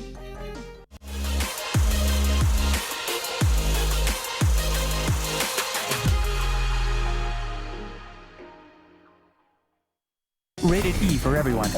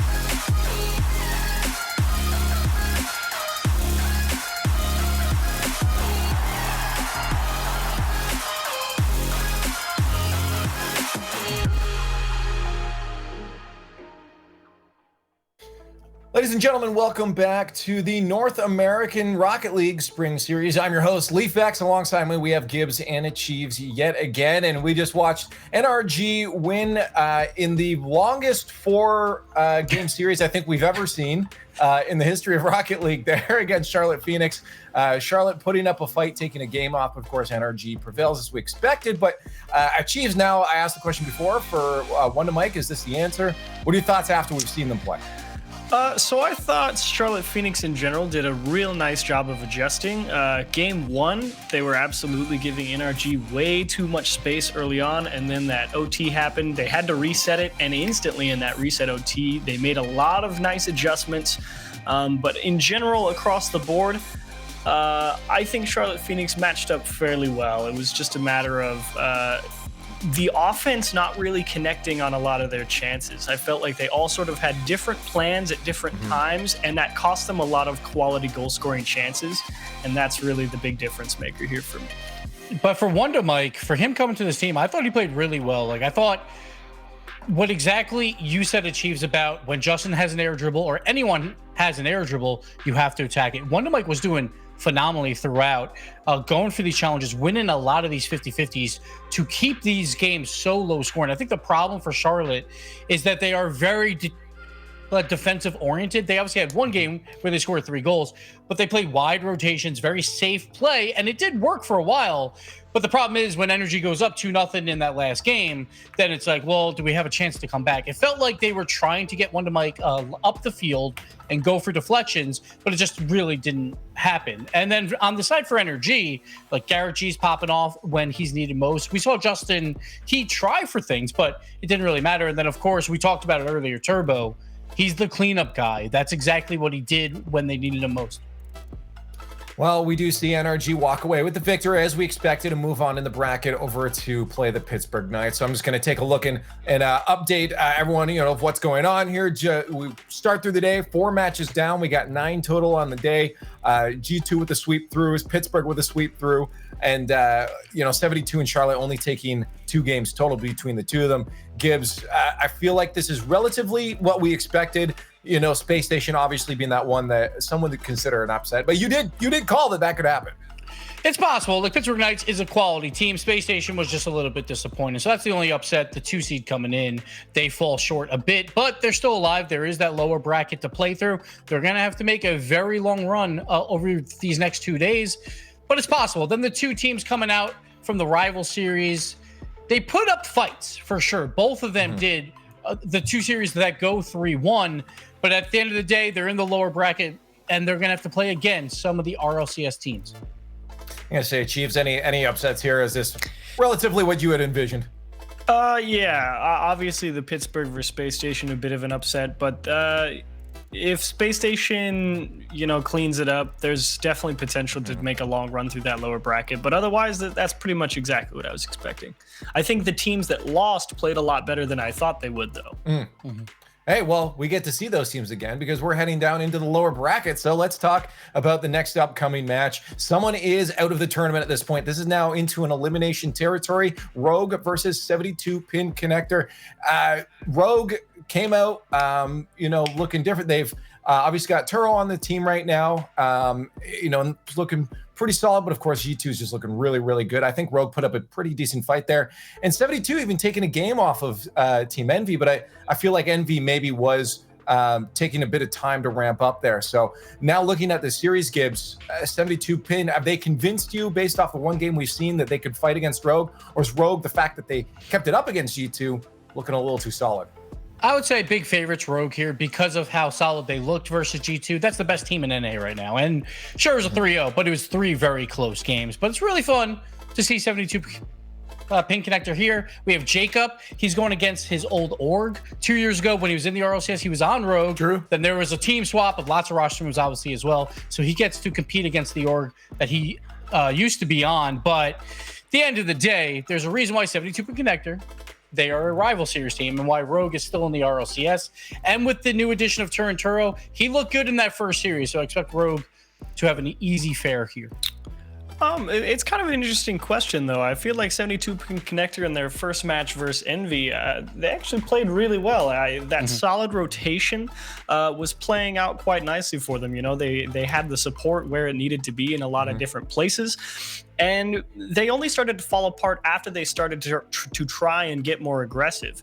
And so I'm curious if they go back to sort of how they were playing in game 1 against Envy, if that'll work against a team like Rogue, because I'm not sure if Rogue has the same level of execution that Envy has. And I don't know if Envy will be able to capitalize. So this is a bit more of a coin flip for me, but I think I do land on the side of Rogue as well. I have a little bit more faith in the the veteran, so to speak. Yeah, I mean, like, I'm gonna have to mirror you guys on that opinion. That Rogue, the experience that comes through, the fact that they looked relatively solid against a G2, of course, not on paper, but G2, a team that we've all, since the beginning of today's show, and people have throughout the past few weeks have said that is the favorite coming into this. I think Rogue had a great warm up. They had a great start. And they're going to be able to carry that momentum through. Now, for 72, achieves, if you want to just maybe remind the audience how they're playing and what they're going to have to do here against Rogue if they do want to shut down any momentum that they gained off of, G2. Yeah, so 72 Pin Connector versus Envy. They started off game 1. They had a lot of great pressure and keeping a solid rotation, but eventually as that series went on, Envy was able to adjust, take more favorable challenges, and 72 Pin Connector started to try and get aggressive and demo people in the midfield to open up a little bit more space to clear the ball, and that's when they started to collapse. So if 72 Pin Connector come out, I think there's nothing wrong with trying either approach. If you just go for the clean, solid rotations, make sure you hold on to boost and try and get the clears, or if you go aggressive, I think both are a reasonable option for game 1 and see what sticks. Hashtag RL Spring Series. That's how you get your voice heard out there in the Twitterverse. Make sure you guys let us know how hyped you are on this series and just the weekend in general. But now we find out if 72 Pin Connector can take down Rogue or if Rogue will rip them out of their socket. All right. I had things ready, but then leaved it. I'll give it to him. That was one of his better ones. That was good. That was out of nowhere, but that was very good. So we've got ourselves a little bit of an all or nothing game here, Johnny, between Rogue and 72 Pin Connector. Whoever loses this is now out of the tournament. It is now all to do. You've seen them play earlier on. We've seen now the adjustments that they're going to make. Now, the adjustment I like from Rogue is that they've decided to go all caps on their name, which intimidation at the very least. Yeah, it looks good. I mean, all three of their names have very strong consonants in them. So if you're going to go all caps, it's definitely one of the best teams to do it with. I've got a lot of hope for 72 Pin though. Is the thing about Rogue that I always see is that they kind of, they're one of the teams that play to the level of their opponents. They can put up great series against top tier teams in the region. Then when they play against teams that they're expected to beat, they sometimes struggle. So this is going to be a real test for Rogue to prove once again that they are at the level above. I think if they do play at their best, they should be heavy favorites. Kronovi looking for the double tap, can't quite get it, but Turinturo follows up immediately. 36 seconds in, Rogue 1-0 up. Great setup by Crow. He was going for a goal there, but Turinturo's put him in the perfect spot to cover any rebound that comes his way. The only way that they were going to get, an unlucky bounce perhaps there, as it came off the bar on its way down. That hasn't happened, and now Turinturo again tackled this time as he goes straight at the defender. Novi's reading every wall bounce at the moment though, and that's setting up chances for his teammates. And it is 72 Pin who are under pressure early on, before and after the goal. Yeah, Kronovi has just been so quick across the field. He's taken to the art of all-out aggression with the all caps name very well. Maybe it's something that suits him. Because now he's going to be off the ceiling. It's a good win. First killer straight on net. Demo cannot get there on time. 2 to the better. And that's a great strike by First Killer. Staying downfield here on Kronovi's pass. Still had quite a lot to do in terms of shot power in order to hit that one on target. But he's done well. And that's, again, Rogue looking too fast for 72 Pin Connector. Both goals were all about Rogue's speed there. 72 Pin need to try and step up the pace. Demo's going to put that one a little bit too high. This is quite the lead to have given up so early on in the game. And for Rogue, this is going to be a huge confidence boost. Remember, both these teams are coming in off losses. They're going to be trying to bounce back. We've seen plenty of incredible lower bracket runs in the history of Rocket League.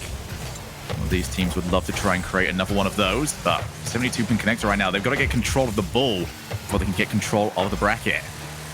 Yeah, they just look outpaced at the moment. They're second to almost every aerial ball. Rogue are just too quickly into position, and they're too quick after being in position as well. But we've kind of leveled out for a bit, and there's a chance for Jacob. It's saved quite easily by First Killer though, and that's really the man you want to have in defense. If somebody has to be making saves while shadowing, First Killer would be your man. You know, 72-pin connector, they've got a pretty good player to do that as well in Lion Blaze. There hasn't been too much shadow defense from 72-pin. There's not even been a chance to do any of that because everything's been going straight over their heads too quickly. Well, good chance to set something up here. Jacob off the backboard. It's Turinturo already back though. Double commit might leave something open. But First Killer is able to power the ball over to Turinturo, who controls. He's out boost though, and Jacob will have all the advantages here. Just an early flick and gets a demo. Huge chance now for 72-pin connector to remove themselves from danger. Exactly what they need because they've got 2 minutes to try and get 2 goals. Jacob immediately challenged. Kronovi is all over the pitch right now. I think this is twice as fast as I've seen him play in the last 2 seasons. It looks confident. Flip reset. First Killer with a huge goal. You know, he's given a bit of space here, but really, you can't afford to give him any at all. He's found the top corner with the touch to put that one in as well. Perfect accuracy. You know, the scary thing is he didn't take long after landing on that ball to find the top corner shot. And that really is a good summary of the game because, again, 72-pin connector just looking too slow. They can't read Rogue's plays. They can't get into position to challenge them early enough. And that leaves them with no chance once the ball reaches the goal area. For Rogue, they've just had so much control over every race to the ball, every challenge for it as well, that they've been able to leave players around, but Lion Blaze comes out very big on the challenge. By that point, Rogue already got 2 players back. So right now for Rogue, they can just leave players downfield and they'll know they'll get the ball eventually. Yeah, they are getting chances. Rogue are, you know, really just having their way with their opponents at the moment. But there was, you know, one moment there where Lion Blaze looked like he might have a shot on target, but it was just too far away from him. You know, that hasn't really been too much of the issue for 72-pin connector. They've just had, you know, far too many problems dealing with Rogue's offense to even get their own started. That's where I think the comeback starts in this series for them. Is just trying to match Rogue's pace, trying to beat Rogue to the ball, trying to stop these attacks from happening. As long as they keep letting it happen, another shot ricochets off the joint there. You know, if this keeps happening, then 72-pin have no chance of establishing an offense in Rogue's half. I think what scares me most about this game is that Rogue haven't just been quicker to their plays or the neutral plays, but they're quicker to 72-pin connectors plays as well. So even what they've managed to, you know, pre-plan, set up, you know, to their own advantage, they still haven't been able to control anything afterwards. And that's where you've really got to start working from, just the foundation of what you can control. As Demo looks for the setup, Jacob wants to try and come powering in, but Turinturo easily wins the challenge. Kronovi to the midfield, and that is all pressure gone for Rogue. Yeah, game 1 looking extremely comfortable for Rogue here. They were too good in offense. 72-pin couldn't handle them. And, you know, they really need to take a leaf out of Charlotte Phoenix book and try and challenge these plays earlier with at least one player. It doesn't even need to be a winning challenge per se. They just need more pressure on the ball. If they're giving Rogue, you know, this much time to set up their plays, then Rogue are definitely going to keep picking them apart like this. They're too accurate today. They're far too mechanically skilled, and so far looking brilliant. You know, it really hasn't been an issue playing to the level of their opponents. They're completely outplaying their opponents as they put in a 5th goal with all 3 members attacking on 0 seconds. 5 goals to the better. First Killer comes out of a hat-trick hero. And this has just been a smashing in game number 1. 72-pin connector, I have to agree, they need to start challenging, but even when they have been challenging, it feels like they are just still so far back. They need to sort out the positioning before that for me, because when they're going for it, fine. you've taken out a player, you've not put any pressure on the ball, and you've still got the ball going to your side of the field. It feels fundamentally in that game like they were outclassed. Oh, absolutely. Rogue were just too good here. This is, what this team is capable of. This is why people were disappointed with the season Rogue just had in RLCS, is because they know these players can be better. And, Turinturo slotting into the roster perfectly. They really look like a well-oiled unit today. Despite losing in the upper bracket, they look competitive there. And they've been able to take all of that and more into the lower bracket here. And that's, so far, making them look like the most realistic contender to make it out of this bottom four for me. Obviously, we've still got a lot of other teams to see in this lower bracket and to see how they're going to perform. But Rogue looked great. Game 1, absolutely in their favor. An offensively brilliant display. So for 72-pin connector, all of the work to do as we head into game number 2. And it just starts off with just getting some chances, to be honest. They didn't really get much outside of a great Lion Blaze just trail down the field. But outside of that, really nothing went for them. So it's time to completely reset. Imagine that the series is starting again from 0, because from them, 0 is exactly what they managed in game number 1. And they've got to get something going here. Yeah, this is the game where they have to pick it up. They've got to come up with some kind of solution to the problem that Rogue's offense has been giving them. We've been talking about the speed as the real issue here. They've got 2 ways, in my opinion, that they can try and deal with that. One would be to just step up the pace themselves and try to match Rogue blow for blow. The other would be to just go the opposite direction entirely. Just try and slow down the ball and try and win this game off 50-50s. This Lion Blaze, almost got a goal last game off of 50-50. If they can bait Rogue in several times in a row, then you never know. Maybe they're going to get chances without having to do too much in the way of fast play themselves. Jacob will lever a shot into the bottom corner. And that is the start 72-pin connector needed. Just kept hitting the ball off the backboard, and it's actually Kronovi and Jacob, old rivals, combining to score that. Yeah, when you see Kronovi and Jacob on the field, you wonder what year is this, but no, we are indeed well into 2020 now. We have got 2 of the oldest and the OGs of NA Rocket League going against each other. Coming to collision there. Now First Killer slows down the shot. Great placement. And Rogue are right back in it. They might have lost the goal at the start of this game. It didn't take them long to find the answer.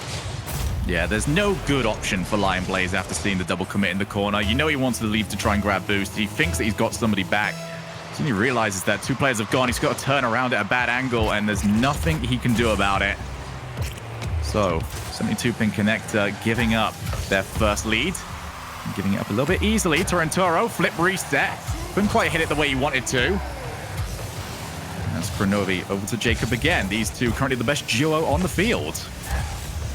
It looks like Rogue's game plan is exactly the same as game 1. They're going to try and win this series based entirely on their mechanical ability and their synergy in a full rotation offensively. So far, 72-pin connector, they haven't looked like they have a great way to stop this. They do still look like they're getting beaten to the ball every now and then. Where's the solution supposed to come from? If you are mechanically outclassed and the other team aren't really making any mistakes, then it's a difficult thing to come back from. And Rogue don't look like they're going to let off the gas anytime soon. That is the danger, isn't it? Because for 72-pin connector, you can't look at Rogue and say, okay, they're going to start making mistakes sometime soon, because they are red hot right now. Still 1 goal each. Kronovi and Turinturo both move for that one, so it does give them a chance to try and move away. They've got to make something for this, though, but that is wasted possession. They had First Killer all by himself, and they just gave it straight back over. Turinturo for the double tap, and he's going to nail it. Spot on by Turinturo. Again, Rogue faster to the ball as it's in the air, and then first to the rebound as it comes off the backboard. How many times have we seen this series? How many times are 72-pin connector going to let this happen? Well, at least one more as we see Rogue take the lead in game 2. Kronovi straight onto the ball from the kickoff. Readable for him. He can get something going with this. Demo's already up, but so is Turinturo. All the way back to First Killer. We've seen how dangerous he can be from these sort of positions. Looking to do it yet again. Takes out 2 players. Only Demo left. But Demo gets there on time, and that might be a goal. I'm not too sure who made contact, but still 72-pin connector on the offense. And they've got us up at 2 each. And you know, it's another slight panic in defense by Rogue. They couldn't quite handle this touch by Jacob. Very awkward pop there. Great pass, really, to set up Lion Blaze, who was quick to get in position for the shot. Before that, it was almost a great 1v3 play by First Killer in the opposite direction. Got the ball past two with mind games. Not the real route that Rogue have been using today too often, but it is something that they can use as well. Not fully reliant on speed and mechanical efficiency. It's definitely been a well-played series from them from a strategical standpoint as well. Oh, First Killer just taps it underneath the defender. We have got goal after goal after goal in game number 2, and the majority of them have gone into Rogue. Look at that, just a slow play again. Going underneath the goalkeeper at the near post. That's 2 times this game that 72 pin have pre-jumps on the goal line, and they've arrived in position to save the shot too early. Have to watch it go behind them. But you know, after a thrashing in game 1, where shots were flying out of reach over and over again, you can understand that they're trying to up the pace a little bit defensively, get into position more quickly. Need to try not to overextend while doing it as another ball comes off their backboard. This one will be redirected clear by Demo. But Rogue are just always right there to start attacking again from the other side as soon as a clear comes in. But that's a bad touch by First Killer, and I'll tell you what, 72 pin have found a way to make this 3-3. It's looked like another pretty dominant game for Rogue, but the scoreline would tell you otherwise. Well, you said that Rogue are always there, but First Killer did not need to be there for that shot. As soon as the touch came in, he tried to turn around to take the infield, and he was just instantly beat to it. Couldn't even get off the floor. So here we are, 3 each, 6 goals across both teams. And it seriously is a much better performance for 72 Pin Connector in a game that you get the feeling they have to win. Otherwise, they need to try and reverse sweep the RLCS team. Kronovi keeps pushing the ball onwards. Lion Blaze to his own corner. First Killer off the backboard. This has been the danger zone for 72 Pin Connector, but this time much more assured. Jacob was able to make something happen. With a very tricky touch early on. Looked to him to float upfield and try to be that target man for his teammates to aim at. Again, with a knock on away from danger, at least for now. You know, if Rogue lose this, they're going to be extremely disappointed with themselves because there have been a few misplays. That's not on target, but First Killer saves it. You know, that's been the issue for Rogue. It's not been their peak ability that's been the problem. It's been their consistency. And again, this game coming into question. Overall, they still look like heavy favorites here, but they really have to get this game secure to prove to people that they're ready to, you know, go the distance in a tournament like this. Jacobs at the far post, but Lion Blaze pass is too far in front of him. You know, seconds ticking down. It's actually 72 Pin who are attacking. Torrentoro can't quite win the challenge fully, but First Killer wants to keep this going.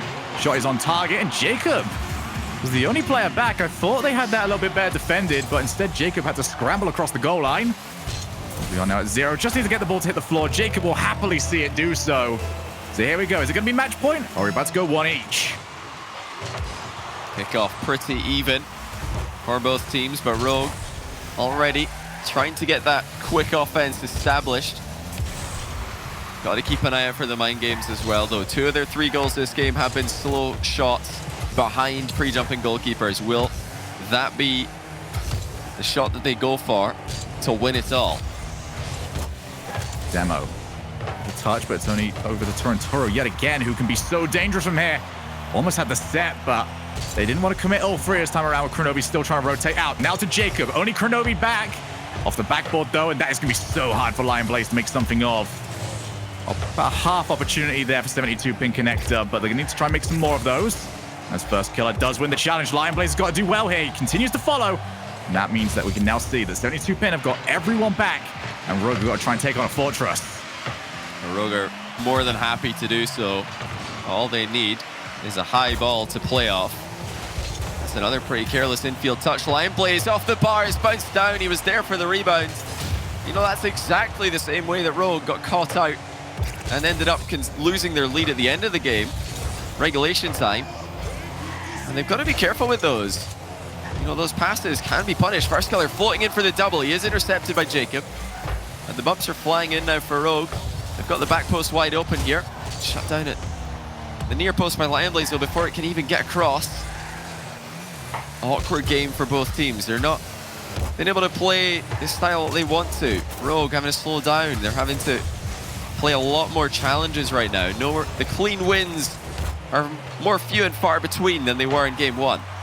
Yeah, it's definitely been very scrappy, but scrappy is what 72 pin connector would take. So would Rogue, actually.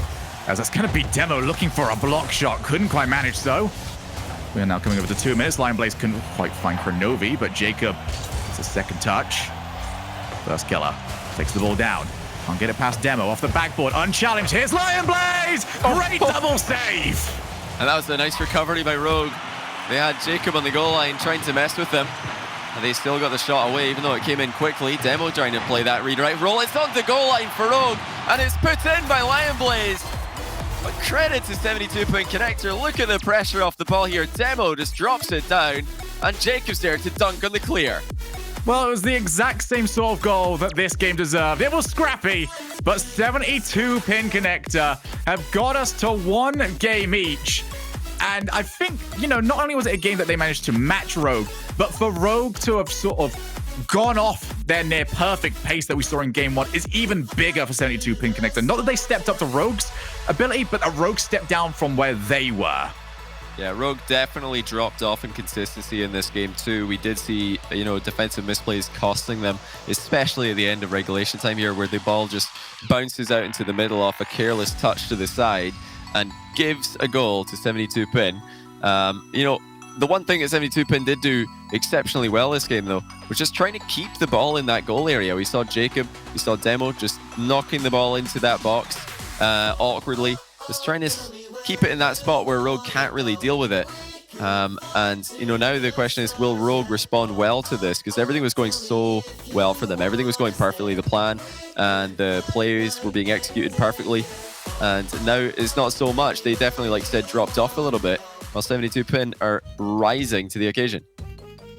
Yeah, I mean, if you ask stylistically, if 72 Pin Connector just diving everyone to keep the ball in the final third, if you asked me before that game if that was a good idea, I'd have said no, because I thought the transitions from Rogue would have been too good, but there was none to be found. 72 Pin Connector just boxed them in and eventually beat a goal out.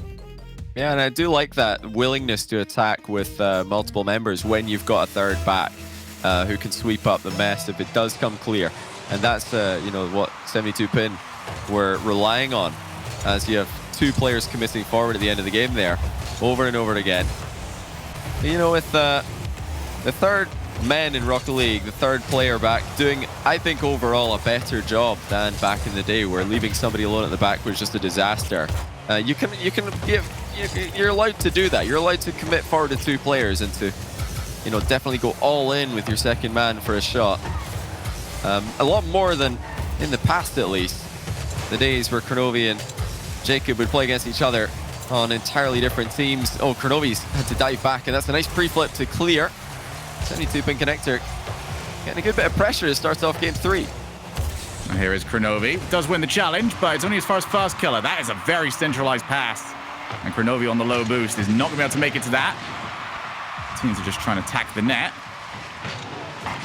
But we see Rogue trying to establish the offense, establish their place in the rotation.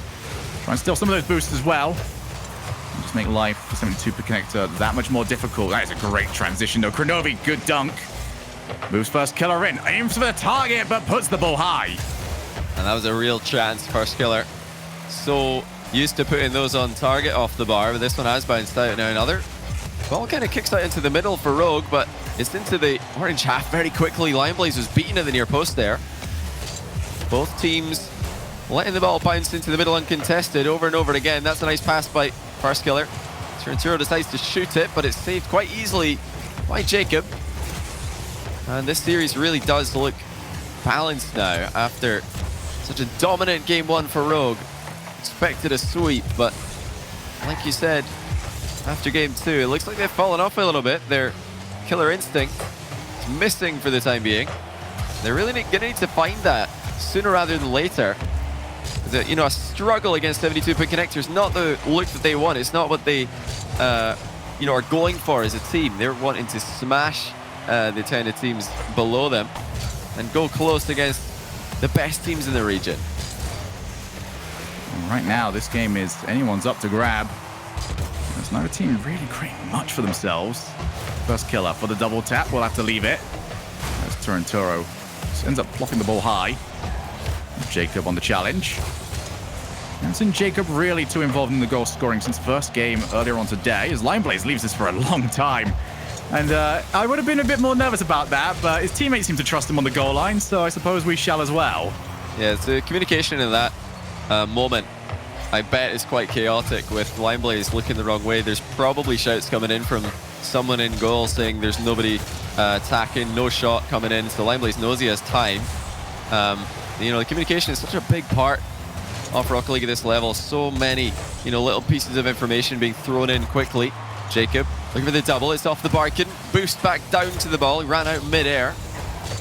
72 pin connector getting great chances here. Demo to the near post pass, but look at that demo by First Killer, and just like that, right when it looked like 72 pin were going to score, Rogue take the lead. They went all out for it, but one demo from First Killer is the difference maker. For everything we saw on our screen, it was the player that was off it that made the biggest difference. And Rogue have had to scramble for it, but they are one goal to the better, and 72 pin connector now need to try and get themselves back into it. But so far, Johnny, they've done a good job of making this a more equal game, as Kronovi looking to try and put the shot on target, but Lionblaze gets there on time. It's a nice little touch into the corner as well by Lionblaze. We've seen a few clears right down the middle get punished today in other matchups. Demo looking to finish Jacob's pass. It's saved as well. Infield is the route that 72 pin have chosen for the last few passing plays, and again they're going for that infield pass rather than the goal. This is, you know, a pretty risky way to hunt for a comeback if they keep on doing it. An interception is likely to come in for Rogue at some point. You know, they don't have that many options. 72 pin connector, they clearly don't have an advantage in aerial speed, so that writes off, you know, rebounds and solo plays in the air. Oh, how about that fresh shot? It's just off target, but as close as can be from well inside his own half. Rogue about to go 2 up there. 40 seconds left. Jacob looking to try and keep the ball going. He does get a good little bump as the ball is moved continuously in the corner as another demo. First Killer removes Lionblaze, and those demos have been the difference makers so far. So we see Turinturo infield to Kronovi, and First Killer, they double commit for this. Turinturo's got to try and take this all by himself, but Jacob's got no one to pass to. I think he passed off instinct. And that is a major chance for 72 pin connector. They didn't even have anyone to go for. I was going to say it might be the best one that they're going to get, but they'll have at least one more by the looks of things. Rogue are running out of boost. They're just trying to keep the ball in the orange end here. Can Demo keep it up? No, it spills loose. Jacob has to do it for him. Kronovi just looking for the ground now. But Jacob will knock it long. Demo's there, but he's unable to get the ball past First Killer, who sends it into the ground. And that'll be GG. Game 3 does go to Rogue, but it was a very close game. And, you know, there weren't too many clear-cut chances for either team. That one demo play by First is what separates the two teams. He's able to pick up the clear ball by Turinturo and send it into the open net.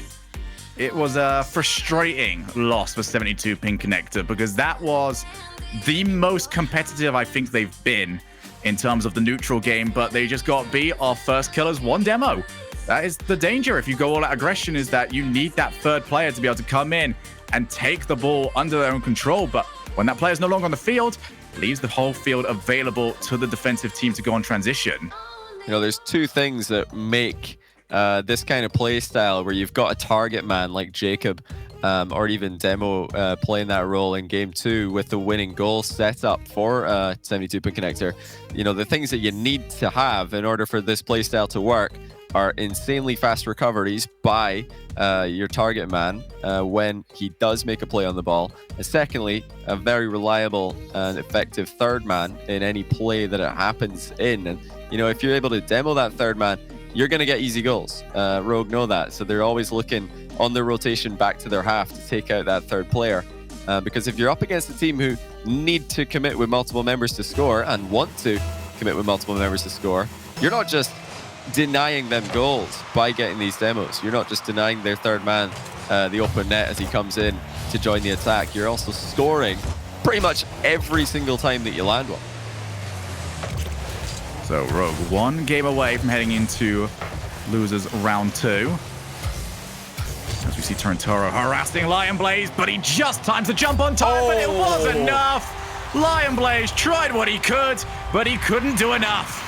It was a really, really tough stop here. Lion Blaze had to jump over Torrentoro, but it looks like he just jumped the wrong way. He's trying to pop that into the corner, get it away from danger. He's only put it into his own top corner, but the pressure was on. And it's certainly a forced error as Rogue go ahead in game 4. I think what I like most about that shot is it was straight down the middle, exactly where Lion Blaze was. It means that it doesn't give him any opportunity to add any angle, to push it out to either side. His only choice is to do what he can and add as much angle as he possibly can. But like I said, there's not much available to him as first killer to make it 2. Lion Blaze will be able to take that one over a little bit easier than last time. Now for the backboard. Demo already around, but target man Jacob was already removed from the field as first killer has just been removing the next player from 72 pin connector every single time he gets the chance. Always a close chance there though, as the near post saves Rogue. But they did have most of the goal covered, I think, and now they've got a chance to look for first killer in that far post position. Kronovi accidentally getting too many touches in the ball. Now Jacob looking for the backflip pass, but that's saved pretty easily by Torrentoro. And overall, it looks like Rogue are they're looking more confident. They're playing much faster than they were in the last 2 games. It looks like that last goal and the fact that they're back in control of the series has put wind in their sails. 72 pin connector still in this one. This is not a game 1 3-0 lead. This is just 1-0. And Rogue have to be careful not to let any of these misplays creep back into their game. They don't want to throw away another lead like they did in game 2. First killer. Trying to get something done on the ball, but not quite as effective as when he has been off the ball. As you see him again, darting for Lion Blaze. It's going to be so frustrating now because it's been both Lion Blaze and Jacob that seem to be the targets. And we do see Lion Blaze now on target. He didn't aim for the backboard, and I think that caught Rogue out. And that is a rare sight. A Rogue player getting beaten to an aerial ball. Torrentoro just couldn't quite reach that one. It was awkward for him as he came off the back wall. A great speed and accuracy by Lion Blaze. And right as we get to halftime, Rogue's lead is gone. 72 pin connector back in the game. You know, last time that this happened, Rogue didn't respond all that well. Let's see if 72 pin connector can capitalize. Kronovi is going to be forced to half flip for this one. Half the game still to play. First killer off the ceiling. He's got no passing options. Instead, chooses to play to the corner. Probably the right option. Means that the transition is going to be a little bit slower from 72 pin connector. He can still keep turning around, keep pressuring the ball. Kronovi off the wall to Lion Blaze. Looks to take it under his own control. Good challenge win. It's going to be awkward for Kronovi and Torrentoro. Almost like a double commit bait of sorts, but Rogue simply did not take it. Kronovi runs out of boost as he aims to take the shot. Kronovi doesn't have an option, but he's got someone bumping in the back corner. And Rogue almost managed to just flatten the defense before they go for a shot. It's looking like some Heat Seeker gameplay right there. Torrentoro, the bump man, who also might happen to redirect the ball if it comes his way. It wasn't on target, thankfully for Rogue. Thankfully for 72 pin connector, I should say. Luckily for Rogue, it isn't a Heat Seeker, so hitting the bar is not in fact going to shoot the ball at your own goal. This game is really calmed down. It looks like the strategy that 72 pin connector are going for is that baiting play that we talked about after game 1. They're looking for 50-50s to draw members of Rogue out of position. That is how they scored the equalizer this game. And you know, looking at the 50-50 mechanics that they've got in their team, I think it's a really good choice to try and bring Rogue players to you. Let the ball do the work. Going for the backboard again, but Rogue simply are just not making the mistakes that 72 pin connector wanted, but that was close. Only takes one right now. 72 pin connector do need this next goal if they want to process to the next round of this tournament. First killer levers a shot and Demo Cat pushes up high, but here's Rogue opportunity to pound. First killer still bumping in the background. Just had a couple of dominoes that he was to keep pushing around. That's going to be the danger of 72 pin connector. They like to keep all their players back, but that leaves them wide open targets. As here we go, first killer, open net, and he's got another one. And just like game 3, it's an open net on the counter-attack. The only difference is that this time, He didn't have to demo a third man. That was just complete miscommunication by 72-pin Connector. They have not identified who the third man in that play was supposed to be, and everybody is just driven away from the ball. And it'll be another frustrating loss for 72-pin Connector unless they can get something going now. But time is not on their side. 30 seconds. Jacob, he's going to have to try and keep Demo around. Lion Blaze has been bumped. Means he's got to try and find him though off the backboard. Torrentoro cannot react to this Demo Cat. It wasn't in position for the original shot. Here is Jacob over the top of one. Can't get the block on number 2. And first killer will look to waste as much time as possible. 10 seconds left. This is it now. Last chance for 72-pin Connector. And it doesn't look like there's a clear-cut one. Oh, suddenly the ball's ricocheted through to the near post area, but it's still pretty comfortable position for Rogue. Demo's got his work cut out for him. He can't do it. And Rogue will take the series 3-1. 72-pin Connector are eliminated from the Spring Series. And you know, it started off with a very impressive showing for Rogue. After that, they really had to grind and work for it. But overall, I think the better team definitely won at the end of the day. That huge misplay by 72-pin Connector, letting them down at the end there. I think anything I could have said going into today about Rogue is that their gameplay looked incredibly smooth when they get the opportunity to do so. But outside of game 1, they did not get the opportunity to look smooth in that series at all. That was as close to a bar fight as we're ever going to get into a series of Rocket League. That was scrappy, but it was fantastic at the same time. But off the ball, first killer was just brutal. Yeah, I love to see that. Like I said earlier, I'm all about the demos. I'm all about those off the ball aggressive plays. So you'll love to see it, or well, at least I do. Maybe not everybody does, but I would expect to see more of that from Rogue later in the tournament as well. Well, I can still vouch that I would prefer to see double tap Johnny or double flip reset Johnny, but you know, apparently you're still not fully on board with that. But I hope you guys at home will still be on board with us as we come back from a quick break.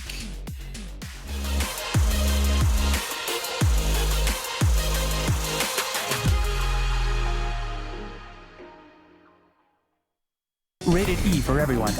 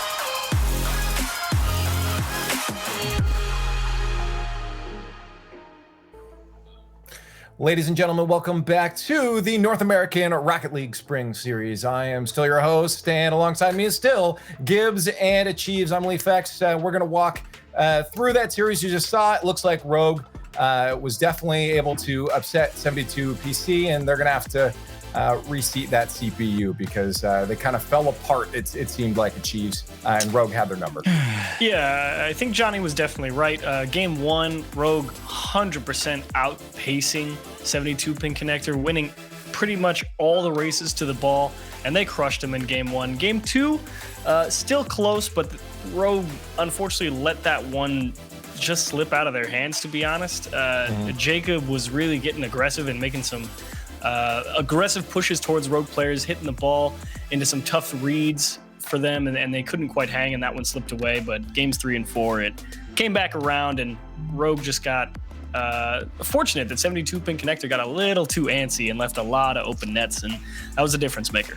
And that's the most unfortunate thing, right? Game 2, long overtime, they take the win, which is great. You can hang toe-to-toe with these guys, but then Game 3, we go... That plays a demo, so it's not a huge deal for that wide open net. That happens from time to time. But then Game 4, demo's moving up the field for no reason at all. Another complete wide open net. You're hanging toe-to-toe with an RLCS team. You cannot give up these freebies. Yeah. That's exactly what happened. Now for Rogue, now that 72 is out, they're done from this tournament. Their spring series journey is over. They made some money on the way, so I'm sure they're pretty happy with even making it to this point, and getting some games in with these tough matchups. But for Rogue, looking forward, how are we feeling about Rogue's performance, Gibbs? Are you feeling like this is a Rogue that is set to now make a really long lower bracket journey, or are they still figuring things out on day one? It's hard to tell, right? They played rival series competition, who obviously excelled in the qualifiers, then came into here, and they took care of business so far. But now they're going to be going up against only RLCS teams probably throughout, and it's going to be a tough road. Like, I do like what I see from them when they have space. We see First Killer make some phenomenal plays. We see Turinturo, some great passing as well, but they need to create that space, and that's where I worry about them going forward. Well, speaking of space, let's head over to the gaming station with SSG and Charlotte Phoenix in our next matchup. Charlotte Phoenix falling down to NRG, taking a game off of the series and honestly holding it relatively close, looking pretty solid with their lineup this tournament. Space Station Gaming, way weaker than we thought. Achieves, they lost 3-0 against Pittsburgh Knights earlier today, and that's not exactly a result you'd like to see out of SSG. Yeah, definitely not. But to be honest, their biggest drawback was really just poor defense. They missed a lot of clears off of what for them are 100% routine plays, and Pittsburgh Knights were able to capitalize on all of them. So I think if Space Station fixes just the weird defensive mishaps and just the general quality of it, Charlotte Phoenix has another tough fight. But Charlotte Phoenix, to be fair, we're looking very good versus NRG. Now, my issue is obviously we talk about Space Station's defense not really showing up, and maybe some of those defensive errors can turn into offense, but their offense didn't do anything either. They scored 2 goals, and over their last 3 series, they've scored 5 goals in 10 games. They need to find that offensive spark once again. They're about to play Charlotte Phoenix, who just held energy down, where we had super long overtimes that are 0-0, 1-1. So the defense from Charlotte Phoenix was great. So now you're going up against a team that right now can't find the back of the net. I expect these games to be very low scoring, and we'll see another 0-0 overtime here. It just comes down to, can Charlotte find a way to create that offense when they are given those opportunities? We didn't see it much versus NRG. Now against Space Station, you expect Space Station's offense to wake up a little bit at some point, so Charlotte's going to have to find that edge. Yeah, Chiefs, I think there's a reasonable chance right now that Space Station could be ending their journey earlier than I think most people themselves, fans included, would have thought.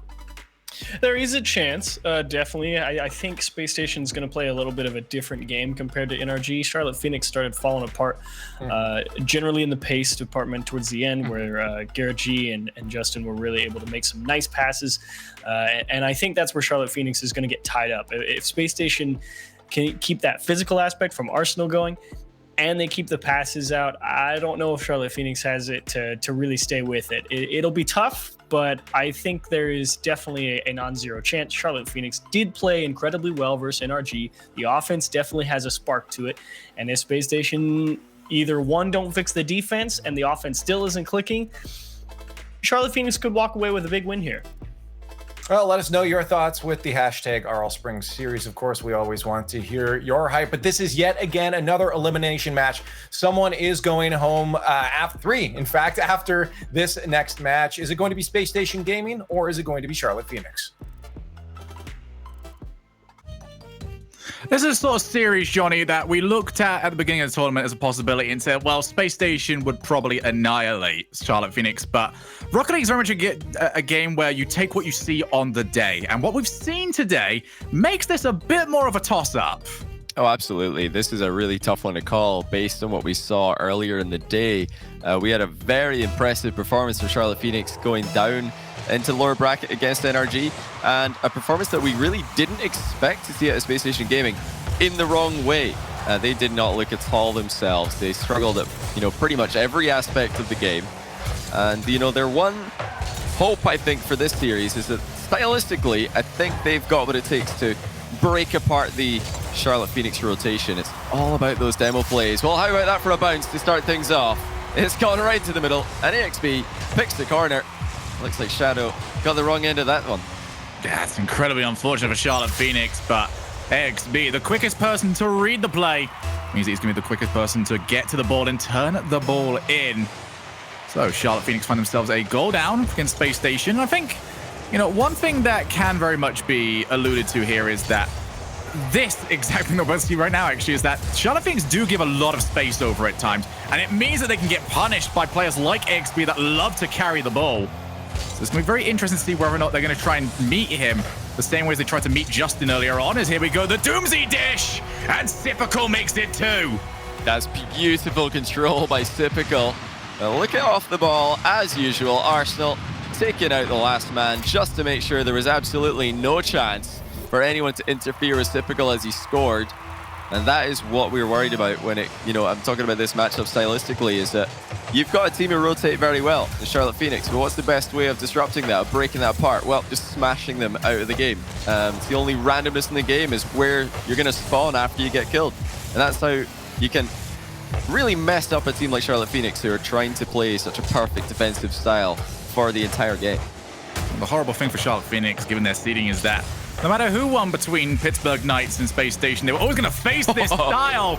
But now they're facing a Space Station Gaming that look like the team that were worthy of going 8-1 in the RLCS League play. That's some brilliant reading of the play there by Sipical. He saw exactly where Arsenal was going to land downfield after his previous play on the ball, and he just hit the ball straight at him. Arsenal able to redirect it on target with a good bit of pace as well. And that's the perfect start for Space Station, the perfect way to bounce back from being swept into the lower bracket. And this is a nightmare for Charlotte Phoenix because everything is going so horribly wrong. They're already conceding more goals in one game than they almost did in the entire series against NRG. So Space Station Gaming, this is the version of them that we have not seen since regionals. It always seemed to be that whenever there was a challenge put in front of them for the big game, they weren't quite able to live up to it. Well, right now they are living up to it with their tournament lives on the line, a series that they must win, and they are dominating Charlotte Phoenix in our opening matchup. Looking even better than Rogue did against 72 Pin Connector not too long ago. Here's AXB. Didn't quite get the block. But Charlotte Phoenix, I mean, what do you even do here, Johnny? You've gone down by 4 goals. There's still so much time left in the game. I guess you still got to just go for it.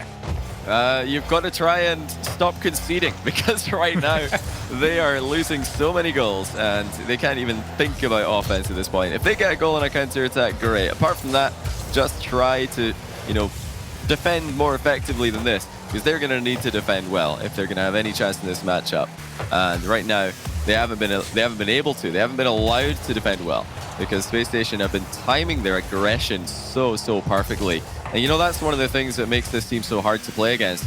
They don't just go for bumps and demos in offense. They wait until the perfect moment, until the shot is about to come in, and then they go for it. It's all about timing, and Charlotte Phoenix have learned that the hard way today so far. Hammer over the shadow. He's trying to at least find out how good as they see a demo come through. Wonder Mike should turn this in. That's 1 goal back, still 3 needed. An uphill climb still yet to go, but at least they've got 1 foot on the mountain. Well, that's pretty good timing by Wonder Mike. The exact play that we're talking about in Space Station Gaming's offensive arsenal, no pun intended, is utilized by Wonder Mike to get 1 goal back. And, you know, this is what they can really go for this game. Just try to, like I said, stop letting Space Station score. And then, you know, pick up goals if they happen. You never know. Maybe a comeback is possible, but they definitely shouldn't go too hard hunting for it, because confidence is one thing you don't want to give to Space Station right now. They're already floating on quite a lot of it after taking 4 goals in almost a minute of gameplay. Shadow, that is a great challenge. On the end of his own dribble, Wonder Mike couldn't quite put too much on here. If he was challenged on his way to the ball. That is a great bump, though, from Arsenal. Straight down the middle, flick. XB's not going to get too much for that one. It's just so fun watching Arsenal's play. If you just lock onto his camera, he's like always hunting. He is permanently on the hunt for players to eliminate from the game. And you know, when he's not doing that, he's probably upfield waiting for a pass. Super entertaining player to watch, and Space Station are a super entertaining team to watch when they play at their best. I think there's some players out there, Johnny, that we look at and say, okay, for us Spectre at the very least, this player is just a diamond, because they're always doing something. They're never not involved in the place somewhere trying to make something work, and he definitely fits that bill. And I really wonder how many, you know, professional players really think about that when they're playing the game or when they're trying to train for the game.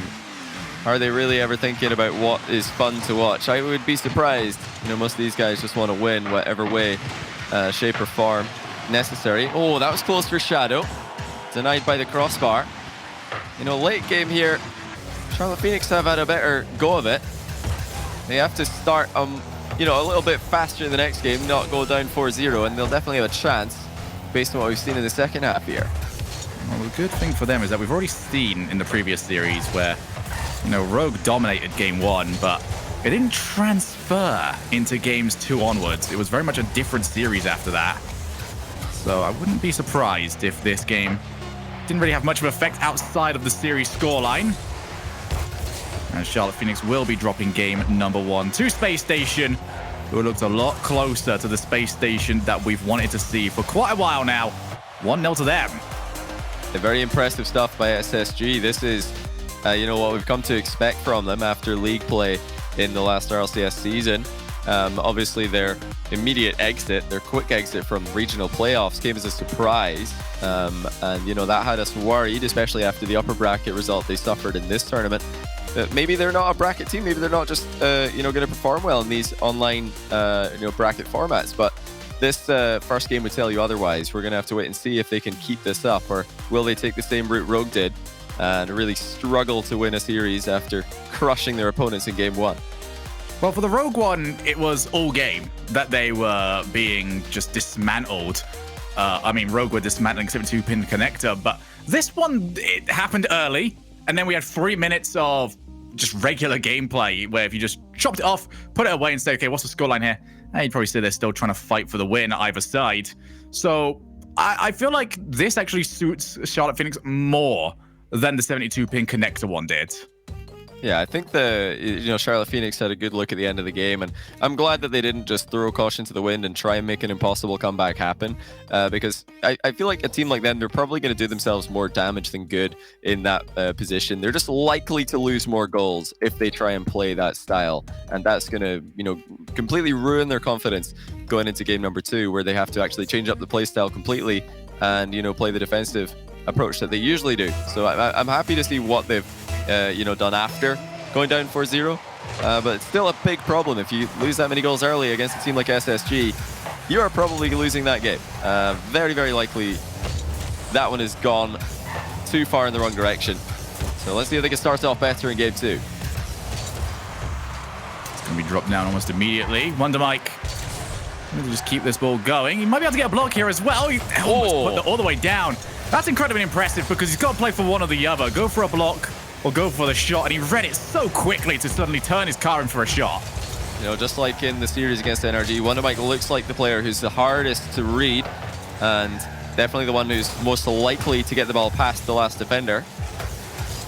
That's what, you know, they need to do. Just rely on one or two players to get involved in dismantling the defense, and then get Shadow to come in for the finishing touch. Gets a lot of goals. They're not always too crazy, but usually in the right place at the right time to apply that finishing touch. Arsenal over to his own corner. Karma's going to try and block. Ends up blocking Arsenal's car instead, which I suppose equally works, but what does not work is slamming into your own teammate. And that will give Space Station Gaming an easy way out. Now trying to control the midfield. Karma pops over to WonderMike. Needs to try and continue off the corner. Gets a good touch though, and that means Arsenal's out of the play. Karma could have done putting that on target, as Shadow had to completely change where he was on the field to try and move into the ball. Space Station Gaming find themselves on the back foot. WonderMike with another tap down, but Arsenal gets to the ball, and it gets there in the rotation, which means they can get so much more power. As WonderMike bumped into the ball yet again. And pretty much what we were saying though, what we were expecting though, Johnny, is that because Charlotte Phoenix were able to slow down the last game and stop the bleeding of sorts, this game is looking a lot better for them.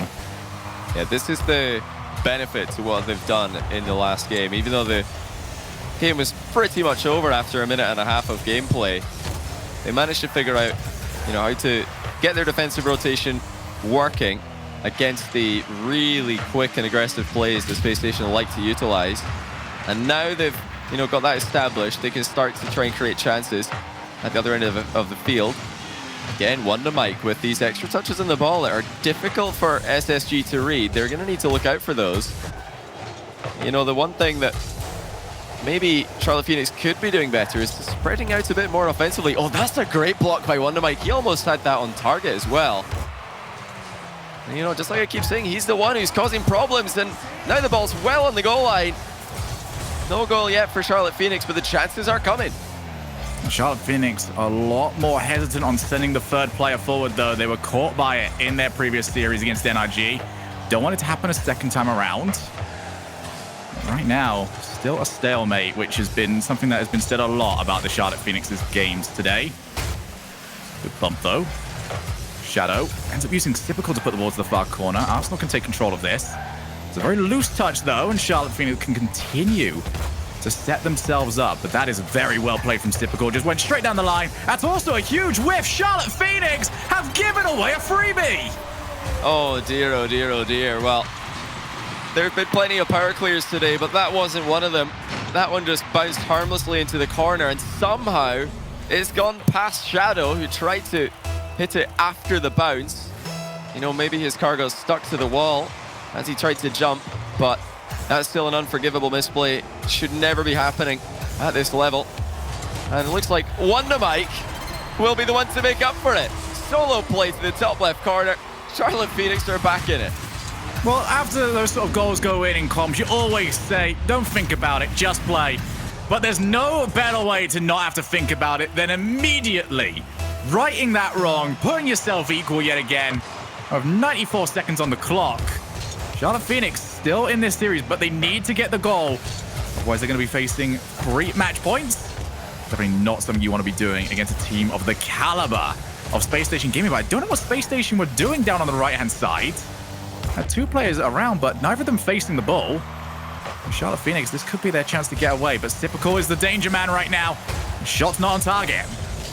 You know, the power is really letting down SSG at the moment. A lot of hits are just lacking power. There could be more in the attack from them if they can just time their contact a bit better.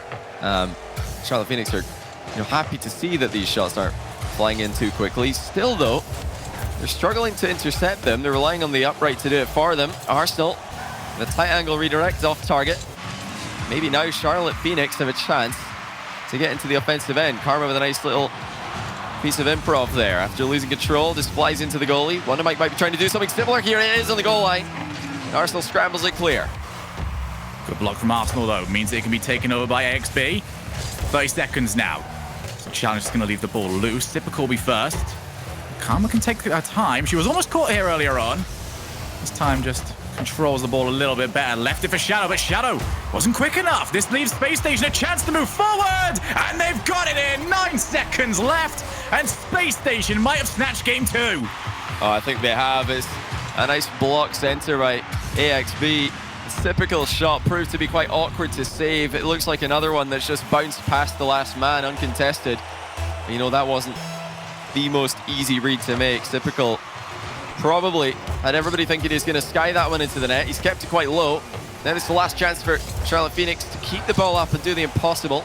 It's going to be very hard to do, though. It's going to bounce into the ground. And now they've got the same task that they did in the NRG series. They have to win 3 in a row against one of the best teams in any RLCS. So, Johnny, the last game we can definitely forgive the corner goal that went in. That was a very difficult to read bounce.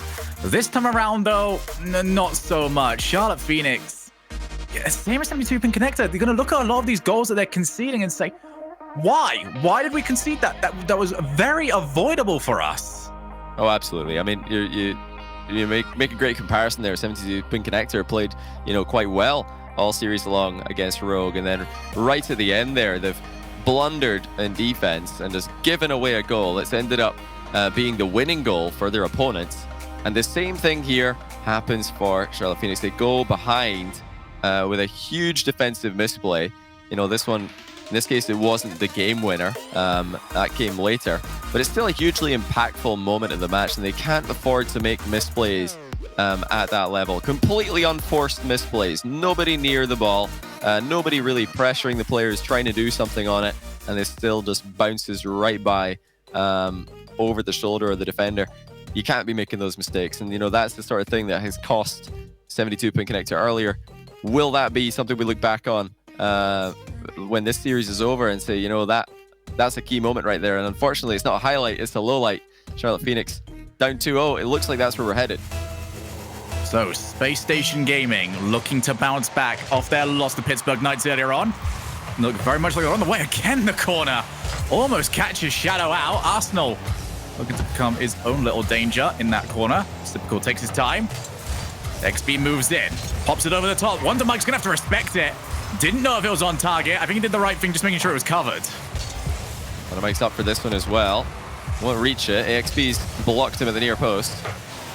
I'm impressed with the decision making in the near post by SSG. They're gonna struggle with this one though, as it just falls across into the box, and there's no one in goal.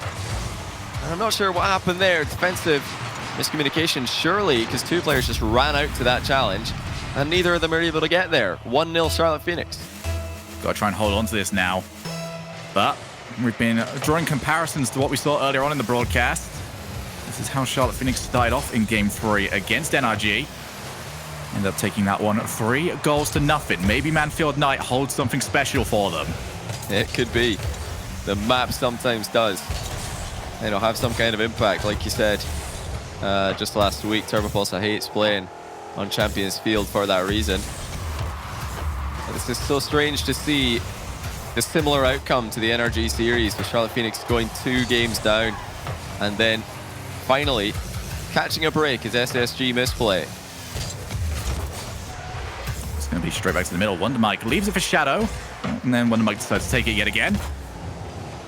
But smart play, though, from Charlotte Phoenix. They don't need to rush this right now. It's all up to Space Station Gaming to come looking towards them for the goal, and come looking for the goal. They certainly will. XB off the backboard. Can't get it off the crossbar. Arsenal's going to loiter forward. And Shadow with a huge block. Gets rid of the danger. Karma looks to transition down to the other side of the field. Couldn't get the boost, but almost gets a set. Shadow's now by himself, and Arsenal recognizes it, but he couldn't get the ball under his own control. Space Station Gaming, though, showing their teeth with those few plays, letting Charlotte Phoenix know that just because you've got the ball out your own side of the field doesn't mean that we can't put that pressure right back on in an instant. Exactly. With a player like Arsenal on the team, you always have that option. You always have somebody who's running rampage downfield. Just because somebody is making plays off the ball in one moment doesn't mean they can't be very much involved in the play in the next. We saw that earlier on when Arsenal landed downfield and got a redirect on target. That one's off and sent along by Karma. SSG are poised though. They've had opportunities to score, and now they're just waiting for the next one. They're looking for the opportunity to create it. Going to the middle, it's cleared well by Wonder Mike, and so far, Charlotte Phoenix are spacing themselves out in defense. They're not sending 2 players at 1 ball. They're not whiffing like they did last game, so all is well for the time being. Still see Space Station hooking around, looking for demo plays. Not pressing too hard with their initial attacks. They're just looking to get a couple of players out of the way as AXB just had the pincer looking to go for that shot. That's a huge miss from Wonder Mike. Shadow reacts quickly. And that is a quick mop-up of a little bit of a spill from Wonder Mike. 2 minutes left. Karma now up. AXB removes the shot. We've got a 2v1. Wonder Mike takes the ball up to the air. That could be a good setup. Here is Shadow. Beat to the ball, however. And AXB to the other side of the field. Charlotte Phoenix are looking for these counter-attacking goals, but they need to be very worried because they've used 2 players for each of them so far. We've seen a couple of times where Space Station Gaming have the chance to just, you know, attack the final defender. Yeah, any demo on that last defender would be devastating. We have just 90 seconds left in the game now.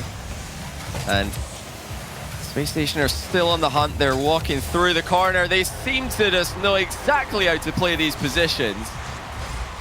And once again, they get the goal from the near post as it just bounces through everybody.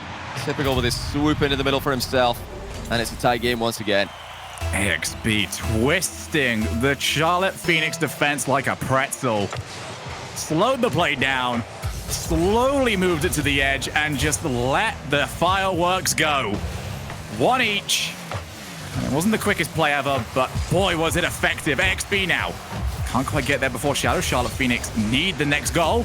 Wonder Mike, flip reset. He's got it past 1. Wins the challenge against 2, but Sipical reads the play well. They're still not out of dodge. Karma with the shot. 2-1 lead established for Charlotte Phoenix. And once again, it's Wonder Mike who's making the plays to just get SSG in a panic, get them out of position. He draws 2 players into the ball there, and then the ball comes back into the middle for the open net shot. And you know, how many times are they going to need this guy to step up and make something happen for them? It was last game as well as they equalized. Well, here he comes again. It's another flip reset set up. No double touch this time. Absolutely crazy stuff out of the new man on the roster. And SSG are coming back. They're still on the hunt for another late game equalizer. It's been so dangerous because we get a lot of 1v1s for Space Station Gaming. Double commit though, but they've won the challenge. And Shadow will be happy to see it rolling off the backboard where he can just slowly play it to the midfield. Wonder Mike had to make sure he won that challenge, otherwise there's going to be nobody left for his side.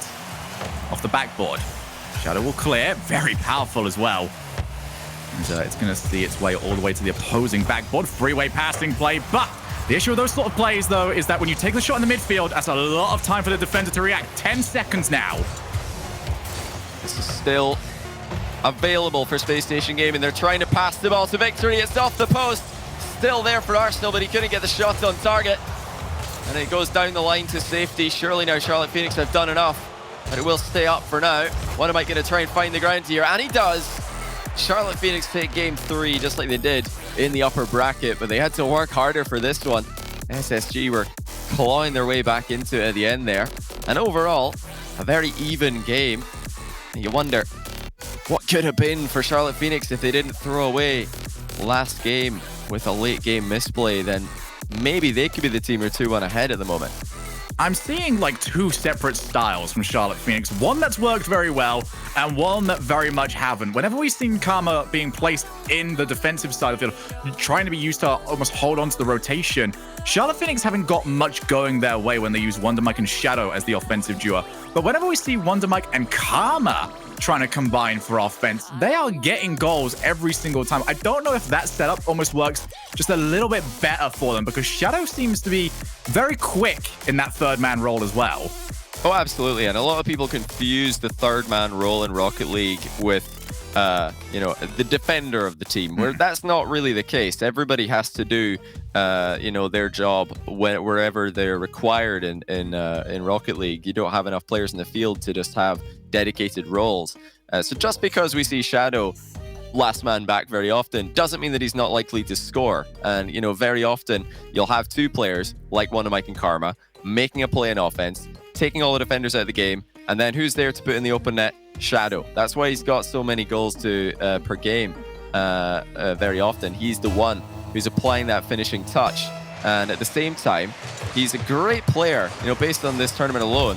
We've seen that his spacing abilities are really fantastic. Able to, you know, pressure the ball without taking himself out of the game, and able to apply challenges at the effective timings to make himself relevant in pretty much any defensive play. Wonder Mike looks for the top corner, nails it immediately, and Charlotte Phoenix have done something this game that they couldn't do against NRG. They've started game 4 off hot. Wonder Mike is becoming quite the offensive problem for SSG. The confidence is clearly there for this guy. You know, it might not have been earlier when they were down 4-0, but it's absolutely at an all-time high now. And Shadow's going to try and join him. Double touch, uncontested. And that goes in for 2-0. The Charlotte Phoenix are popping off. Beautiful.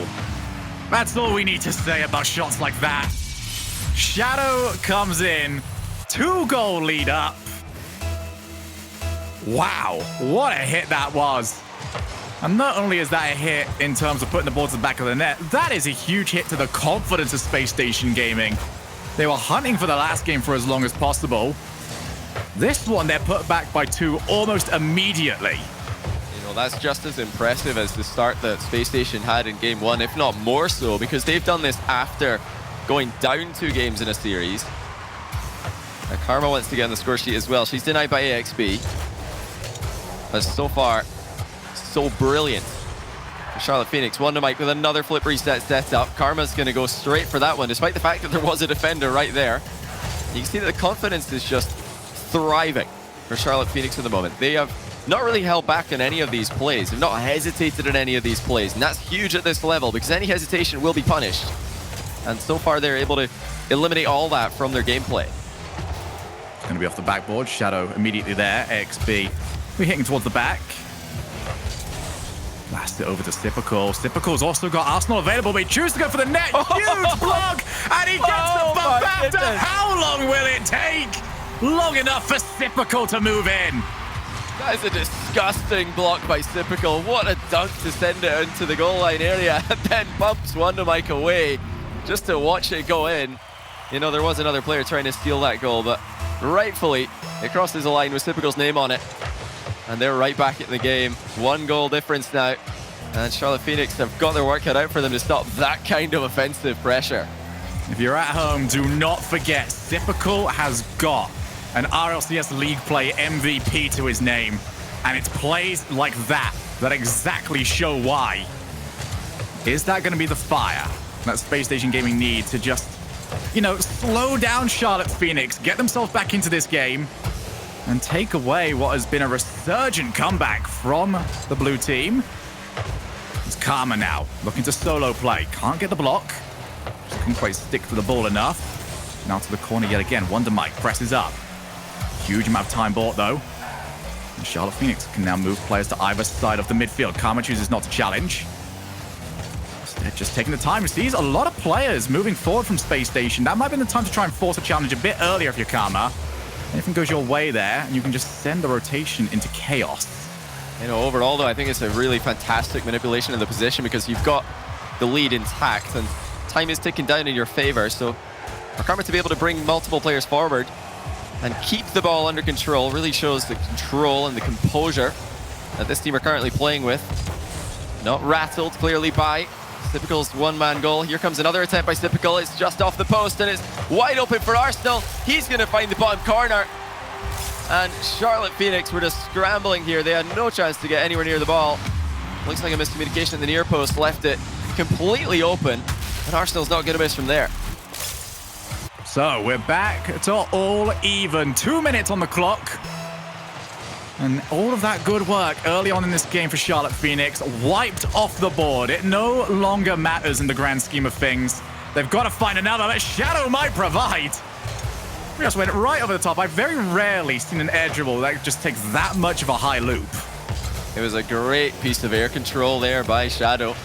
But he was denied. He ran out of boost before he could fly into a block. Now another chance that's well intercepted by Wonder Mike.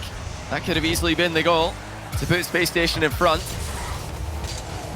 Really, it's anybody's game. Space Station stretching out Charlotte Phoenix now. They've got them spread out all over the field. There are spaces to pass the ball towards. And EXP is now looking for a bump on a goalkeeper where Arsenal comes in. And it's 3-2 to SSG. The comeback is complete. Yeah, they just keep causing panic for Charlotte Phoenix defensively. Karma can't win the challenge. Arsenal completely reads the play. And he and the rest of Space Station Gaming have been outstanding since they've gone 2 goals down. Charlotte Phoenix now chasing. You know, maybe that middle goal there was the one that Charlotte Phoenix could have prevented, but the first and the third were just brilliant from SSG. Blind pass from Arsenal towards Typical now. It's intercepted off the backboard. Wondermike is downfield, and what a touch! Oh no, he's actually just faked it. I thought for a second there that he made contact, but actually, the miss is just as good, because surely he had the defender looking at him there. Sure, and he certainly did. XP's pre-jumped, anticipating a redirect, and the ball's gone under him. I can only imagine just the shout of leave it the moment that they noticed that XB was on his way back. 3-all. And this game just will not settle down for us. We still don't know if we're heading into game 5 or if it's going to be all done here. We're going to find out very soon, though. Arsenal taps the ball up, and here's going to be the issue so far for Charlotte Phoenix is that they've been chaotic in defense, but they've also got this sort of opportunity now. Shadow can take his time, but Arsenal wins the challenge as he's done so many times this series. Both these teams very happy to take the first touch and transition into an air dribble. It almost might come down to who can do the best job with it. There were passing options there for Charlotte Phoenix. They didn't go for any of them. Maybe that was the right choice, but it might not matter if they can sneak a goal at the end of the game anyway. They're still in a pretty good position here. Arsenal's going to demo Karma, though, and that's usually a bad sign for Charlotte Phoenix. Whenever Arsenal's making contact like that, typical contested early, or else that would have been the winning goal. Final few seconds of game 4. Space Station looking to win it all right here. Charlotte Phoenix want game 5. Gonna drop down. Karma's move for it. Incredibly aggressive, and any sort of bad bounce could have led to Charlotte Phoenix losing it here. But here we go. We've all talked about how bad the overtime record is for Charlotte Phoenix. Can they turn it around here and keep themselves in the spring series? Well, they're fighting for their tournament life now. They did get one overtime win earlier against NRG, so they've broken the streak of bad results in that regard. But their record still stands, and it's not a good one. SSG looking to take all their experience and all that they know from past experiences just like this and use it to their advantage here. They've really got the pressure on Charlotte Phoenix at the moment. Shadow will keep the ball at the side of the field. Typical with great control. Tackled early by Karma. Charlotte are clearly not going to go down without a fight here. They're not sitting back and waiting for a misplay. They're really pressing, looking for advantages as well. But that's where we've seen issues pop up for Charlotte Phoenix, that they can overcommit in these situations. Shadow, the last man back. Wants to play over to the wall. Does pick up 100 boost, though. That's going to mean good things in the long run. But these sort of blocks are where Space Station can create their opportunities. The consistency of Space Station from these positions is truly astonishing. Every single time that somebody's flying in for an aerial, they always get the block on it. They always come out with an advantage. You can't really call it luck in a 50-50 situation if one team is winning every single one of them. And the game is quieted down now. Both teams fully boosted up and ready to do battle. Shadow can't catch up onto that hard clear. Something that Charlotte have done brilliantly today is just pull those hard clears out of the pocket every now and then. Oh, suddenly Wondermike spots an opening in the near post. Charlotte Phoenix do it in overtime. We are going to game 5. And an uncharacteristic mistake as well. Arsenal just finds himself too close to the ball, and it goes flying over the top of him. Ladies and gentlemen, we are going to Champions Field. We are going to game 5, and now both teams are on the chopping block. Charlotte Phoenix are 1 game away from completing the reverse sweep, and well, they've been far from boring today. No, far from it. I mean, these last 2 goals really just show you, how focused and how well Charlotte Phoenix are playing. The third goal, which some people might think is just a misplay gone well. Actually, I think Wondermike played it perfectly. Because that overhead redirect, his only goal in that play is to be really, really close to hitting the ball, because if he barely touches it, it's going to fly on target unbelievably quickly. And if he misses it, that's almost as good, because the mind game is a really powerful play in that position aerially. So I think this is a great play by Wonder Mike to come that close to hitting the ball. If he hits that hard, if he gets a solid touch on it, there's a really good chance he's missing the target. It's going to just bounce off the bar or into the corner. So that is actually a brilliant play. And they've taken... They're taking the result from that and turning it into a game win, playing off a space station misplay in the corner. It really is, a great series so far. I hope that Game 5 can live up to what we've seen so far. And now the ball's back in space station's court. Are they going to bounce back from adversity the way that Charlotte Phoenix did? I think you make a great point there, Johnny, though, that is that space station. Yes, they're not at their brilliant best. They're not the team right now that went 8-1. But they're not far off it. Charlotte Phoenix have been forced to rise to the occasion today. And rise to the occasion they have definitely done. But this is going to be the danger the whole way through this game. Individual brilliance that can lead to team plays for Space Station Gaming. They just need one. And it could be all over as we see them swarming the offense. Yeah, Wonder Mike's solo plays really lit up the last game. And we saw several from Space Station as well. Every time the ball plays up in the air like this for a 50-50, you're worried for Charlotte Phoenix, because Space Station just seem to be so powerful in these challenges. This time, Charlotte Phoenix get away without conceding. Typical loses the challenge as Shadow moves forward. This is going to be so important for Charlotte Phoenix this game, as they need to keep these blocks coming before Space Station can get the ball under their own control. Over to the wall. Karma looks to follow, can't quite win the challenge, but it might be good enough to pull in Shadow. And Wonder Mike lands on the ball more or less, but they keep the pressure going. Any closer to him, he could have just put the shot right on target. Yeah, I don't exactly know why Wonder Mike was so close to the play there, but it almost worked out somehow. Space Station under pressure early on, but it's these aerial 50-50s and plays that are getting them pressure at the other end of the field.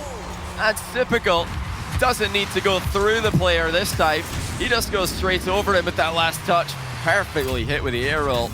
Space Station leading Game 5. Yeah, Karma just chose to go for the early challenge and just was not close enough. It's always going to be at a disadvantage when you get Space Station in those situations. Now they look to try and make it too. It's a good block though from Wonder Mike, who's already got himself 3 saves. We've barely even played a minute and a half of this game. Over the backboard, Karma clears and look to try and continue following up. Shadow's going hunting for Arsenal. Arsenal's pathing's good enough to keep himself away. Now across the face of the goal, Shadow takes his time, and that is good to not panic, knowing that AXB was on his way. Yeah, it's hard to beat Arsenal in his own game there. If anybody's going to know how to avoid a bump, it would be the guy who's always looking to do them. Space Station's so awkward in the way they attack. They're hard to defend against at the best of times, and this certainly isn't the best of times for Charlotte Phoenix. As the ball bounces off their bar over and over again, it's a poor clear by Shadow. Wonder Mike has to help him out to get rid of it. There's still only a goal in it, though. They were able to come back from this exact position in the last game. And they do it again. Win a 3rd game in a row against Space Station. What a result that would be. Right now, the clears are letting Charlotte Phoenix down. That's another one straight down the middle. And it's almost a double touch off the flip reset for AXB. But the scoreline remains the same. Still 1-0 in favor of Space Station Gaming. And Charlotte Phoenix have not had a response in this game to the air dribbles. They've barely even seen what the orange side of the field looks like. Got to get this going soon. We headed into the second part of this game. Typical for the block again, but Karma comes out on top. It's just a rinse and repeat for Space Station Gaming. Get ball, take it for an air dribble, force a challenge. If you win it, good. Move the next player in. If you don't, fine. You only committed 1 player.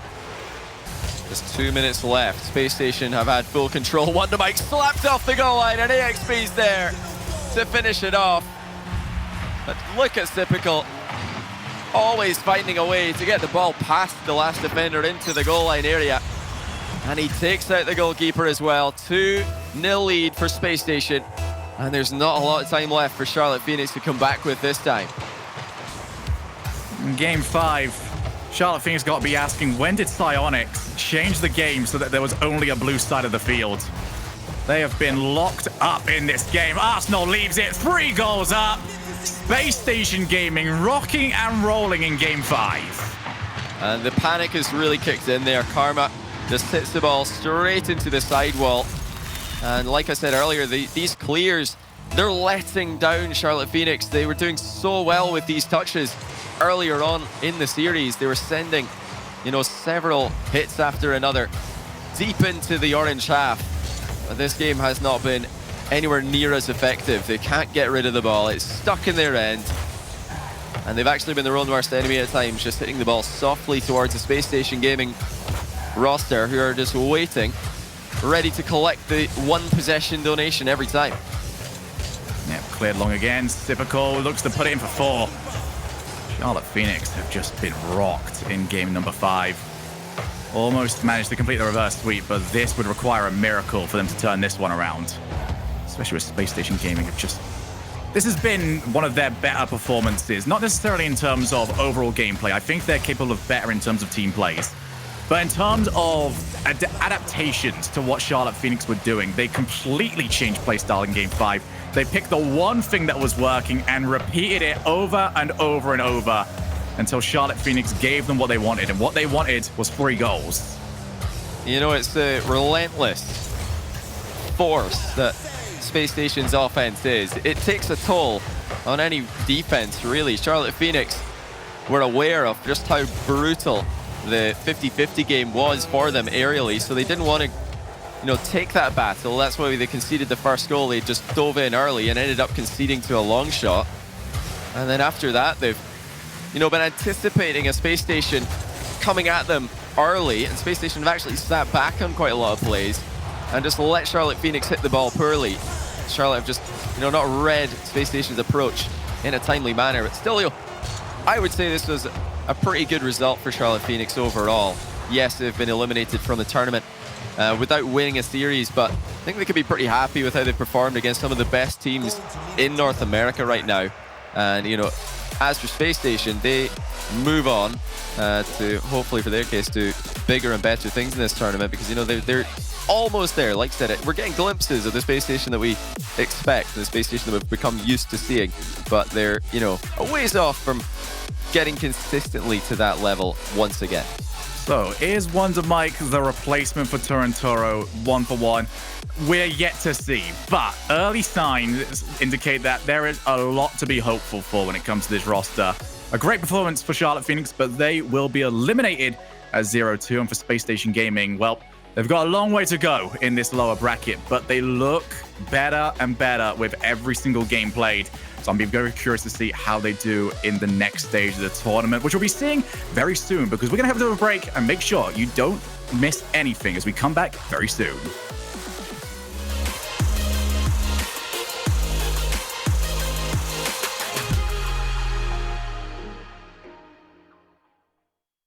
Rated E for everyone.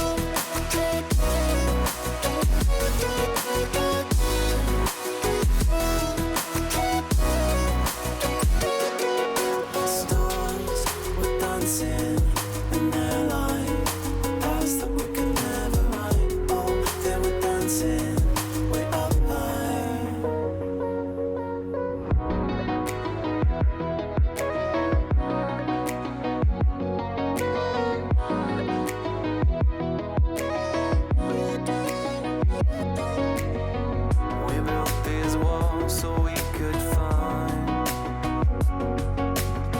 who could prove themselves to the waves of time.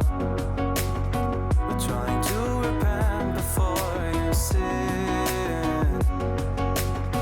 It's like giving up before you begin. Stars were dancing in their line, past that we could never run. Oh, they were dancing way up high. Stars were dancing in their line, future we will never run. Dirt on our feet was bone dry, it was bone dry.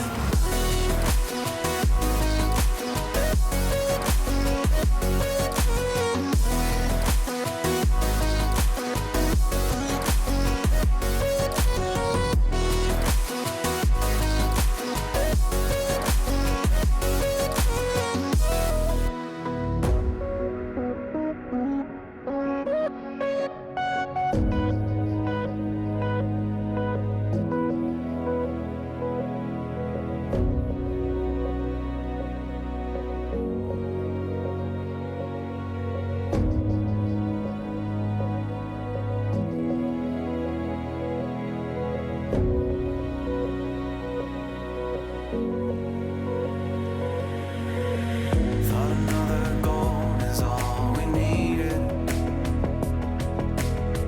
Taking second chances till we bleed. And when all love had been depleted, we had but no choice to concede. As the stars were dancing in their line, past that we could never run. Oh, they were dancing way up high. Stars were dancing in their line, future we will never run. Dirt on our feet was bone dry, it was bone dry.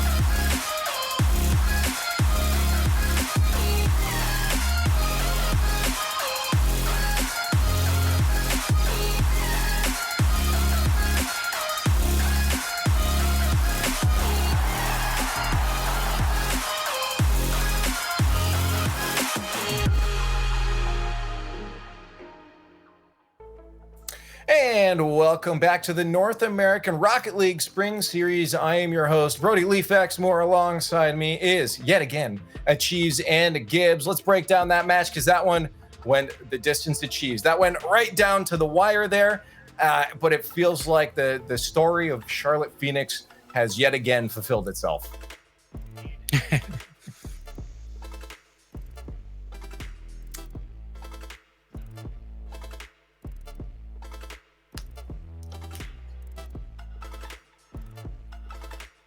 Mm-hmm.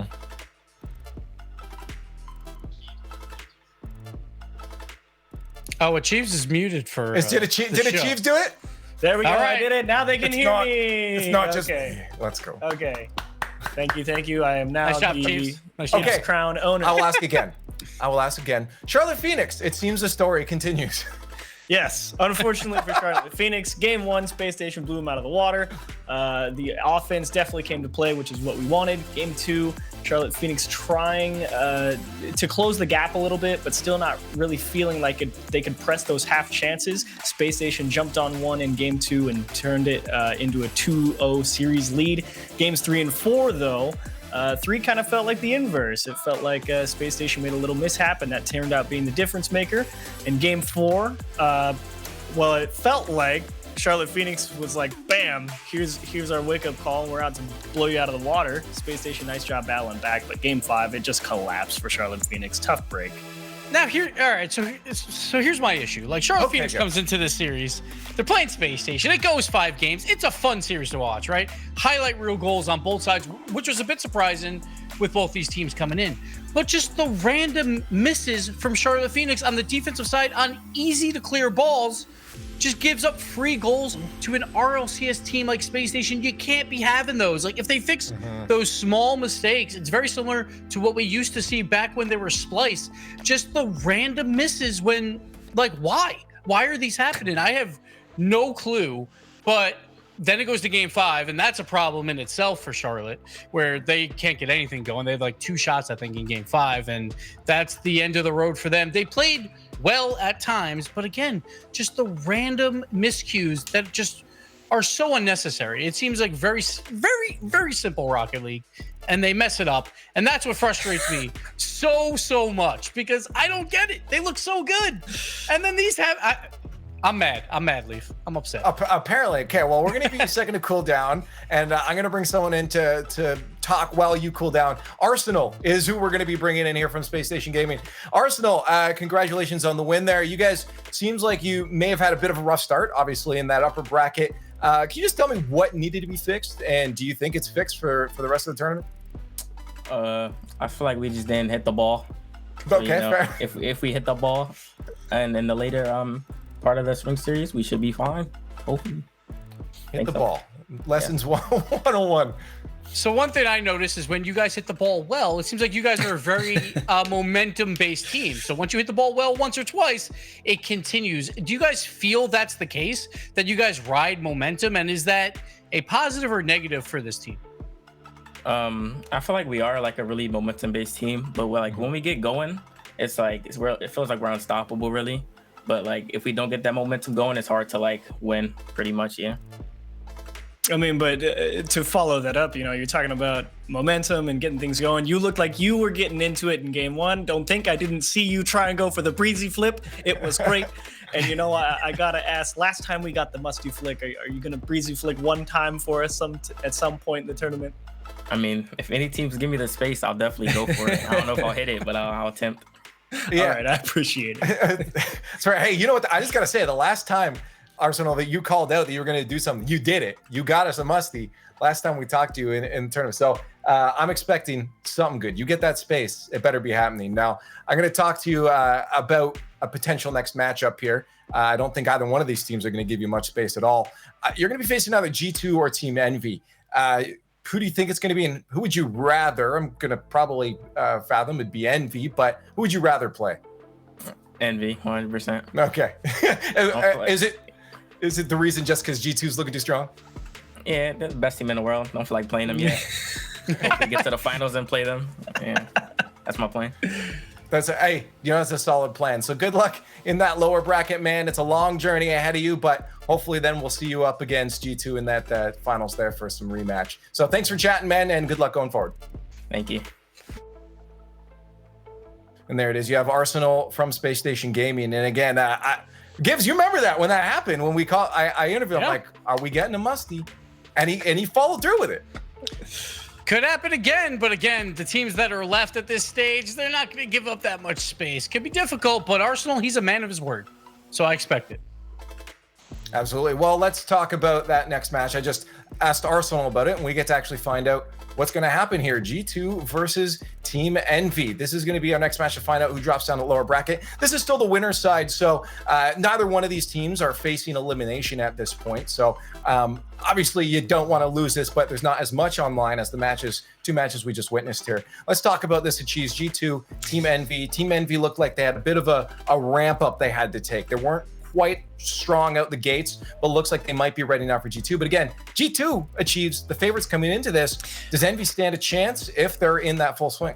It's tough to say. I think G2 really played a lights out series against Rogue. I mean, they were all over the pitch, a lot of pressure. Obviously, it was close versus Rogue. They had to work for it, no doubt. But the thing that was impressive about G2 was their ability to get in front of a lot of clears and continue to put the pressure on the defense and force them to play well. And the thing about Envy, I feel like the biggest asset on defense is Atomic and his ability to disrupt teams from building pressure. So it's kind of that, do you have the faith in one person to be able to throw off the offense just enough to allow your team to break out? And then can you turn it into a goal scoring chance? Now, here's the thing for Envy. They're the one team that has beaten G2 recently. Like now G2's on a 13 match winning streak outside of one series. And that was versus Envy for the Beyond Finals for the 10K. That was a bracket reset. Then G2 did wind up beating them. But then you also go back to league play when G2 was 5-0 at the time. They play back then Ghost and they lose. And that's when G2 started to fall. It seems like at least Envy knows how to beat this G2 squad while many others don't. We'll see if that comes to play. When they played back in league play, like it was a very sloppy series. It felt like everyone was trying to play a little bit too fast. And on G2 side, they had a lot of misses, while on the other side, Mist played phenomenally. So there's a chance. There is a chance here that this is one of those teams that can take down a G2 squad. It's a tall order at this point.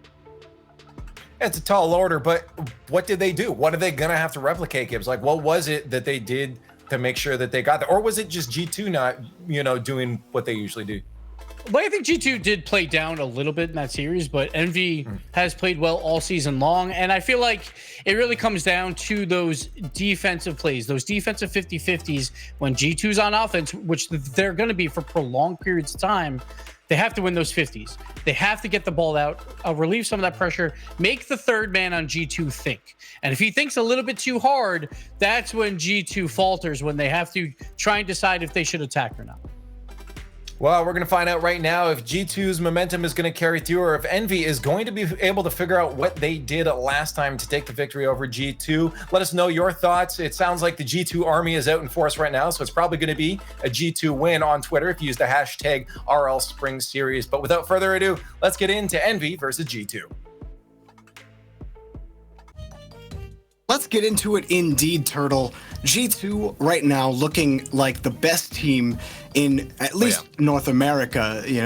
At the end of season 9, they won regionals. This team is looking in peak form right now against a Team Envy that's really still trying to pave their course through not only just the RLCS, but also all of these other high-level tournaments. Yeah, and for G2, I think that everything started out with risk management for them.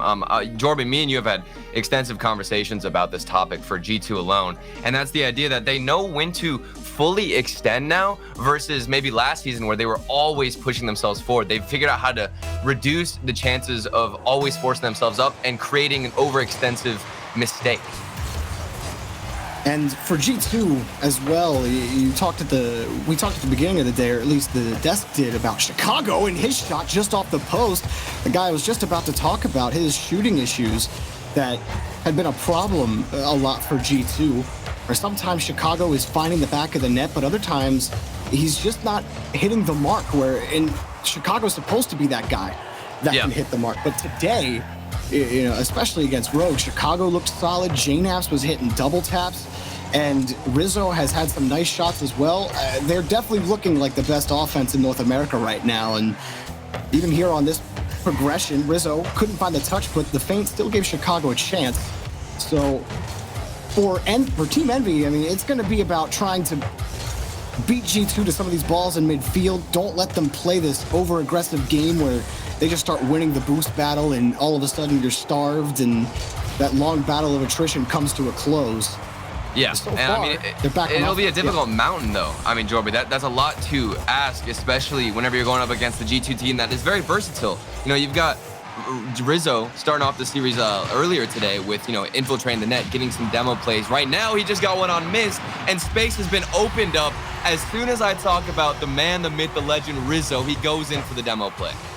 Yeah, Rizzo just hopping right on top of the defender, and he got Illusion too on his way out. So Rizzo, double damage on his way out of the net. That's exactly what you want Rizzo to do. James talked about it on the pre-show. Rizzo, effective as an enforcer. One of the best physical players in the RLCS. He showcased why there. And that's how we started last series earlier today with pretty much the same play. You could see Rizzo earlier on going in, infiltrating the net, really being annoying and inflicting a lot of panic on the enemy team. That's how you make a difference as a player. If you're not maybe the striker, you're not the assister, but if you can make a play where you don't have to even touch the ball, that is a class and a league of its own.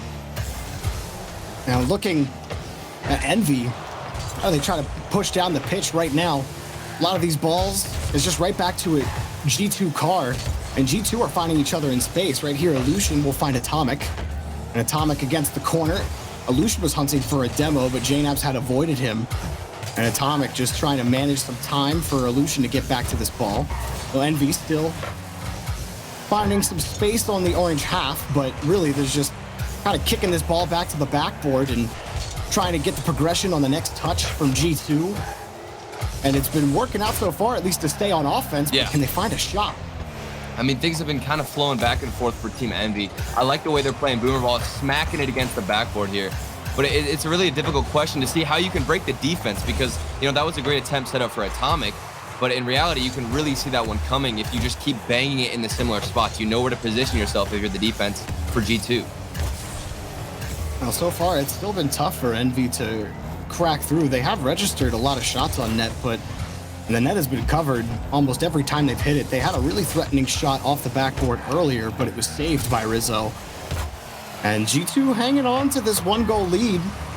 Been some good pressure from Envy. We'll see if they can keep it up. But it's been tough to crack through G2's defense. Yeah. There's a great there it pass is. from Mist to Atomic. They finally do break through, and we got a tie game.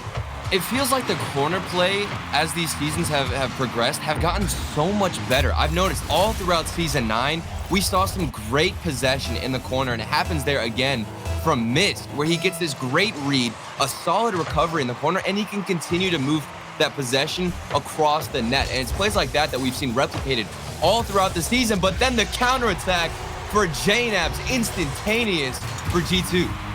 Yeah, this is the danger with G2. You try to push, but then you get a massive clear where JNAPS is already down the pitch. All of Ghost, I mean, they were inching forward. You're not expecting the ball to launch out of the corner like that, let alone JNAPS waiting in midfield low for it. And it's the fact that it was diagonal too, Jorby. Like most clears, I feel like in that corner are going straight no matter what, completely forward. But it's the fact that G2 clears across the pitch to their teammates. So G2 now having to play defense. Going back and forth here. Rizzo, long clear. And start will give G2 some space to start to take over midfield. Mist, if he has something to say about it, he'll win a challenge. Flip over another. And Mist doing a lot of work here, wrapping the ball around the corner and trying to create opportunities for his team. Ooh, that's a good back pass for Illusion. Atomic trying to get under it, but Rizzo is able to take the ball away. I like the idea there from Envy.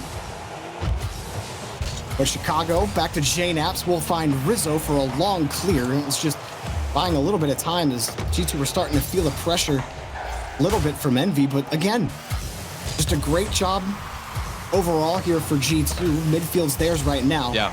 And we're just kind of, now they're playing the boomer ball here. I mean, it seems a bit flat-footed, really, from Ghost. As I'm paying attention, really, to where they are, it's harder for them to get those counterattacks that we just saw G2 get, because a lot of times we'll see all 3 players in the same line. Even look at this. Look at how they're rotating. You can almost draw a straight horizontal line across the pitch, and you'll find a player, if not all 3 of them, from Ghost. So you need to spread it a bit more and be able to counterattack when to move out. Oh, Atomic, he tried to square up to kill the ball, but he couldn't do it. Illusion, one more pass to miss. The that's it. It's going to be wide. And Envy were so close to tying that game, but G2, stellar defense is the name of the game for game 1. Without a doubt, but I mean, I saw a lot of moments where there was panic really instilled into a lot of the G2 members, and mostly when it got into the corners, and that's exactly how they managed to really get that initial goal, was missing the corner. They've been abusing that for sure, which is great to see. So I think if they can maybe, you know, play boomer ball where they're actually finding teammates on the other side of the pitch, that will be how they take at least a game off of G2. I mean, this started out really well for G2. First, this demo, the double bump here, you see chip solution, and it just prevents him from being able to get that horizontal angle he needed to get. It just launched him straight up into the air. But then right back, that was that good pass from Mist that you were talking about earlier, Turtle, and then right here, that clear just burned. But it's even weirder, here's though. The thing, Turtle. Well, let's hear it. Okay, what's weirder? What's weirder? I was just gonna say. Rizzo had 6 saves, man. That's what I'm saying. I'm looking at these stats here, and I feel like I need to be wearing glasses, because Rizzo had 6 saves.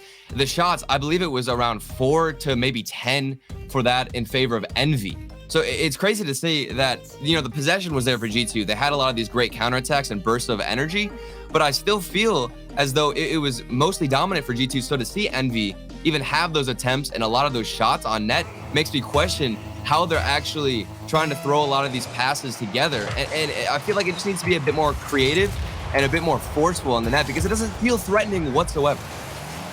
Yeah, getting locked into boomer ball for Envy, you know, it can work if you're winning the boost battle, and you know, sooner or later the clears will start getting weaker and weaker, but it just wasn't happening for Envy, and eventually you gotta throw some mix-ups in there. You can't constantly bang the ball high across the backboard and expect results when G2's defense is playing as well as they are. And J-Naps, he picked up another save there. G2 down the field, Rizzo in front, and he will just bulldoze his way through, but he didn't have to touch a thing. Literally breaking axles out here. Okay, Rizzo the fake, directly scooping himself under the ball. It looked like he was gonna get a little doink on the top of his hood, pop it up, go for maybe a nice little cheeky flick into the back of the net, but instead he decides to just not even touch it. And that's how G2 scored their first goal. That was beautiful. Easy little Sunday morning drive for Rizzo. And this is G2 again. Peak form. Another shot. Blocked this time by Mist, but it's high in front of the box. Low ball, or slow ball rather, was saved by Atomic. Oh, the bump. G2 just crashing forward. You see both Chicago and J-Naps close on that rotation. They knew that Rizzo bump was coming. They didn't get it through this time, but they've gotten through several times already, and they're still going for it. And you'll notice that even when they do go for those bumps and that overextensive play, there's always somebody back to make a save and stall for your teammates to get all the way back on defense, to find themselves a spot, and they can continue to move forward to get a solid counterattack. So the fact that G2 can manage to be aggressive and know when to back off is what makes the difference here. Well, speaking of knowing when to back off, what just happened about 8-10 seconds ago was Atomic, who could have had a potential risky challenge as the third man. Rizzo's going to pick up the goal, so it doesn't really matter. Atomic made a smart play earlier, but it was Illusion trying to make that save. Chicago just eliminates him. Yeah, everything this play really speaks Chicago, because he got that 50 early on. He forced it out, and then with the recovery, he knew, oh, somebody's right in front of me. Let me just take him out. Make it even easier on Rizzo, as he's been the cleanup so far for this game. So G2, again, in control, the driver's seat, the steering wheel, whatever you want to call it, all the things that are on that side of the car. It's G2's. And that's a long pass from Chicago to Rizzo, and it's off the crossbar, the post, but Rizzo still will be denied a goal as Mist and Atomic are combining to get it back to G2 territory. just nothing can materialize, and Illusion is demoed again. It's almost like everything is lining up really perfectly for G2. Finding themselves in rotations, they know when to go for these demos. You know, they have a great vision of the field as a big backboard miss comes out on the side of Envy, and G2 look like they're gonna run away with this as they even go for a double commit, but it doesn't matter when Illusion can't get that touch. Yeah, I mean, that clear was so hard and fast. You know, Illusion, he had to be perfect on his launch up to the backboard to try to even get a touch on it. And the miss just leads to an easy goal. G2, do they get a fourth with Chicago on the flip reset? No, Miss will pick up the save. Another quick pass towards midfield for Envy, and it's just been completely silent for this team. They've had one or two progressions where they might have caught G2 out on transition, but this keeps happening to them, where they just can't get back on defense. They can't make a play because Rizzo's making you look silly, and now he's coming for you, Miss. Look out, look out. Oh, and Miss just gets stomped, and he's still digging himself out of the ground.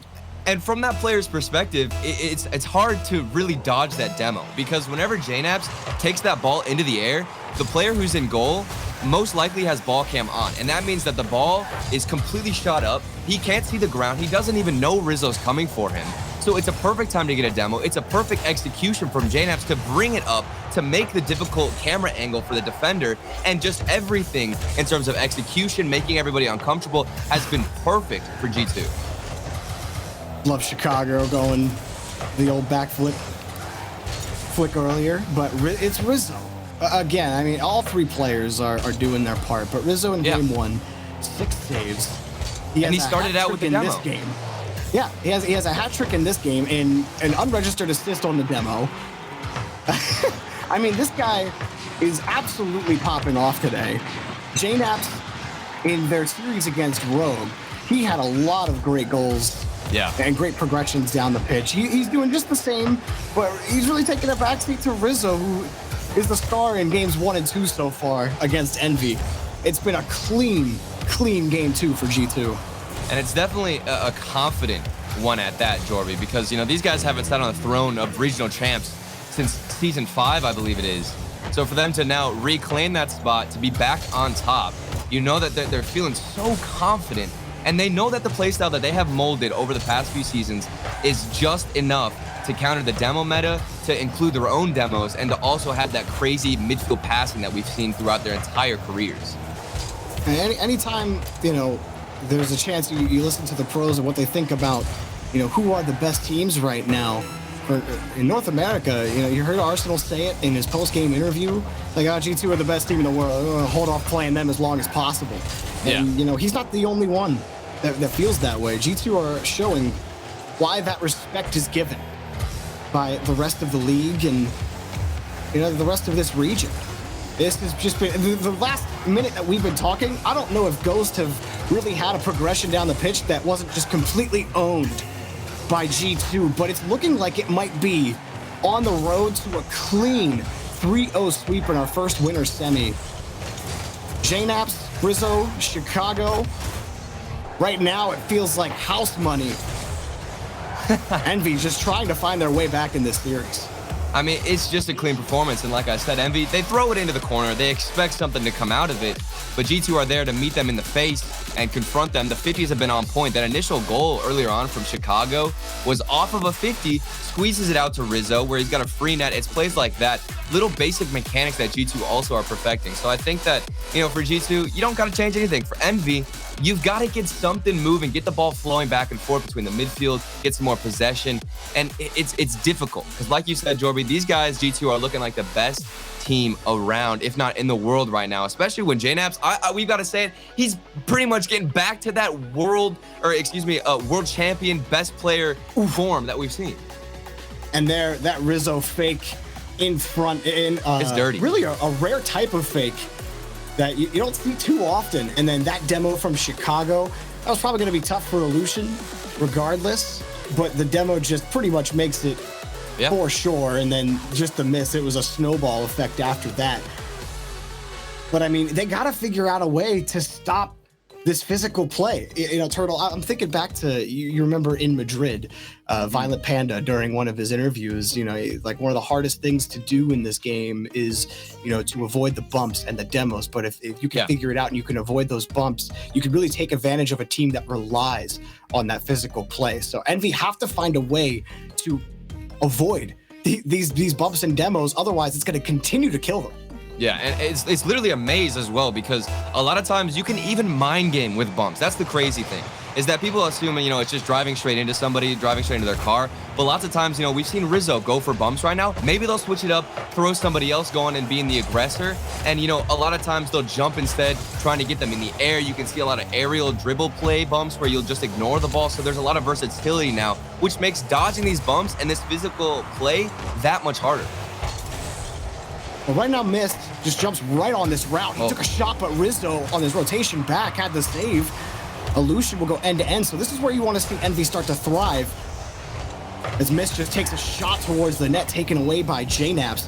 But if they can start to steal some of this boost, Mist does pick up that back corner. They have to keep midfield theirs, and they do a good job here as Mist gets down back to Atomic, sends it in front of the box. But Mist is just locked with Rizzo just to try to get to the ball. And they're back on defense. Rizzo has the net, and he's got a goal. Rizzo continues to pop off. Yes, sir. And it's great because you talked about dodging demos. Mist managed to get one player, but Rizzo expected him to go for himself, so he moved out of the way, went into the air, a free net to clean up, and he has just been the garbage man for G2, and that is one of the best compliments you can get, honestly. It's the cleanest. Oh, how about that shot, though, from Mist? Finally on the board. They haven't scored since game one. Look at that touch from Atomic. The backflip to get it off the backboard. That was a difficult read. And to manage to get it around that first defender, this is the start that Envy need. And maybe some more creative plays will be a little bit sparked here, as it's the mechanical side of things that they can really outmaneuver G2 on. Lucian taking out Rizzo on his way out. But Rizzo on the spawn just takes another shot at the net from midfield. And Rizzo still hunting. He couldn't chip Atomic there, but Atomic was feeling that pressure, and he gets on the back wall to make that touch. But now it's the clears. It's been an issue for Envy breaking out. When they do get into G2 territory, well, they're there for about that long, and then winning another touch. Chicago has been winning those touches in the thirds and in midfield. That one contested challenge that'll make the difference between having an extended offensive push and having to retreat. Here's JNaps on this flip reset available. No, but it will be taken away. Envy still trying to find the ball. I've been looking at the boost consumption a lot of times for Envy. I think that they struggled with in the past, but it feels like they're getting those corner pads in their own area.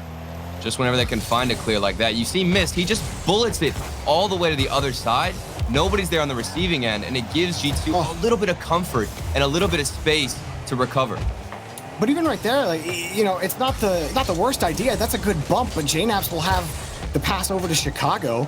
But Rizzo was the last man back, and you think, oh, okay, I can hit this with power on the backboard, force Rizzo to have to make a play. Well, the problem is, for Envy, Rizzo is making the plays on defense.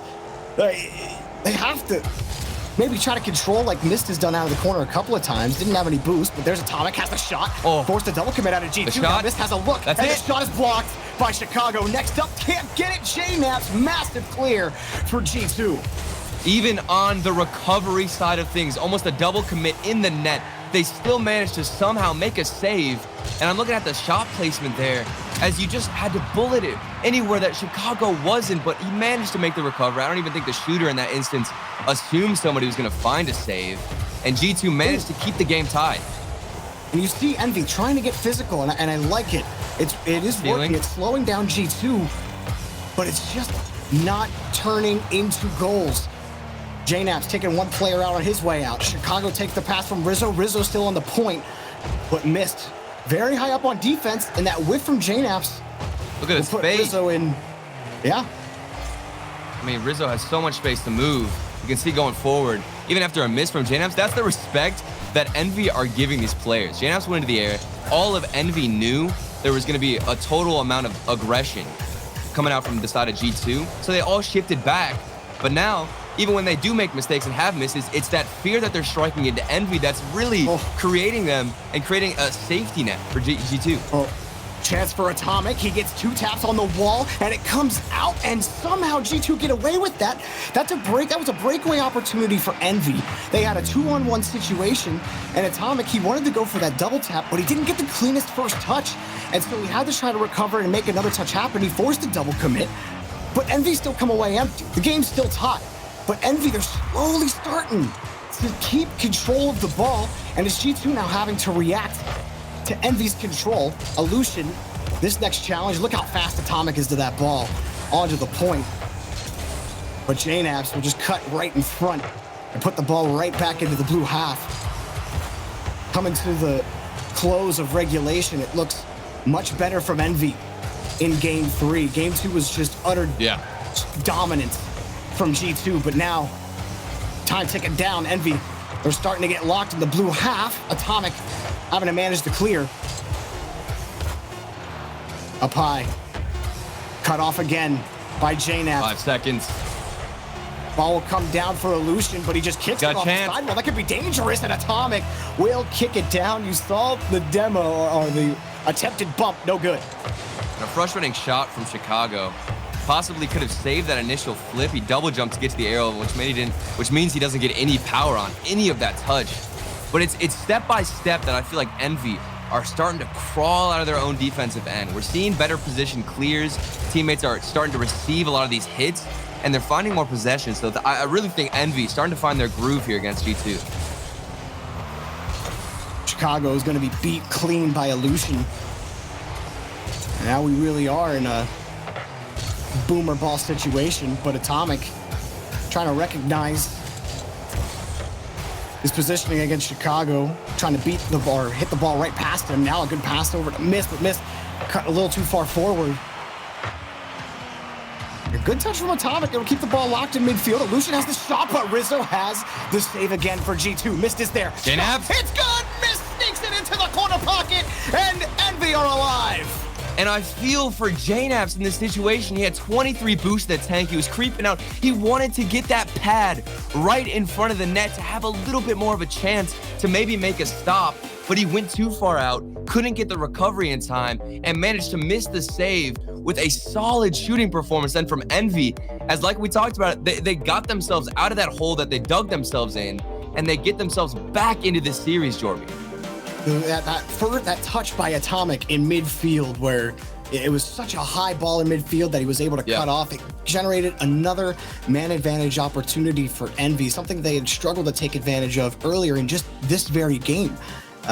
Rizzo, another 3 saves, but it just was not enough. That was an excellent shot from Mist to end the game. Yeah, and it's touches like that. We just saw it in the replay. In the midfield, you can see that somebody on the side of G2 actually managed to beat somebody into the air. But then on the other side, where Envy started to pop off was in the midfield. It was Atomic, like you talked about, Jorby, who was winning the challenges. So that's how important and how crucial it is to getting up to that midfield challenge early. The fastest player in that situation is going to create, obviously, the most amount of chances for his team. So at this point, it feels like a challenge of speed.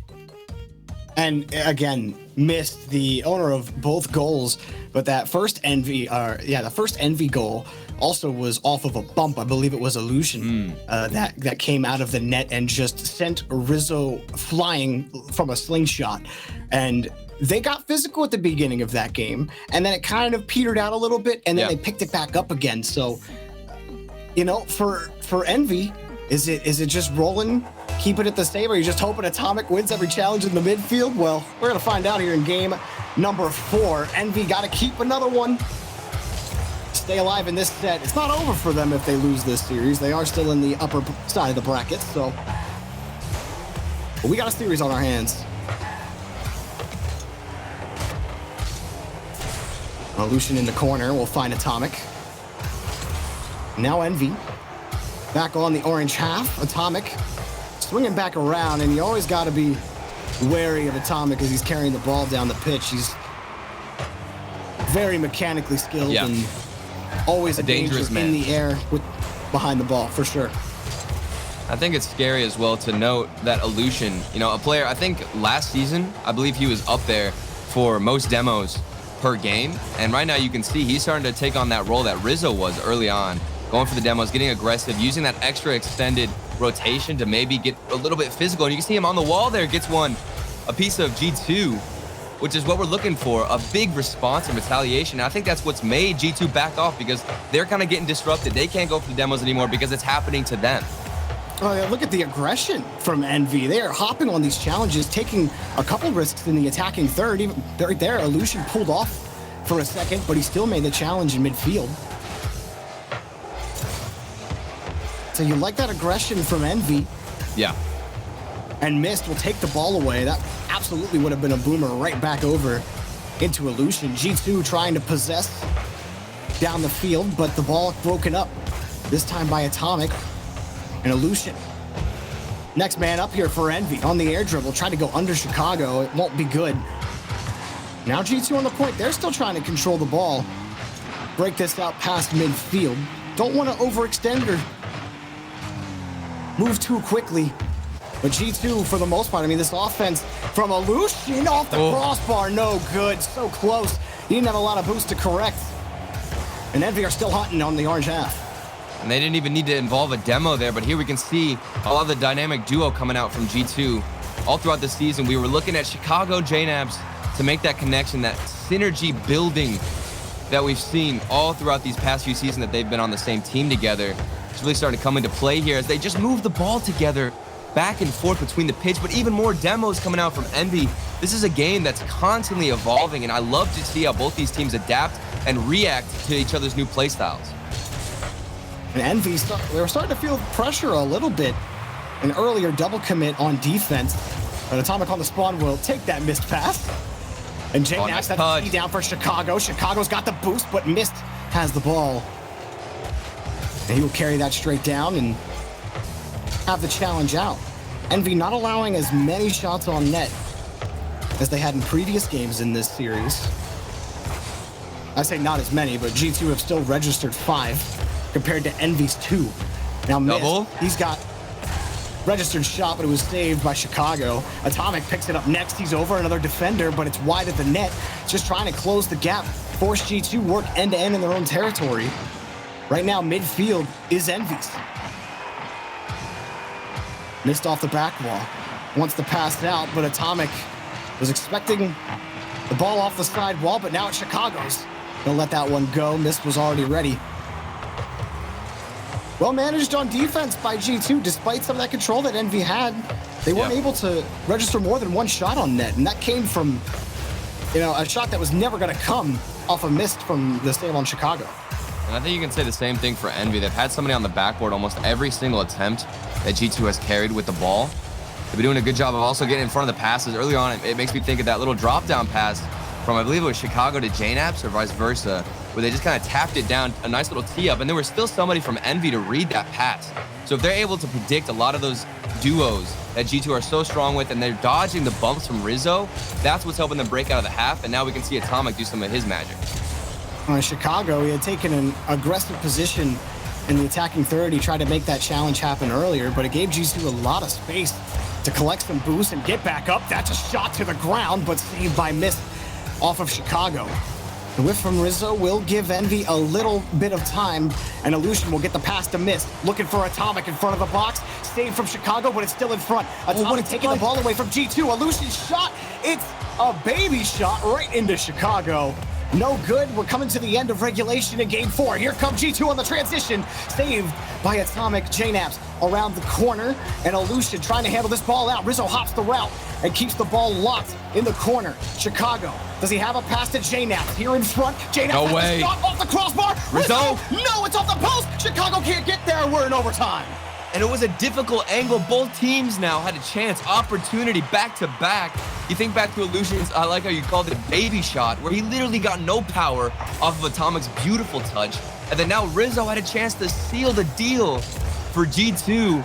And yet they both walk away empty-handed. So chances given left and right. Space is there. It just comes down to who's going to take advantage of it. It's a game of inches right now. It's off the backboard. The shot is good. Chicago will win the series for G2. JNAPS off the backboard to Chicago The synergy is there. The duo is still remaining here in North America as the champs who sit on the throne continue to move forward in the spring series. This was a fantastic series, Jorby. I loved Envy. I think they showed up when it mattered. It was just too overwhelming for them from G2. Yeah, I felt like game 2 definitely got away from Envy, but other than that, it was absolutely a close set. The problem where I think Envy really, where it got them was the physical game. I think that was the real difference here, the difference maker, Rizzo. Just stepping up big time in the first 2 games of this set, having a lot of great saves. That Envy, they had a couple of nice shots here or there, but for the most part, it was a struggle to even get to the G2 box. So, G2, they remain the team to beat right now, in my eyes, in North America, and I think most people's eyes, Turtle. It's 2 clean sweeps for G2. I won't say clean, but it is fairly clean. Yeah, and I mean, the great thing about G2, I just want to iterate, is that it feels like they have roles on their team, but it's very natural.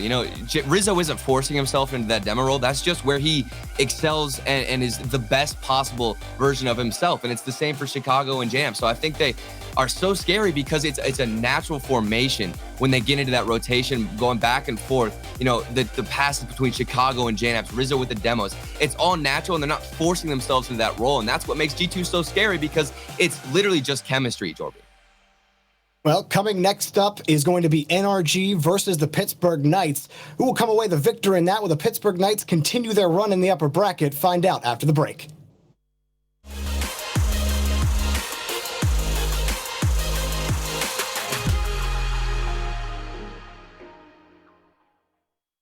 Rated E for everyone.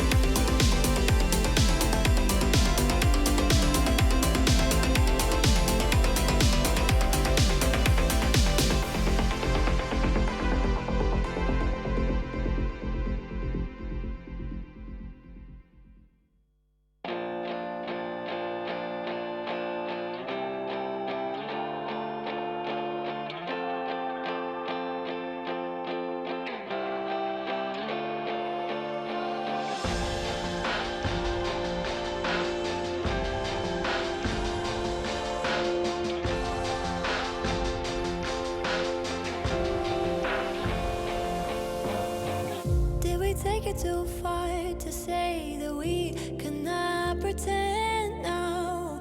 Was it never enough to have just everything you want?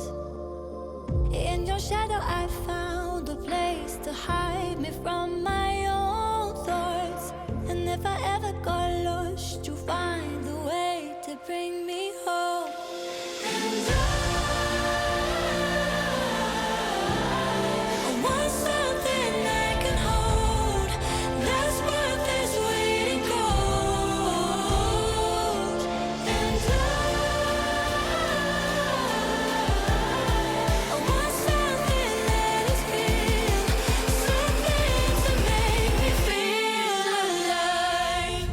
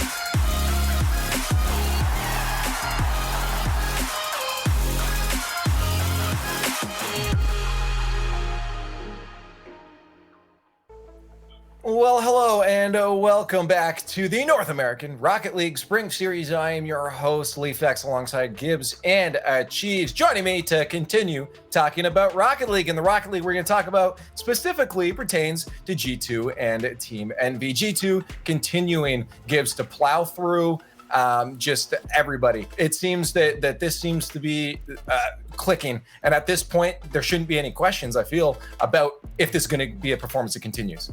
We should just listen to Arsenal all the time. He's like, G2 is the best team in the world.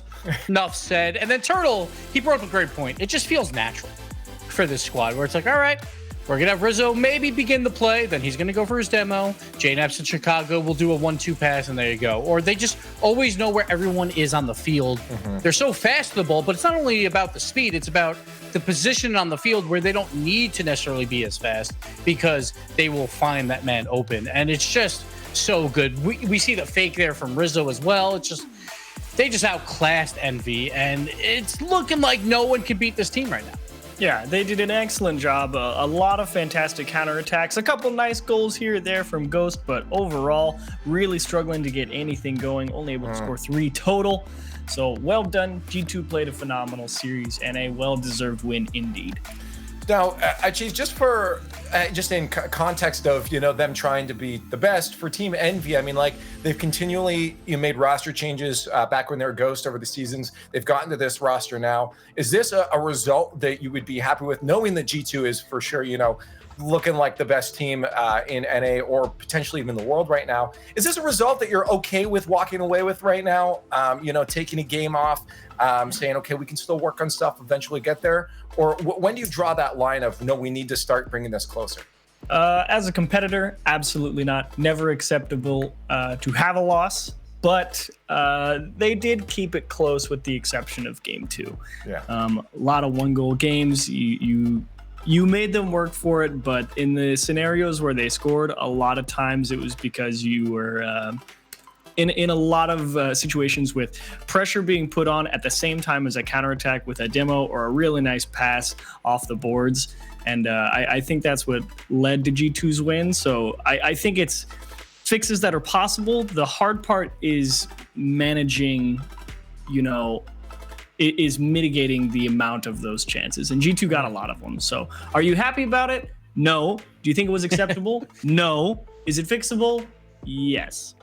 I don't know. I mean, Gibbs usually is I would think he's in disagreement with that. He says quality losses, baby. So hey, I think normally I'm a quality loss guy too. Normally I'm a quality loss guy too, but no. Okay, but no. Well, you know what? We're gonna bring someone else in to see if he thinks that Gibbs is right this, or if you're right on this, Jeeves. And that's gonna be Chicago from G2. Chicago, congratulations on the win. Is this a quality loss for Envy? Hey Leaf, how are you? But yeah, that's a tough one. I think Envy's. You don't have to answer. I mean, I think Envy's just the start right now. I think the org behind them is kind of a big motivation boost that they needed. Yeah. I think over the next couple of weeks, you'll see them really start to maybe change their playstyle, tweak a little bit, and they'll become a lot better than what they showed today. Yeah, I mean, on that note, then they're going to have that pressure to push them forward. For you guys, we talk about you guys being these favorites in this tournament to win the entire thing. Does that expectation from fans and everyone that's watching add weight to you guys? Does it help motivate you? Do you just block it out and just completely ignore that? What do those expectations do for you guys? Honestly, I think we still look at ourselves as the promotion tournament team. That's something to prove. So I think we never think, oh, we're the #1 team in the world, we should be winning this, or #1 team in NA, whatever. I think we always come in thinking we're the underdog and thinking we have to play our game to win.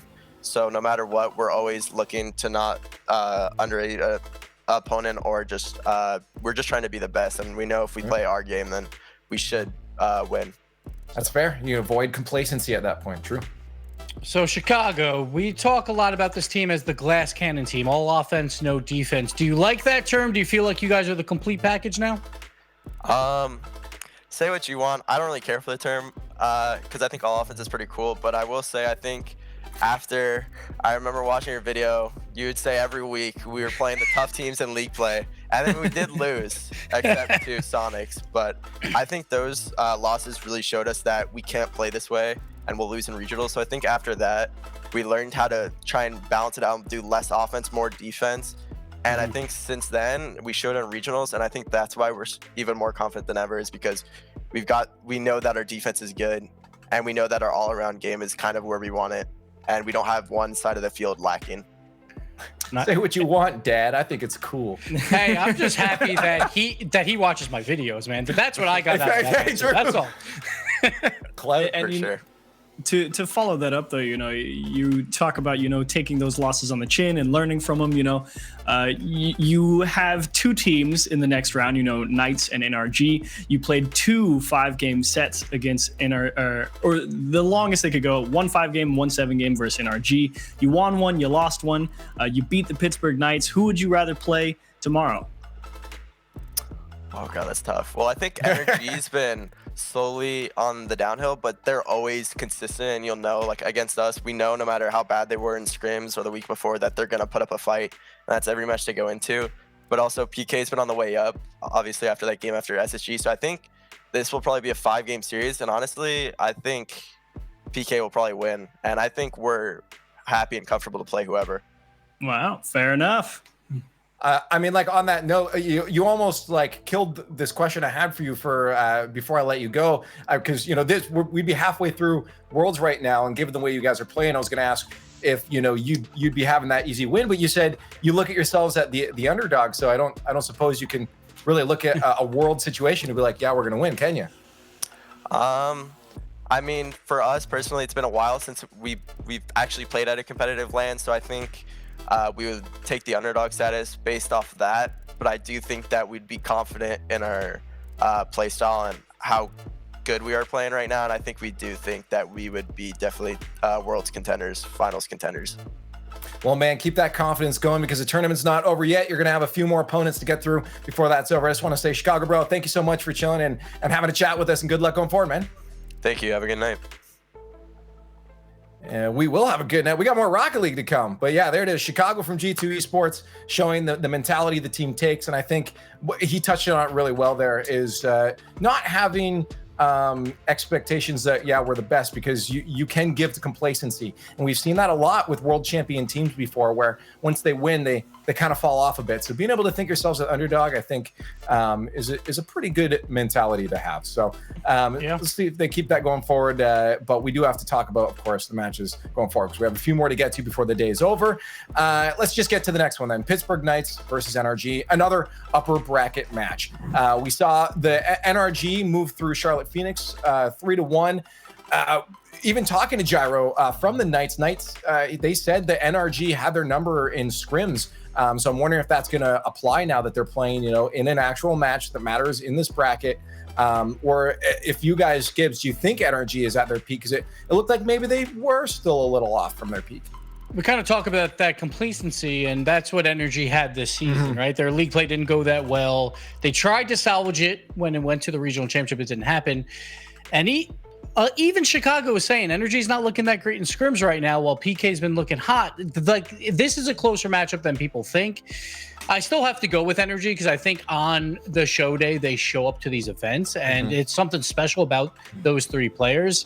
So it's hard to back PK here, but PK, they've won 4 matches in a row now through the qualifiers and through this bracket, and they're all sweeps. So they're on fire.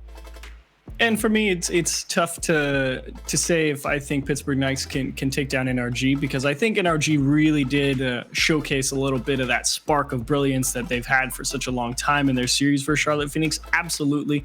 You'd like to see, if you want to have confidence in NRG here, clap Charlotte Phoenix. But they had to work for it. And the fact that they had to work for it, I think, is a good thing. And you got to see that potential that they still have it. You got to see Garrett G making the big blocks, Turbo and Justin creating plays and making good follow-ups. So can NRG win? Yes, but fair enough. If Chicago think it's going to be tight, it's probably going to be tight. Yeah. One of the coolest things, I think, was Riddles on Twitter this week. There was conversations about the Open Qualifier and talking about how teams might not come in playing scared, or some teams are scared of others. And Riddles brought up a good point. Back when they were the Peeps, when they were a young squad, they were so afraid to play this Energy squad that they just got into their own heads, and they lost like 12 matches in a row versus them until they got over that hump. And that was probably at DreamHack Montreal, right? When they win it all. And now these guys are not the young guns anymore. These guys are veterans at this point. So to take on Energy is not a tall order for Pittsburgh Knights. Sure, their season didn't go the way they wanted, but you can tell they are still a world championship contender team. And we'll see if they show it here. Well, the question is, let us know on Twitter with the hashtag RLSpringSeries whether you stand strong on guard with the Knights or if you're in the NRG fam. But we're going to get into this match. Neither one of these teams going home yet, but it's an important win. NRG versus Pittsburgh Knights right now. Will be fun to see how this series really shakes out with the Knights, starting off with a big splash, AJ popping off, and for NRG, they had a tough, what felt like at times a tough matchup against Charlotte Phoenix earlier on, Turtles. So this is, I think this is gonna be a fun one. Oh, definitely. And I love the input that we got from Chicago there during his interview, that he thought, this is basically both these teams meeting at the same point right now. NRG, while they were the world champions last season, they've been at a little bit of a gradual downward trend. They've been kind of slumping out a little bit here. Meanwhile, the Knights, they have been on the upwards spiral. These guys have been on fire lately. It feels like, even in scrims from pros, the rumors you hear that they've been doing really well. AJ starting to fit in better on defense. However, I saw some highlight plays from Garrett G in the last series with NRG in the spring series. So that to me, when I started seeing Garrett G do some highlight plays and get a nice double tap, he had like an OT scoring double tap with barely any boost in the tank. Once he's feeling good, I think NRG are looking the scariest, Jordan. Oh, we're going to see who is the scarier team as game one gets underway. And Garrett slowing it down, but immediately saved by AJ hopping right in front of him. Justin won't have anything, and now it could be a 3v1 headed the other way on the transition. Reynolds just wants the bump, and he just stops Garrett enough to let AJ through. And I'm getting flashbacks to last season where we started to see Reynolds going for those bump plays that kind of revolutionized everything with the aggression. You can see again here, he's going out, taking out the defender, nothing left to do, and a wide open net for PK. It's something you definitely got to be careful of because the Knights also love to be physical. We saw how effective that can be with Rizzo and G2 just last series. And Reynolds, who usually is the playmaker for the Pittsburgh Knights, you won't have anything going for him here. And cutting the route again, there was Justin. So NRG on a couple of these bang passing plays in front of the net.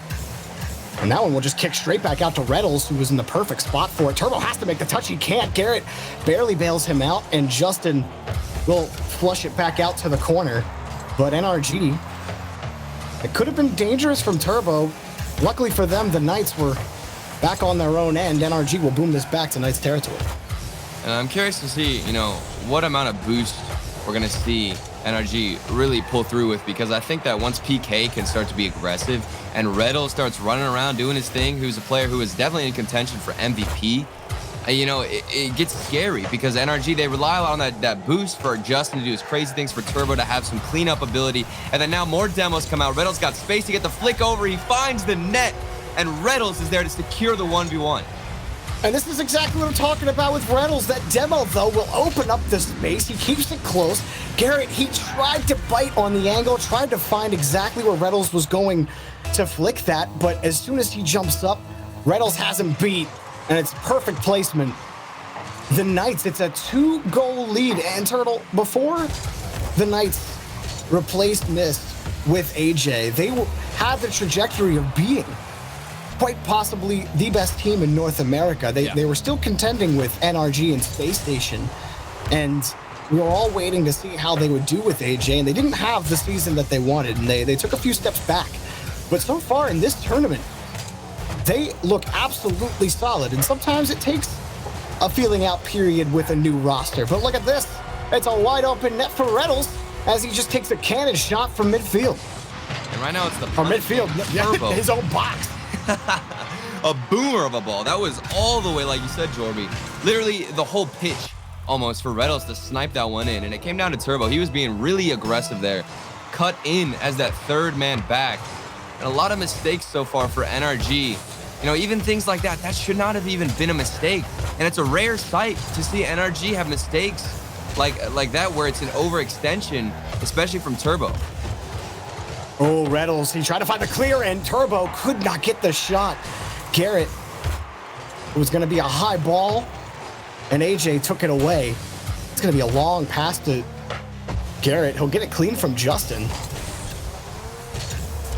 Just not much going here. Turbo, his next touch here, he tried to get the pass out, but it's another, just a slight miss, just whiff. I mean, it was just a straight whiff is what it was. That's the second one from Turbo in this game. He had the one earlier when he was trying to make a defensive read off the backboard. But even right there, trying to set up a pass, it stunts NRG on the assault. And they're forced to try to really get creative on offense. They still have midfield, but time's just ticking away. And the Knights still have this 3-goal lead. It's definitely a frustrating thing, too, with the mechanics. I mean, I think of NRG as one of those teams that is probably some of the most tactical and the most calculated when it comes to positioning. They oftentimes don't go off plain reactions, but there's a great setup for Turbo as he kind of squeezes it off the backboard and pops it out for Garrett. Yeah, he had a couple of struggles, but that's a great carry. He just lifts it straight up, and it's a perfect bounce off the post for Garrett. And that's always the danger with NRG. They will always find a way to sneak in and make a game of it. They left themselves plenty of time on the clock. Garrett gets under this. Back on the flip reset. The shot will be denied by AJ, but that's good by Turbo to hop on the route. Justin's next up. Light shot. Reynolds will have the save. but he'll lose the boost battle in the corner. That's going to slow the Knights down on this push in midfield. But that touch will give AJ the ball. The Knights just trying to control. You don't want to do too much with a 2-goal lead and about a minute remaining. Yeah, just keep the aggression up in the midfield. Make sure you're not losing possession too much and keep those challenges going. As long as you can cut off a little bit of the angle to get those shots deflected against NRG, you should be fine. But you can see things starting to get a little bit dicey for the Knights as NRG somehow find big strides here to push themselves forward, getting a bit more confident. And now they're moving this ball all the way through the midfield. Look at that beautiful passing there between Justin and Garrett. And it was a very tight rotation here for NRG. They're really trying to force the issue here. It's time ticking down to 0 in the final minute. Garrett, his ball will be knocked away by AJ. He's trying to fight to slow down AJ, but AJ continues to press forward. He's by 2, looking for the shot is Reynolds, and he just bangs it off the post. But time is all the Knights, and Reynolds, that's a hattie. I was face-palming a little bit. When I saw that miss, I was a little bit frustrated because that's gotta hurt, especially whenever you could have gotten even more security, but he turns around, makes up for it. And now this game has got to be wrapped up. For NRG, Jorby, I mean, moving forward, I think this was definitely just a feeler-out game. It's oftentimes we'll see NRG, especially, I think the first game, that kind of do slack a bit, but it's those mechanics that you brushed upon earlier where you really need to just pick it up when it comes to making those touches. And I think you know, it's cleaned up since then. Yeah. The Knights got out to an early lead. But, you know, NRG started putting together some good passes. But yeah, I say more credit to the Knights than I do for NRG mistakes. Yeah. You know, Gyro, he had a crucial demo earlier to give Reynolds a goal. That was their second goal of the game. The Knights created as many opportunities as they were given, and they are the victors of game 1.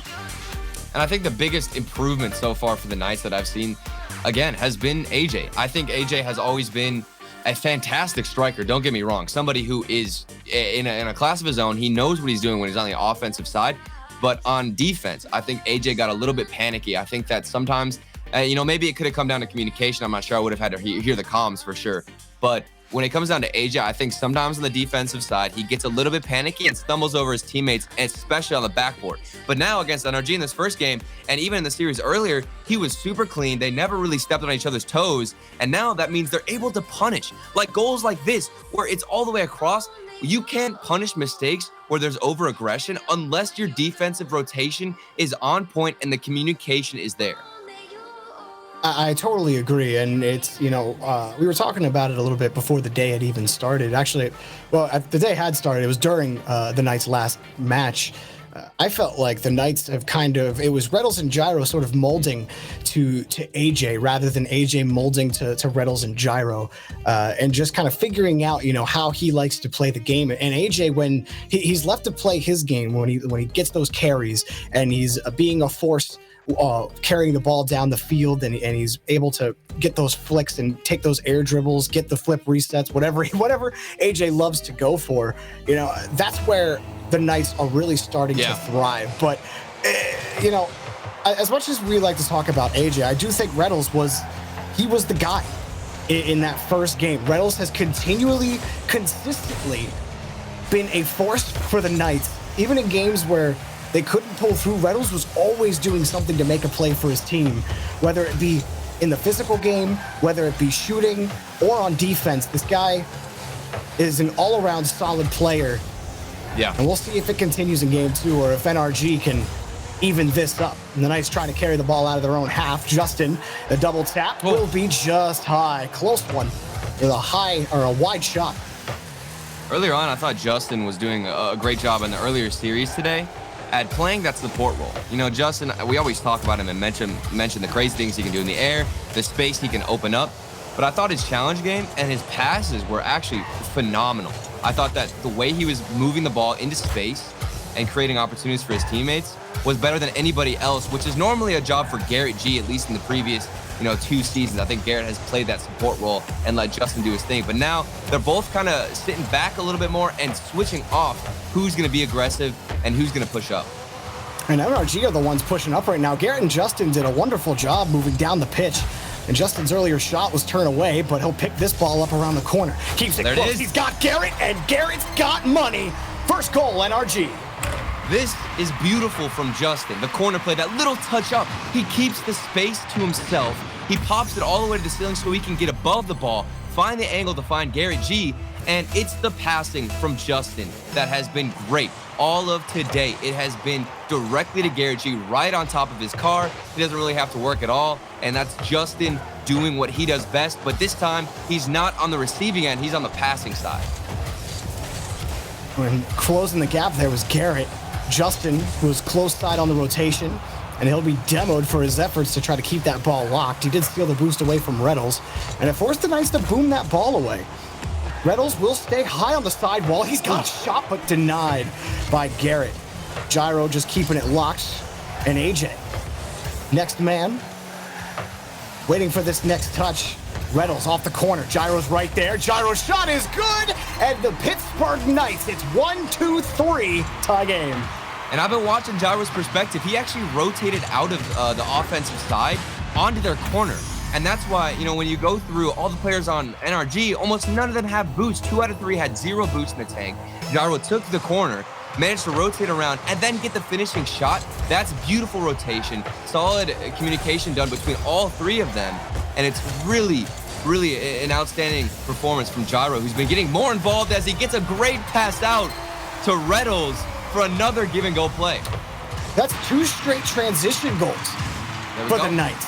This time an easy carry from Gyro, hopping the route. I believe it was, I think it was Justin. It was either Justin or Turbo who had jumped on tried to jump on the challenge in the attacking back wall and just couldn't get to it. Risky challenge, and they got killed in the transition yet again.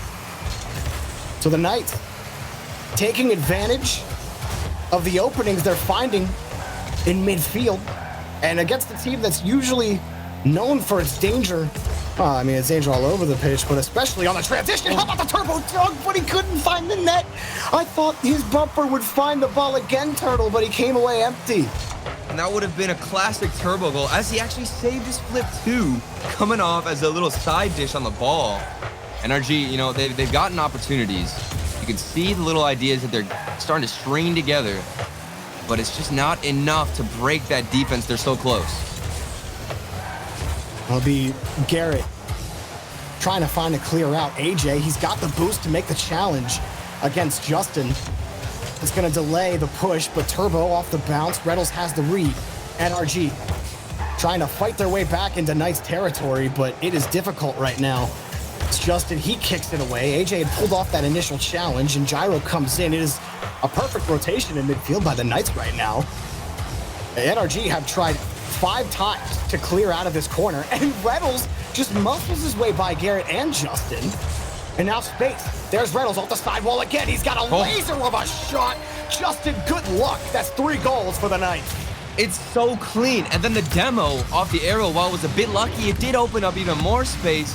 Turbo spawned in. Justin tried to get it saved.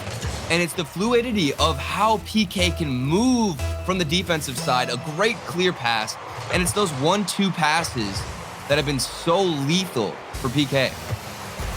So NRG, they needed that. There it is. Because it was getting out of hand. Justin will score right off the kickoff. He was given some space there as he knew just when to time it. Justin, I don't know how players of this high level do it so well, honestly. It is stalling in the air to get around it and then find the last touch, and you have to use your boost perfectly there or else you can't get that final hit. So Justin doing a great job, but they're still trailing by 1, and Reynolds finds the net again as they get that security back.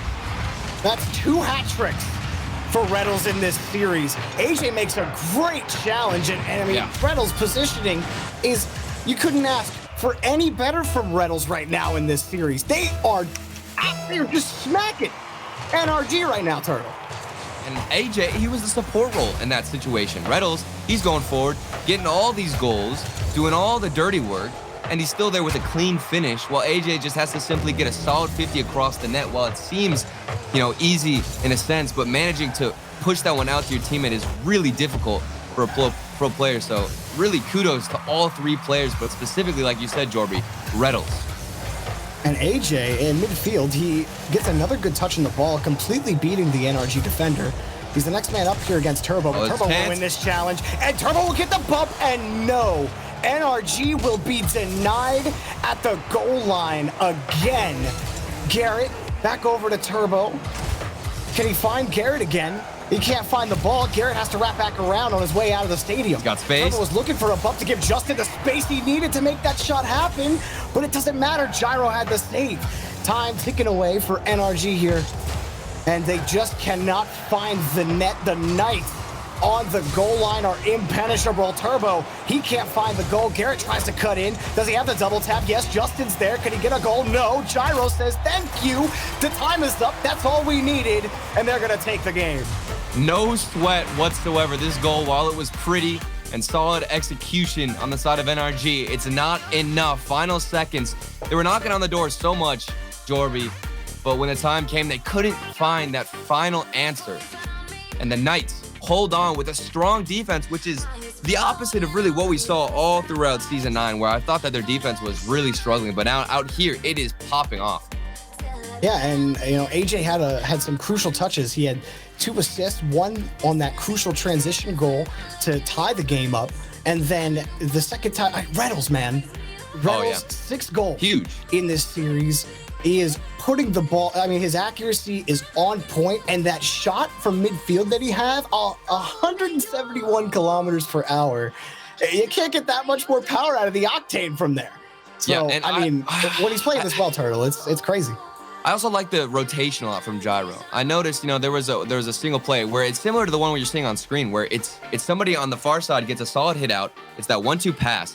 And then you'll notice that whoever is receiving that usually does take that corner boost.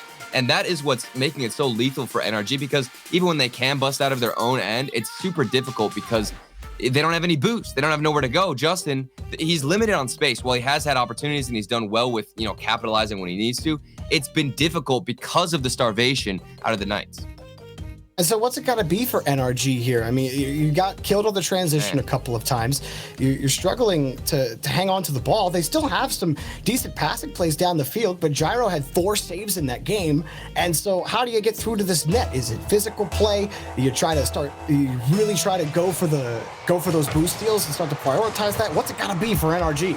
I'm thinking it's those boost steals, because just the previous game, towards the end, when they did get that buzzer beater, you could see what happens with relentless pressure when NRG starts to find their groove. They were constantly in the corners of PK, and while not every shot or opportunity was, delivered to the back of the net, it doesn't matter. As long as you can keep the ball in their half, starve them out, and then respond with also boost starving them, that's how you break out of your own half, and that's how you can wait for a mistake off of the Knights. Because I really think when defenses compare right now, NRG have them beat, but they're not stealing the boost and they're not staying on offense long enough.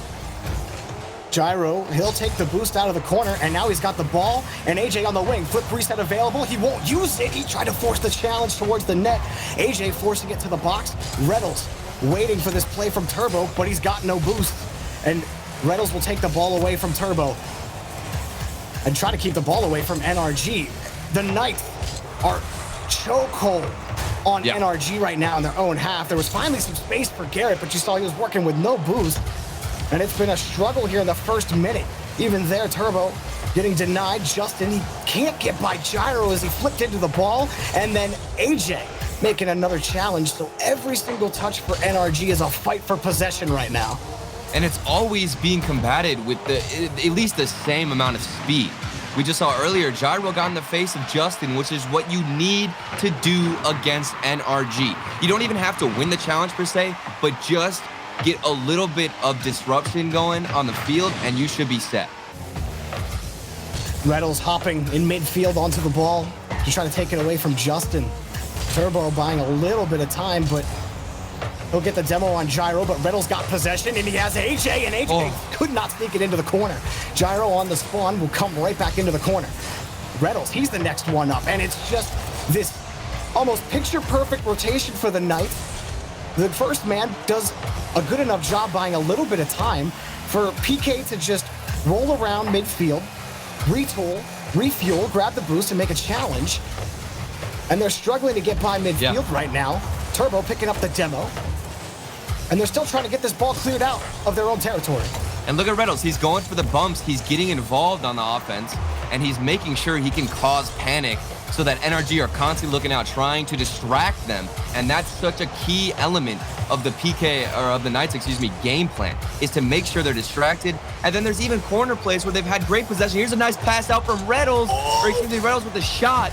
That's insane plays back to back, but the defense for NRG is holding. Oh, and Turbo, had that shot been a little higher, he would have had a really good chance at it, but give credit where credit is due. 2 massive saves from him to keep the scoreline tied at 0. And NRG, they're slowly starting to win the possession battle, trying to keep this ball away from the Knights. Turbo screening across, he'll win the ball in midfield.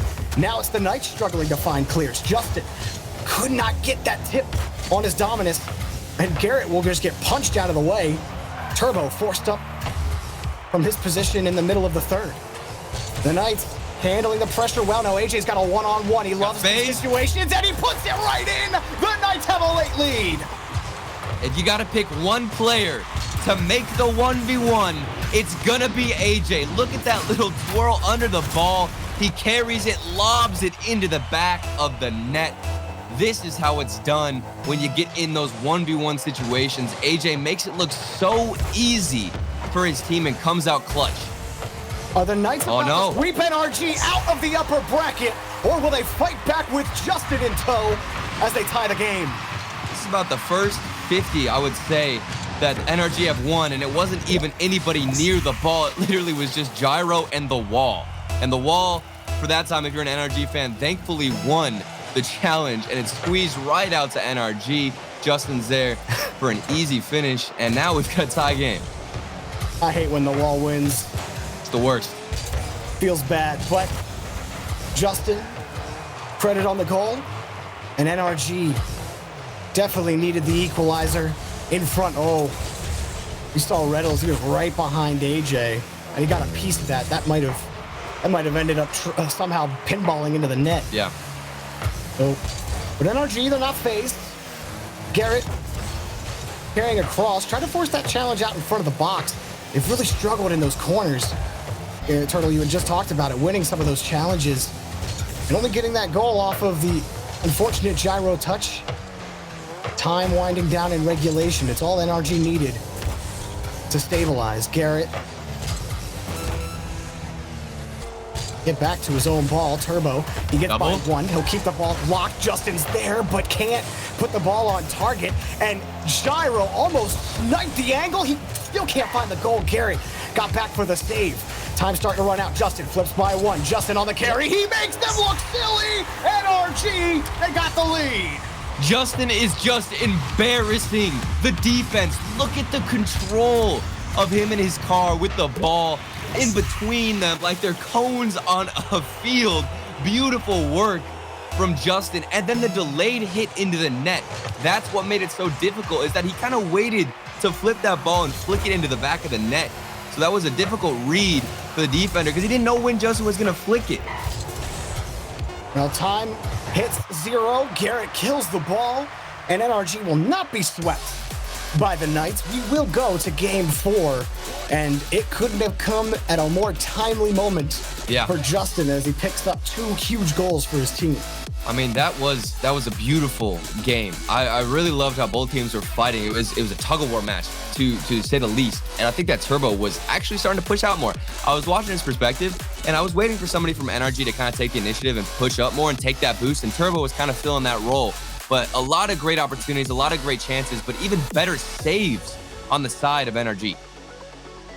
And for the Knights, Gyro, he's probably kicking himself a little bit. I mean, you bought yourself a 2-game lead in the set, but knowing that if you could have just handled that ball on the backboard, and it was tough for him to get up there and pinch it out to the side, that maybe you end up squeaking away a 1-goal victory. But I don't think the Knights have to, they can't feel too bad about how that game ended. They're certainly still playing very well.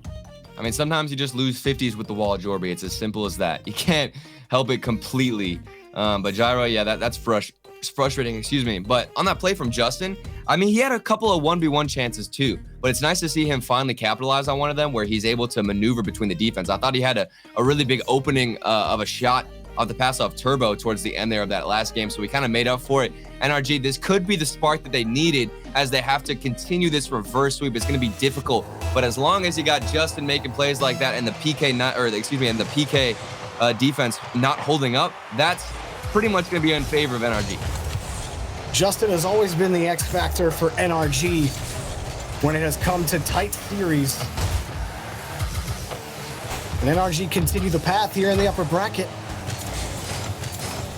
Will the Knights continue this suffocating play that they put onto NRG? It's going to come down to a lot of things, but mainly those challenges in midfield.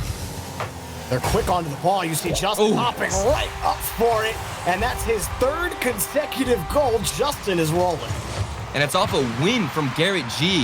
You know, he might not have won the 50 in terms of going forward, but the fact that he managed to squeeze it out is what he was aiming to do. Garrett G, a good job forcing it out for Justin, and that's almost a reverse play of what we've seen all day, because normally Justin's in that role as of late, where he's kind of getting those 50s, popping it out to Garrett, but now they kind of swap. Love the stop from Turbo over to Justin, and the Knights are always looking for either the interception in the attacking third. There's at least one man looking for, okay, where can we try to steal this ball away or really harass the rotation? Yeah. Just with either a challenge or even a quick bump, but it's been more challenges than anything.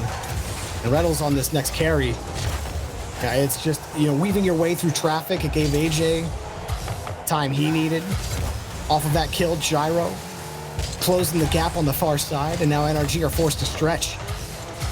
Winning the next jump, Reynolds is getting in the way. He'll also steal the boost down, and now you have Justin sitting on low. Garrett's low as well, has 7 more. And Turbo's the only one with any amount of boost right now, and he's going to be the guy trying to make the challenge. He can't, but a crucial clear and a continuing touch from Garrett's shot will be in for Turbo, and that is exactly what NRG needed against the Knights. What a counterattack. Just destroyed the clear all the way to the other side. Garrett G bounces it off the backboard. Turbo's there for the clean sweep into the net. This is NRG now starting to get hot and ready to continue forward on this reverse sweep. I mean, this is scary for PK. You have got to be shaking right now because you're unleashing the beast, Jordan. Yeah, I mean, it's just, it almost feels like it's starting to flip. Yeah. Where, PK were able to get so many goals early on in this series, and now it's NRG just getting freebies as Turbo gets his second. Garrett G has assisted every single goal so far in this game as it's come down to Turbo and Justin finding really perfect spots to get the ball slotted into net. And it's really great precision, really, from NRG. So I'm interested, though, because I feel like a lot of the offense from PK, while they've been taking boost, they have been dominating a lot on the boost side, and they've been infiltrating the corners. But it's almost like NRG are letting them do that and walk all over them so that they can just have the space with the ball. Ooh, Justin taking out the midfielder for the Knights.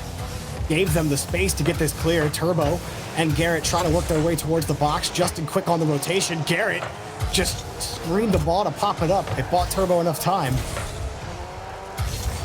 And every clear from this point out, it's the halfway point, but with a 3-goal lead, every single clear for NRG will just be so much time wasted off the clock for the Knights. That's a good flip there from Gyro, but your teammate a little too far off, and everybody caught too far forward.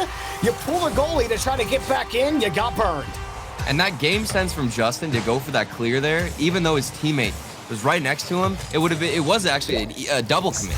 But Justin knew that, his teammate, whoever was sitting in net, wasn't going to have the best hit, and it wasn't going to go to open space. So Justin takes initiative, clears it into the field, and therefore has so much space to get a nice punishing goal and even more security for NRG. And where earlier in the set, the Knights' positioning was very good on offense.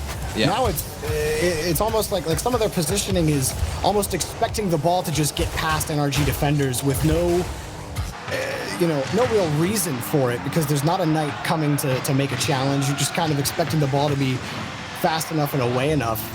Sometimes it's just been lackluster pass or too hard of a pass. Either way, the Knights haven't been connecting like they had earlier in this series. And I think they've been waiting for a lot of panicked play from NRG. And earlier on today, NRG, there were a lot of plays in the previous series we saw them where Justin and Garrett were just stone cold on defense. They didn't shake at all. They didn't take any bait. They didn't bite at all. And I think that the Knights, earlier on, maybe they could have gotten NRG to jump at a little bit more of a few balls, even though they had no boost. And now you can see that NRG have calmed down a bit. They're staying more grounded, waiting for the Knights to take their boost. They don't really care. They just want the space. And if that means being more patient and waiting for PK just kind of run around them, then they'll do just exactly that. Take the ball, get more possession, and move out. I mean, NRG have plenty of space. When's the last time a Knight connected with a Knight on a pass? Yeah. That wasn't immediately challenged by Turbo right there. It's been a very clean NRG game, a typical NRG game, something we're used to seeing from the Season 8 World Champions. And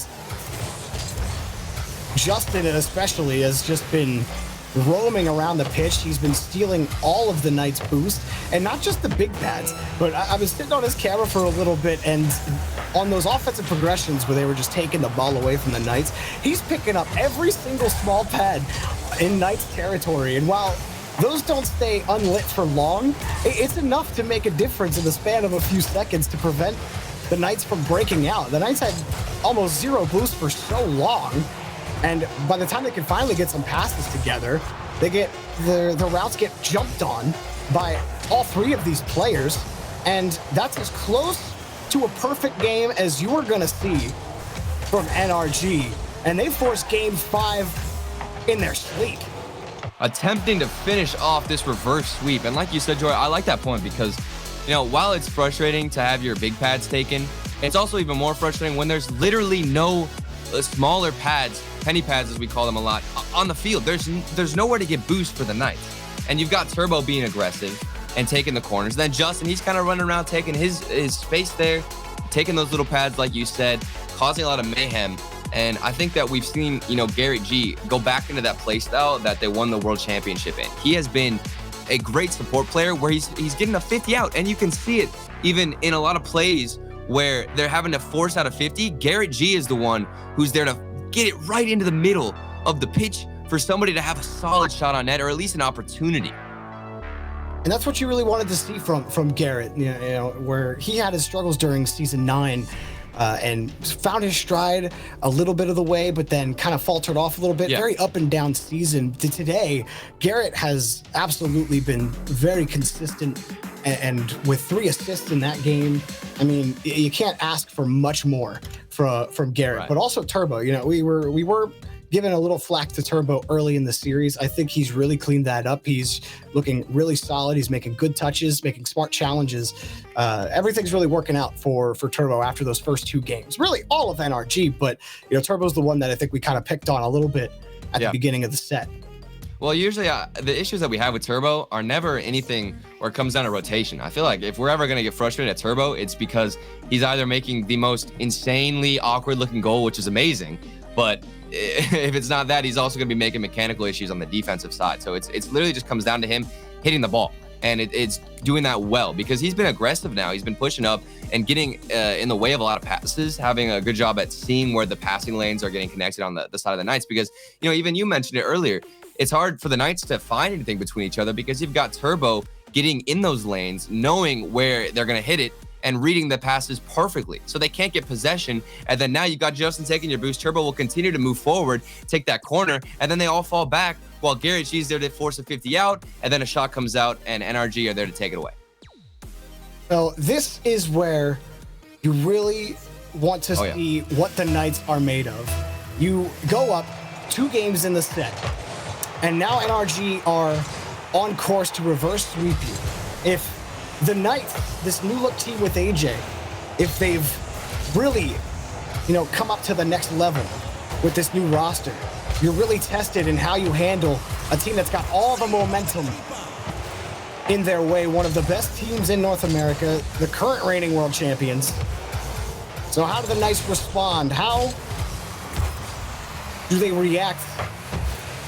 Game 5 underway.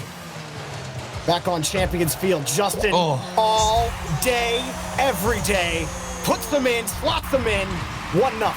And you don't even have to guess who set him up. It was Garrett G, of course, the man who's always setting his teammates up right now in this series. He has been doing a phenomenal job on those 50s. Nice little pop outs for everybody to get a shot in. And of course, Justin is going to nail that every single time. And there's no doubt in my mind that NRG, right, are feeling so clean and in shape. No, and Reynolds on the attempted carry, he just got stuffed midair. And the Knights trying to keep the ball close. AJ right here, but Garrett hopped right into his path. And a good attempt by AJ to try to keep the ball away from Turbo, but Turbo had him red. Justin next in the corner. NRG right back where they left off in game 4. Not only with this goal, but also just this pressure in Turbo. Jumping up and trying to make that challenge, you know, easy back pass. It was calculated. That's all that matters. Turbo, he's very unique, to say the least, Jorby. And NRG, look at his defense. Look at the rotations back and forth. Somebody's always there to challenge. And in situations like that, look, it's causing double commits. And while, you know, there's still space for PK to go forward, boom, a pass has been read from Garrett G, and now they've got possession to move forward.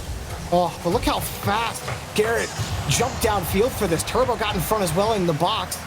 And the Knights, they're able to keep the ball out of the box, but that dangerous transition team, the team that was getting beat on the counterattack earlier in this series, they've returned to form and how fast they are moving down the field. And AJ is trying to get this ball out. Justin takes a shot at the net. And Reynolds and Gyro will try again to get this clear. But Turbo, well, he's met Reynolds, but the ball will not be favorable for Reynolds as Justin takes the ball away from him. Even bumps Turbo. He's so annoying to play against right now. You can see, I just saw him going for that 50. Sorry to cut you off there, Jordan, but he was trying to get some kind of a touch, or at least a challenge. And he realized, you know, I'm not going to get that hit, so I'm just going to keep chasing for a demo. But speaking of demos, something's opened up for the defense on the side of NRG, and now Gyro has a nice clean shot at net. Yeah, the demo opening up Gyro's opportunity, and he had to still go far post. And he hit it clean, so it's a big goal for the Knights where they struggled to get any offense going. Really, they had zero offense in game 4. A crucial tying goal near the midway point. Maybe it could be the difference as AJ beats the whole team, but he can't do much past the back ramp as Justin flips over one. Justin still with control around the corner, and Reynolds will take the ball away.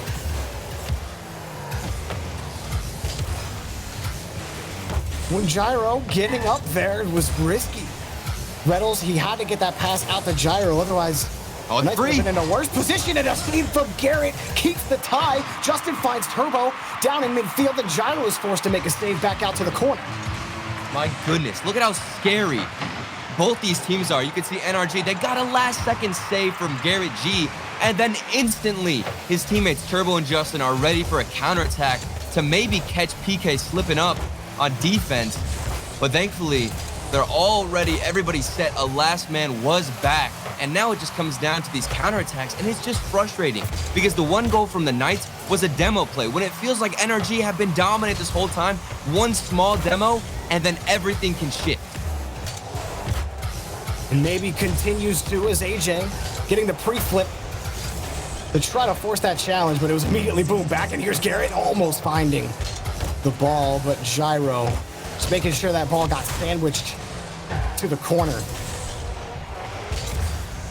And now the Knights back in the corner. Gyro trying to wrap his way around Garrett G, and now Justin takes it back in midfield. Garrett can't sneak his way through against Reynolds. AJ again, he's got Gyro on the wing, and it's denied. Broken up by Turbo. Justin quickly down the field again. NRG are always looking to try to get down the field quickly. Someone waiting in midfield. Garrett last man back, a crucial challenge win. And now Justin and Turbo on the retreat. Garrett buying a little bit of time and space for Justin. It's time running out in regulation in a tie game. Could have a game 5 overtime. Both teams looking for the goal. Gyro, high shot denied by Garrett, and it's another high ball. But Reynolds will win this touch. Nice Turbo will pass. get the next. Back to Garrett, to Justin. There we go. Justin, it's coming off the backboard. They'll let it fall. The next goal heads to the winner's final. Life in the upper bracket is what's on the line right now for both these teams, as Justin now off the backboard, he slots it. That is the end of a beautiful series, and of course, it's Justin with the OT goal. Locked it up off the backboard. Here comes the splash. And NRG reverse sweep the Knights. And boy, was that an awesome showing in game 4 and an awesome showing by Justin and Garrett. Garrett, all of the assists belong to him. And Justin's 2 goals were also assisted by Garrett G. Turbo playing a wonderful third man. He had a lot of crucial saves in game 4 early on, and also had a lot of great challenges, some good passes to his teammates to enable Garrett and Justin to be playmakers, Turtle, and that's exactly what they were. And I'm happy to see Garrett G fit into that spot, because that's really where they won the World Championship, was off of Garrett G playing that support role, where he's fitting into those little positions where he can just force a 50 out, or maybe get a beautiful pass up the field to get Justin involved in the play. Turbo then is taking the boost, being aggressive, going for demos and plays. This is the Turbo that they picked up for the team to clutch it out in a lot of these overtimes, and then Justin is there for a solid finish. What a thrilling series, Jordan. We will have our last match of the day coming up next. We'll get to our first losers quarterfinal. You don't want to miss it. Someone's going home after today. We'll be back after the break.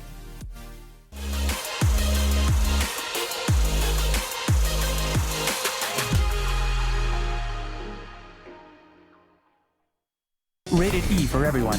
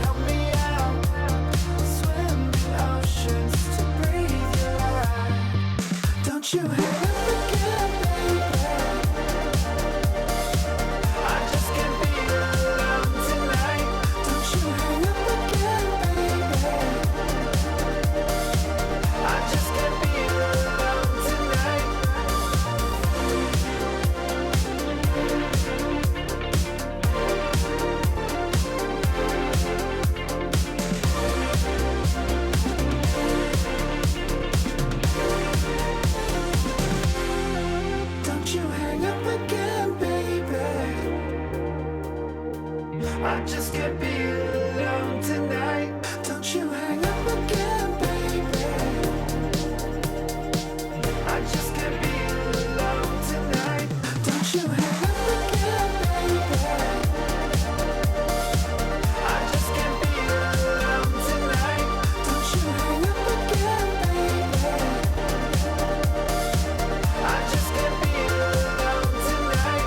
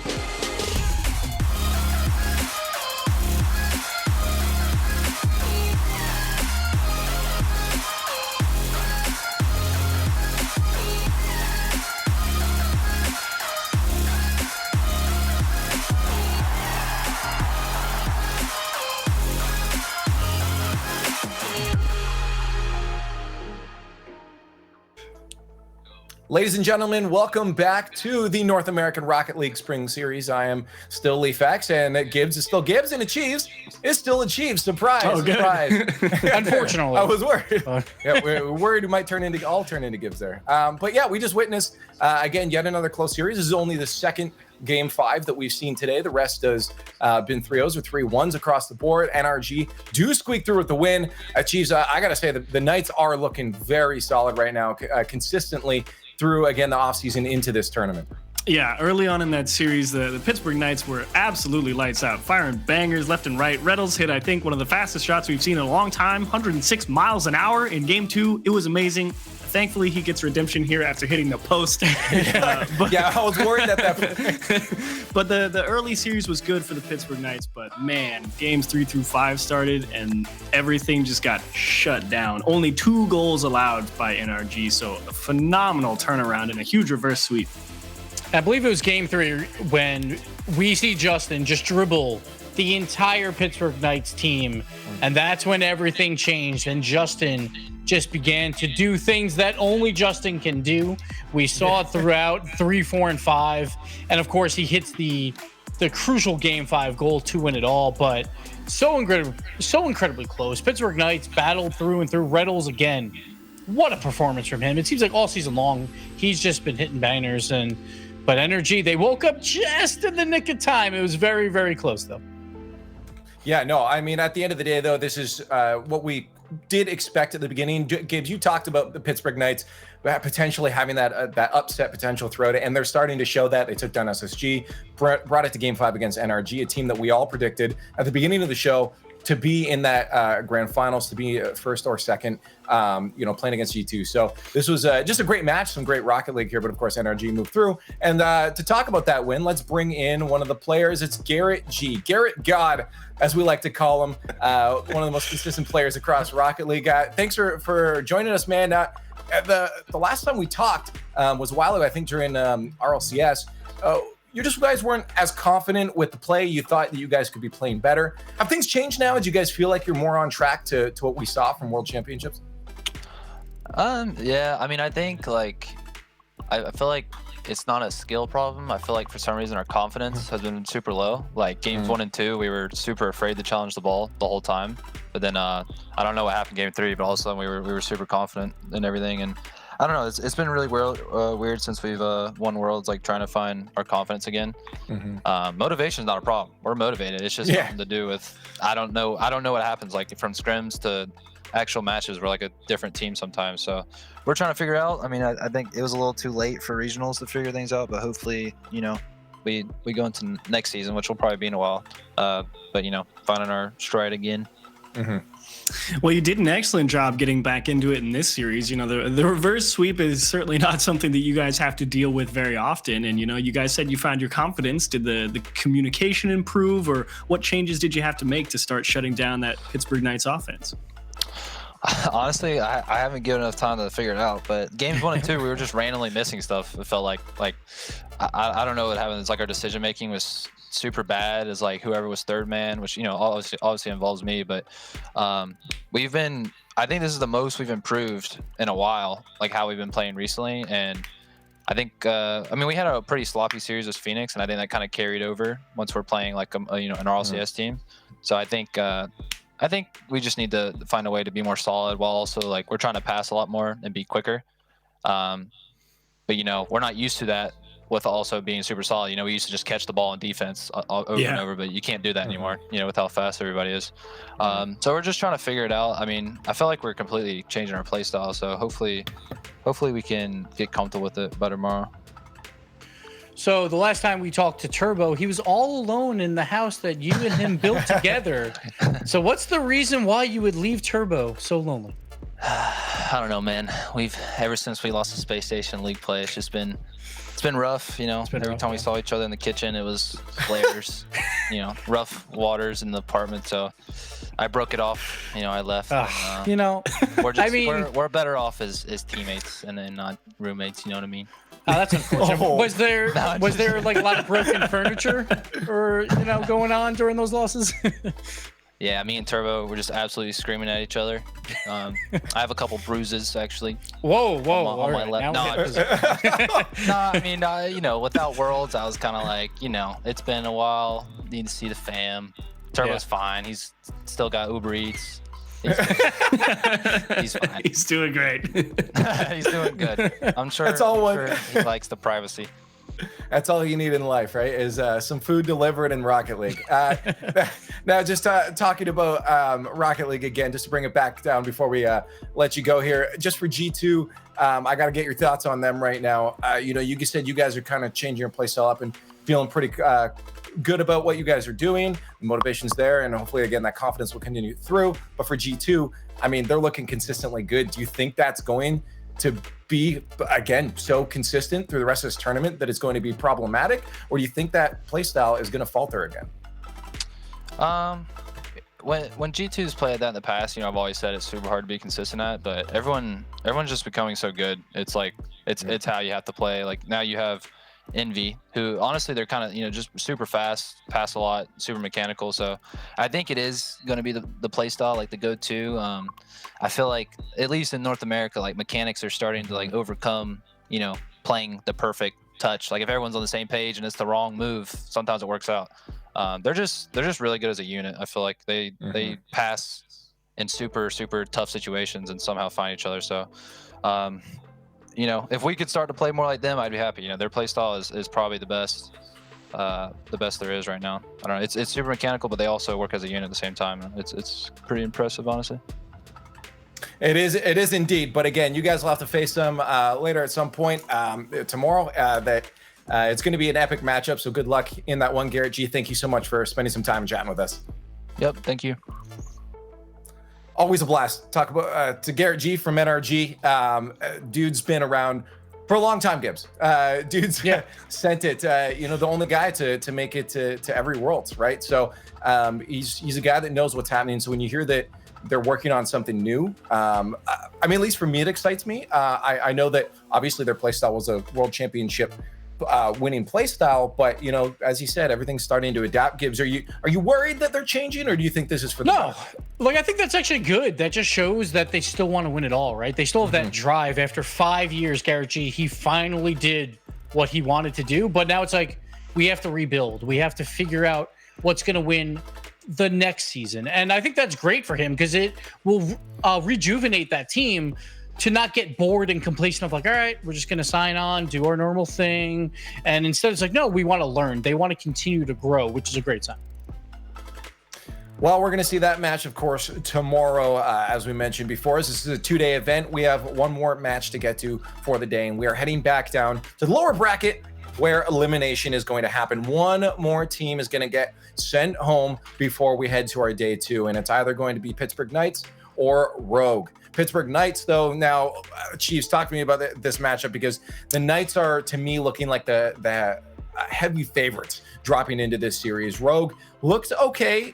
They did get swept by G2, but they were looking okay. I just don't know if okay is going to cut it against the Knights, who went to a Game 5 against NRG.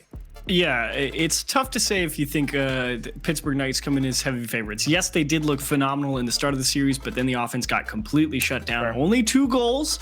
And to be fair, Rogue is looking dangerous. First Killer, and Turo are incredibly quick, as it would seem in this first day of the tournament. They've been all over the pitch, putting the ball in a lot of dangerous scenarios. So it's entirely possible this one is also a lot closer than we expect. I think you're still correct to give the edge to the Pittsburgh Knights in terms of what you expect. They certainly played a phenomenal series versus NRG and forced them to play well to come out with a massive reverse sweep. So I think you can still favor Pittsburgh Knights, but I'm really looking forward to seeing how Turinturo and First Killer handle this. Kronovi, I think, will be an important defensive piece, and if he's making mistakes in the backfield, then Rogue's going to run into trouble.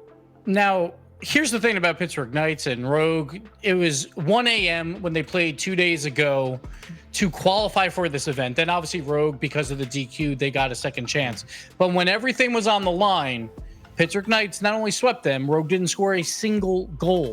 So with them playing this hot, out one game though. They that's lost true. 0-5, and then it was 0-1, 1-0. That's fair. It's a fair point. But I think the one key for Rogue is they've had time to scrim and just get ready for this match.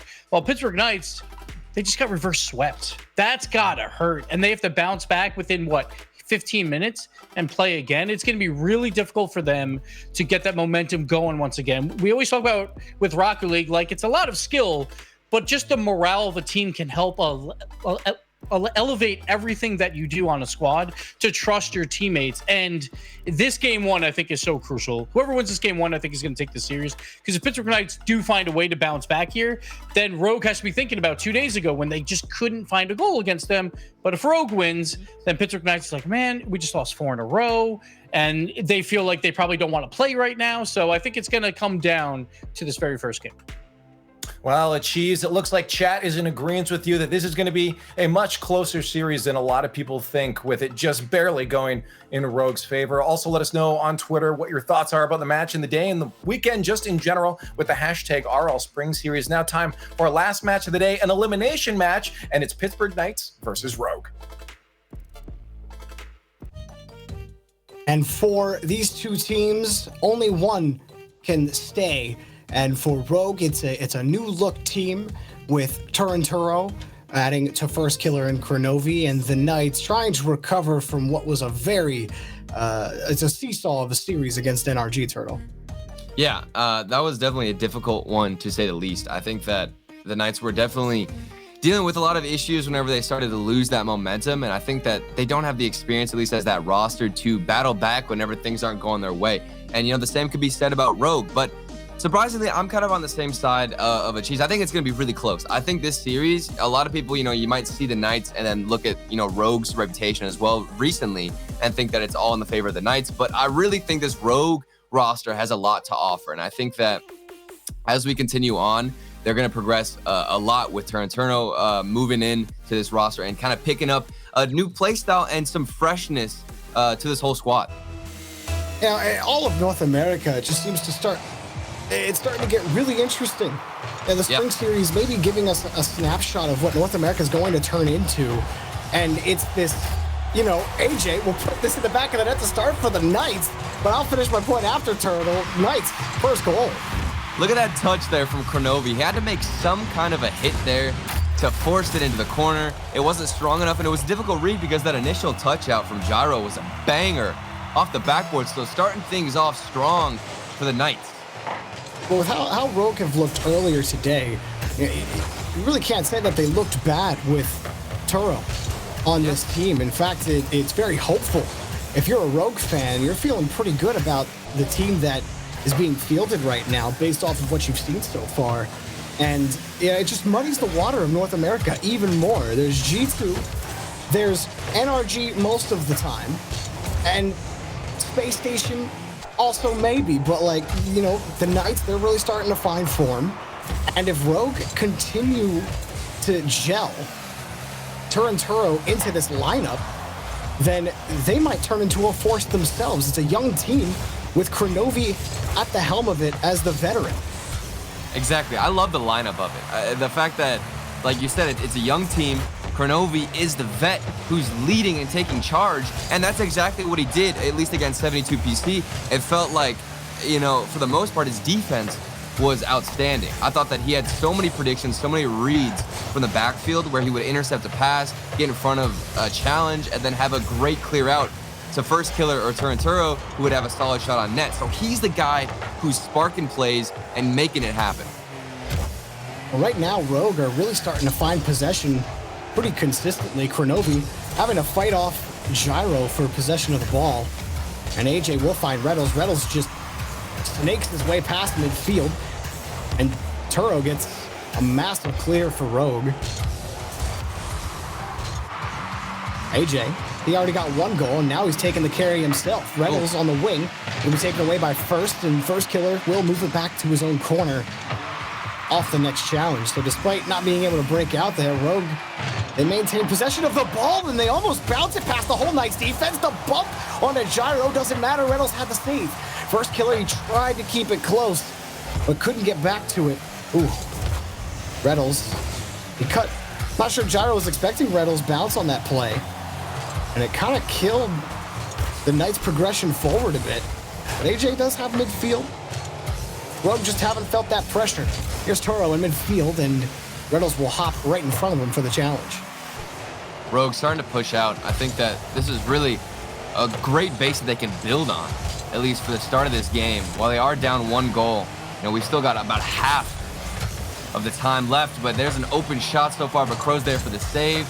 Good defense, it's clean, they're dodging demos, and they almost broke a chance on the Knights defense where they got a double commit. If you can just keep the pressure up, have Kronovi keep slotting some passes out to his teammates, you're gonna find the net eventually.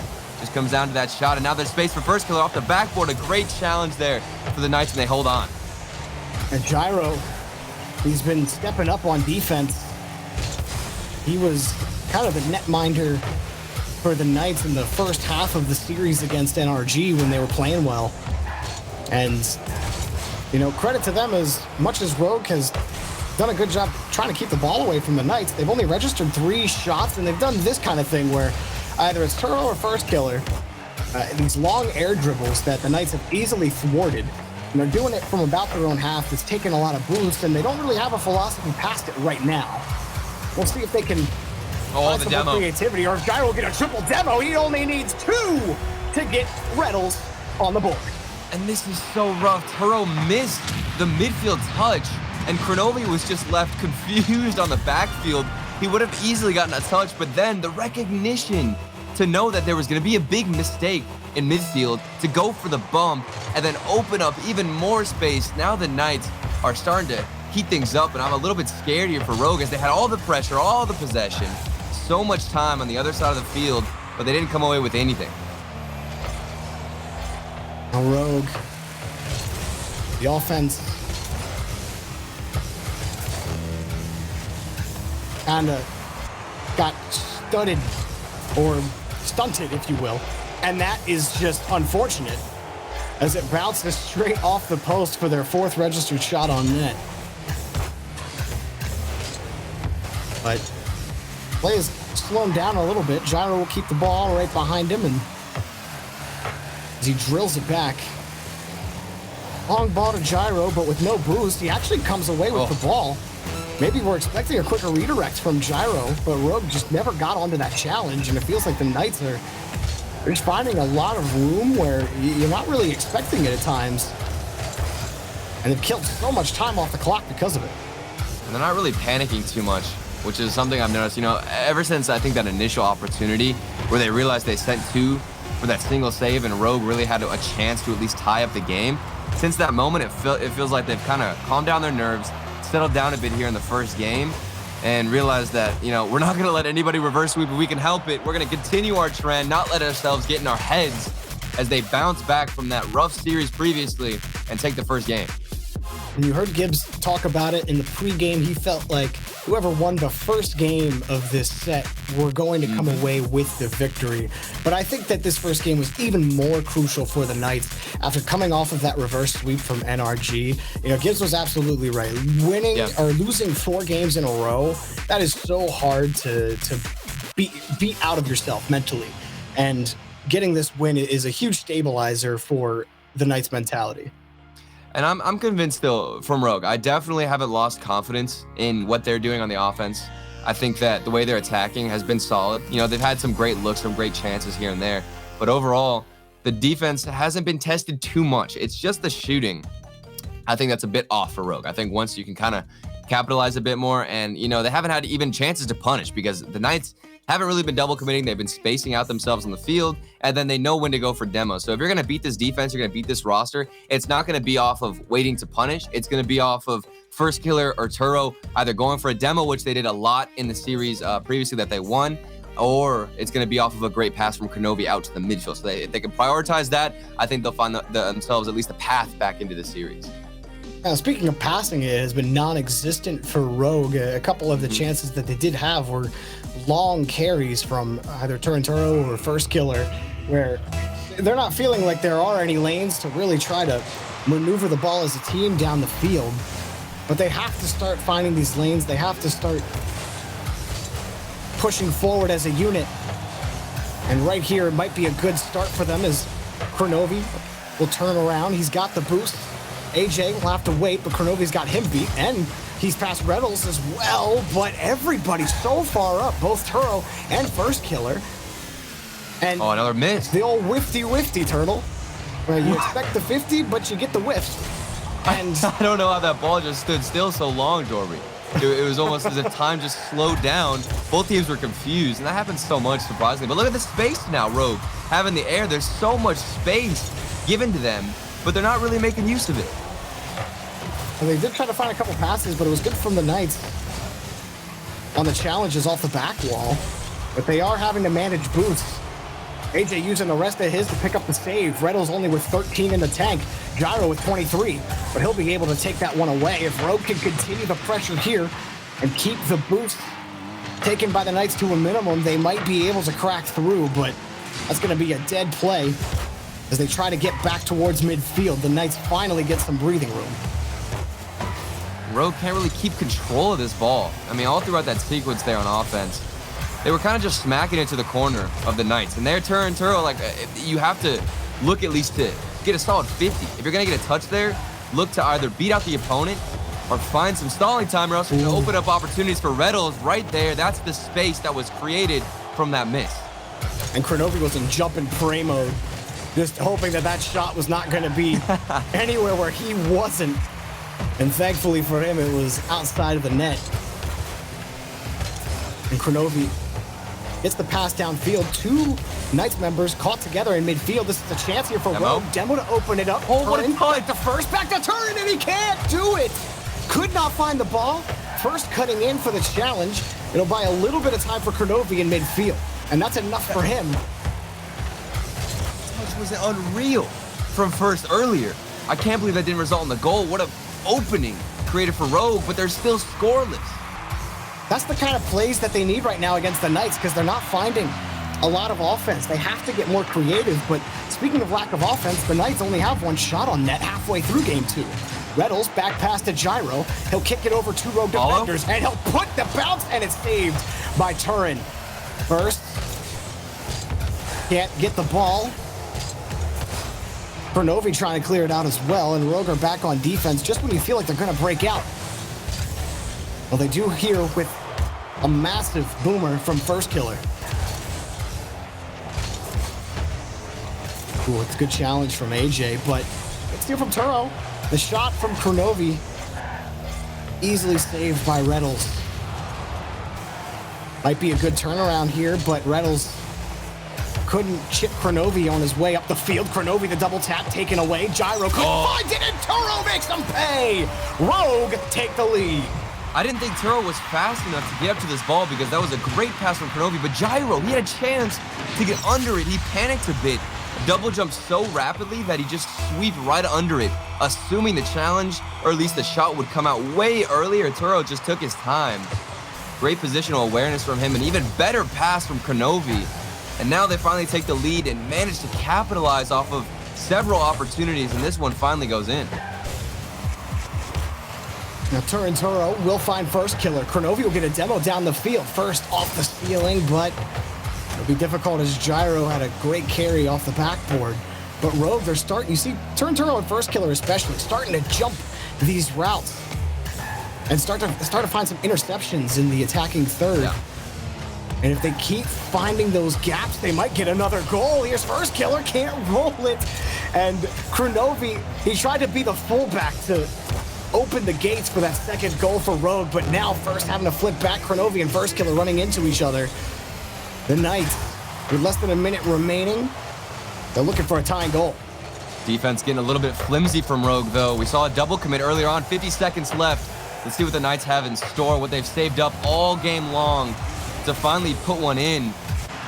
They've got the offense to do it, and they've got the demo-heavy master, Reddles. If anybody can push something and open up space, it's going to be him. Kronovi's got to be able to manage this quickly, and he bought just enough time as Turin Turo's there to be able to get the challenge out to the side. Kronovi back over to First Killer. Rogue handle business on defense once. They got to do it again.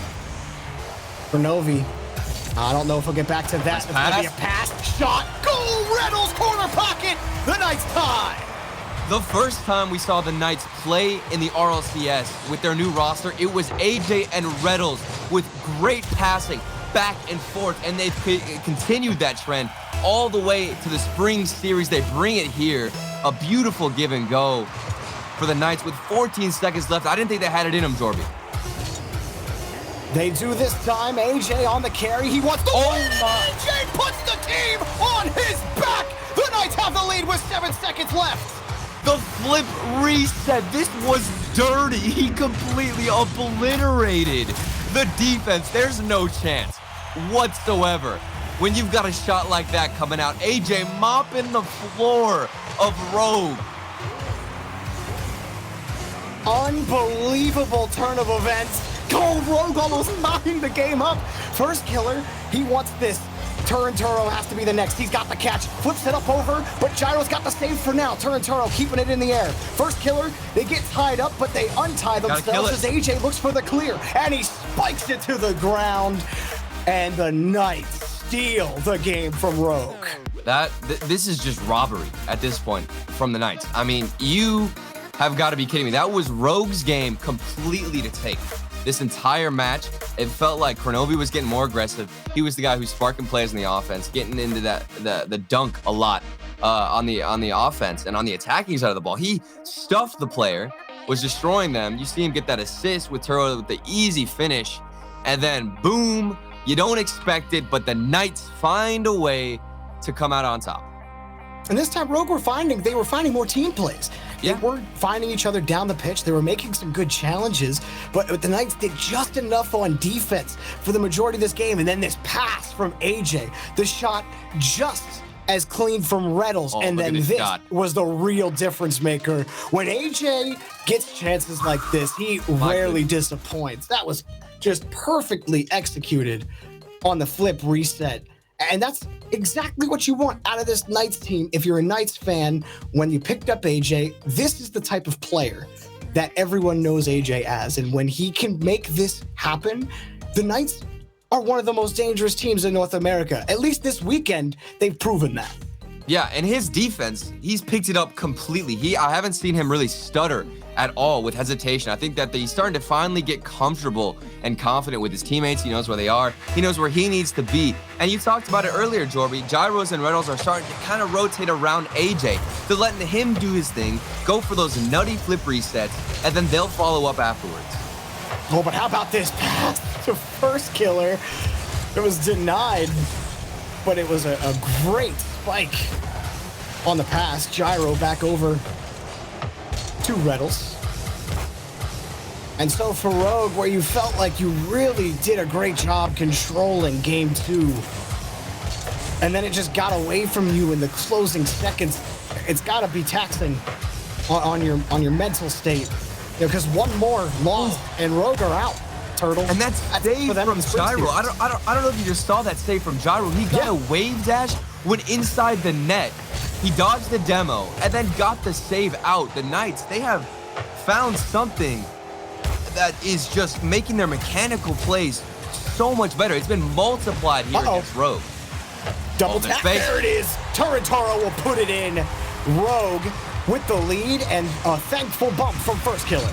Yeah, he's tired of us talking so much about the Knights. Whenever you got that bump from first killer, opening up space, now Turintaro, a solid, easy double touch. That's routine for him and the Rogue boys. As finally they take the first goal, but this is what happened in game 2, Jorby. Let's see if they can keep the lead and continue scoring. And they were holding on to a 1-goal lead for a long time.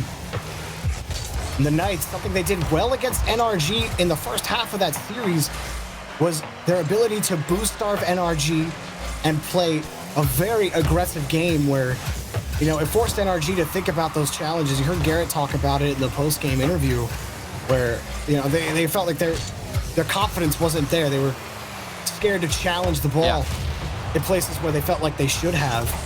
But, you know, a dual product or a byproduct of just being so menacing in the boost game and the pitch control is the phrase I'm looking for. Here's first killer on the carry.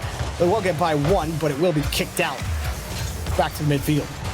It's gonna be a scary thing though, because I feel like as you build confidence to go for a lot of these challenges like Garrett was talking about, sometimes if your team doesn't have that defense that's as solid as NRG's, which Rogue, when you compare the two, you know, things are definitely more shaky in terms of where they're supposed to be.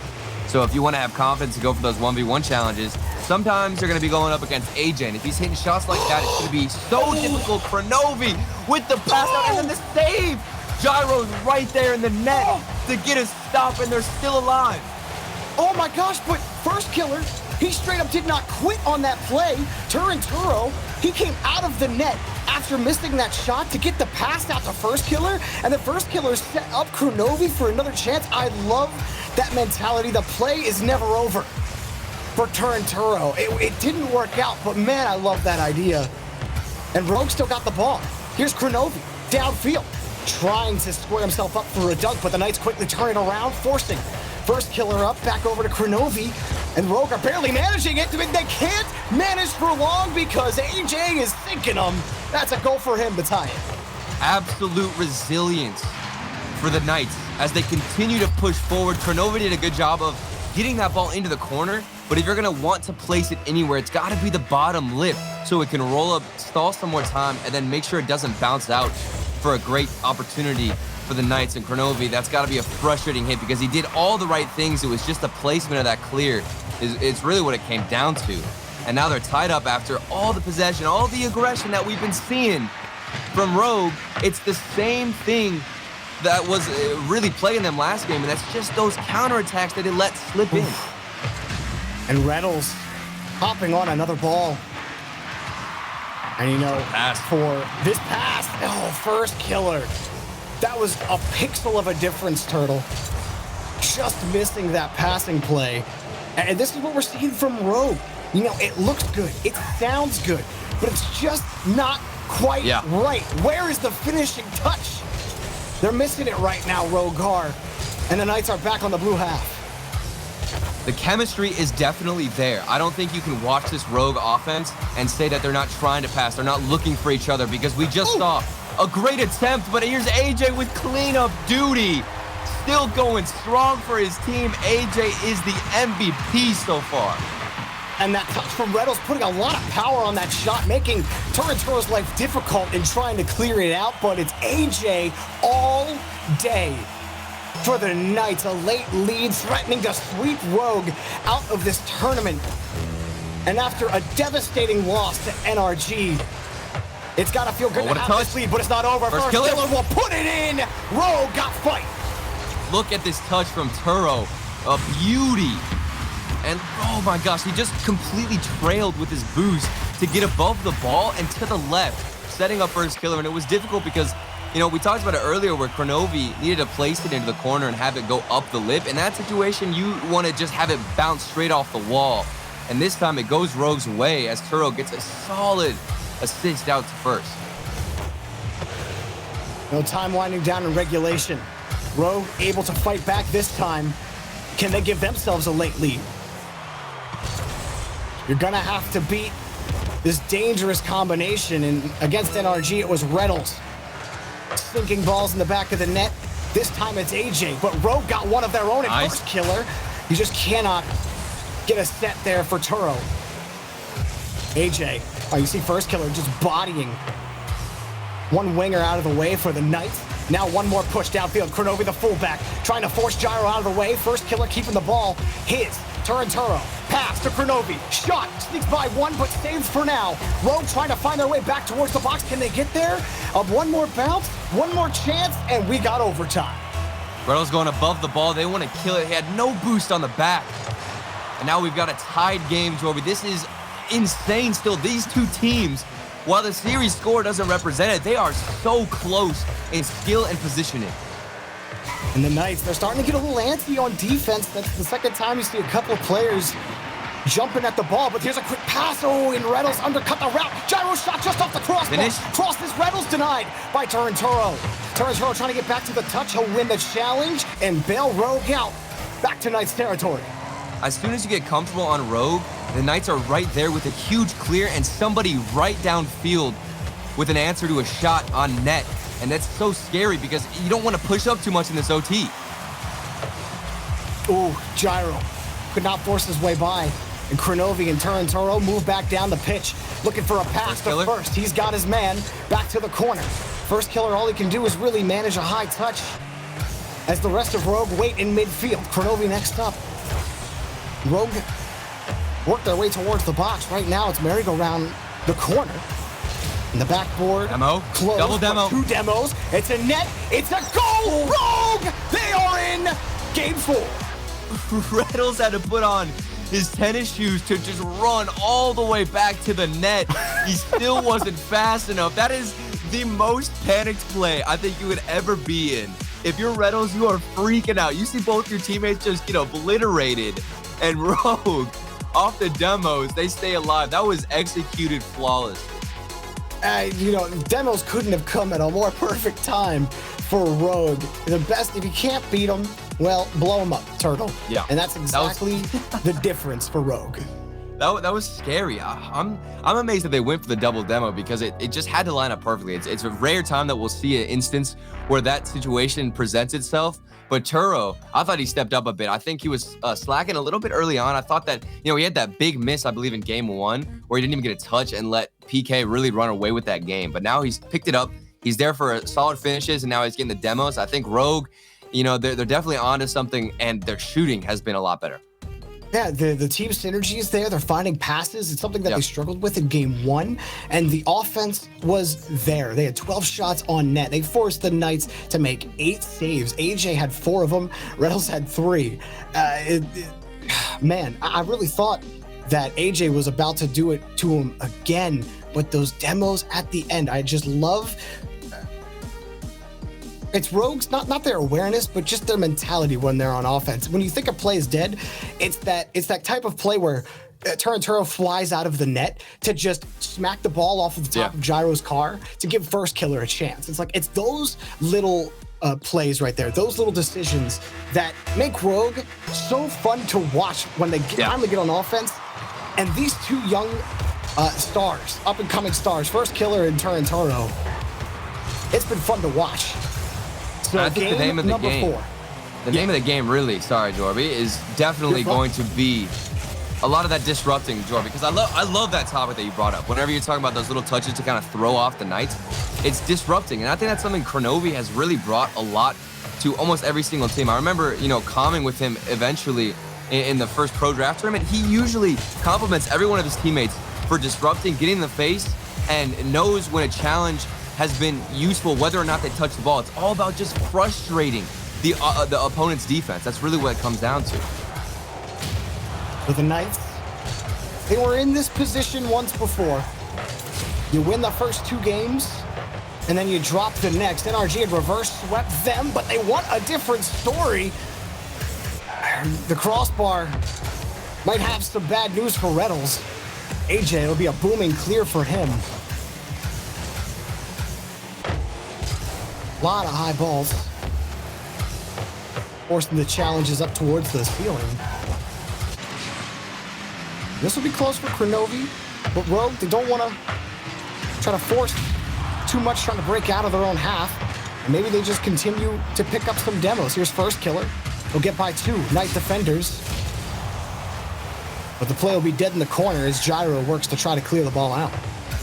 Let's see if the Knights kind of respond to this aggression from Rogue. Usually, I talk about it a lot, whenever a team starts demoing, it's the instant response and the frustration from the other team who's getting demoed to retaliate with the same exact style. Get more demos yourself. Try to get in their faces, and we're seeing that from the Knights.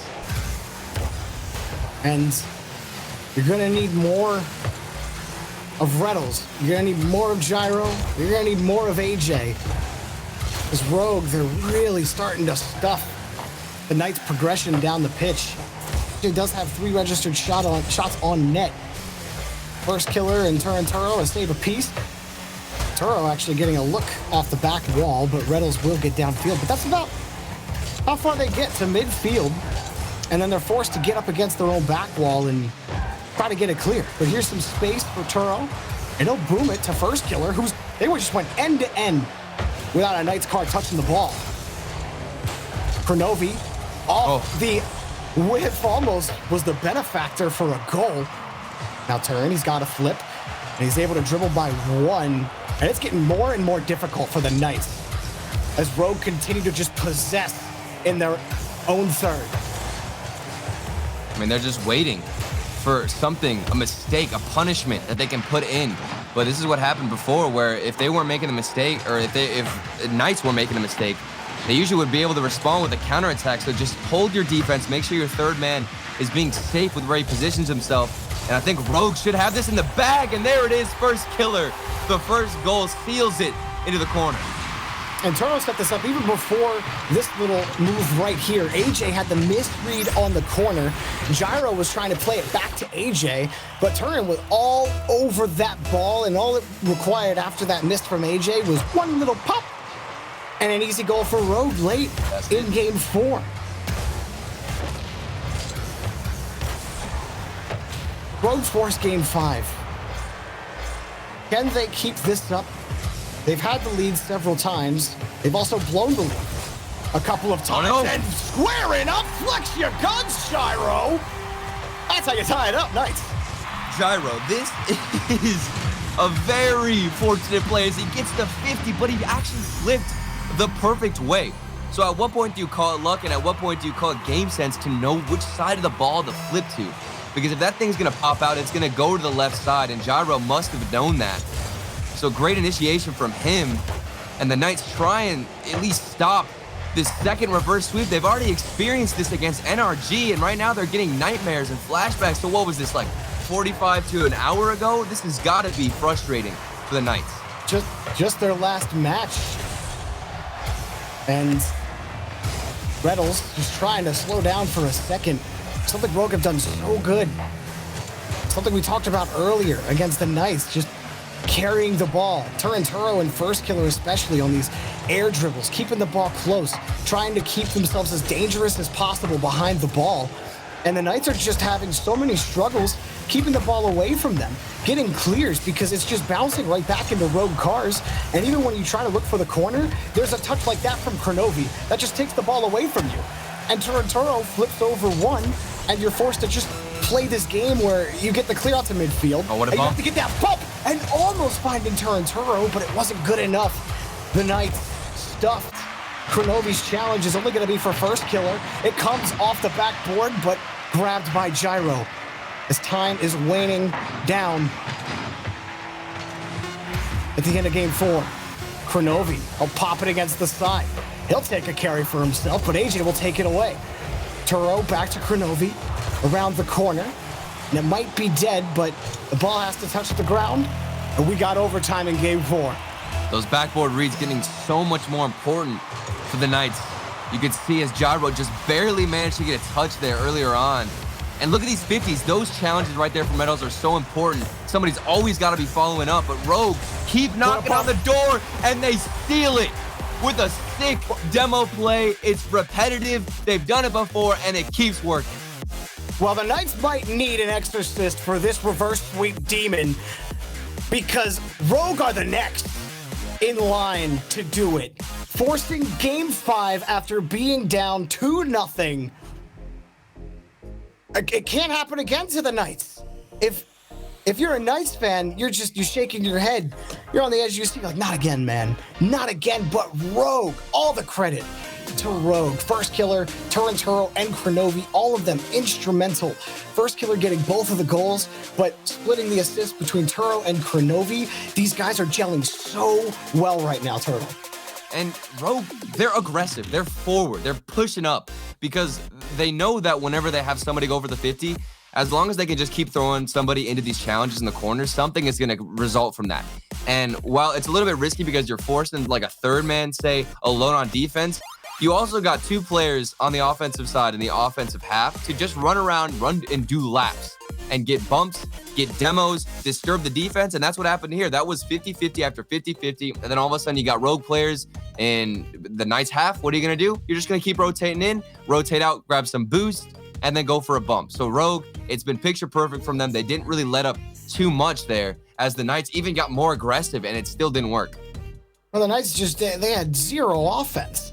They were only able to get a scattered shot here and there, but they were shut down. It almost felt like they were being beat at their own game with how aggressive Turinturo and First Killer have been. And then Kronovi just started to wrap right into the rotation real smoothly. And if all 3 of them are clicking like that aggressively, right now, today, this Rogue team, well, they just might take the win. The Knights, will they get reverse swept twice in a row? Or can they weather this storm? Because Rogue, they're bringing the lightning.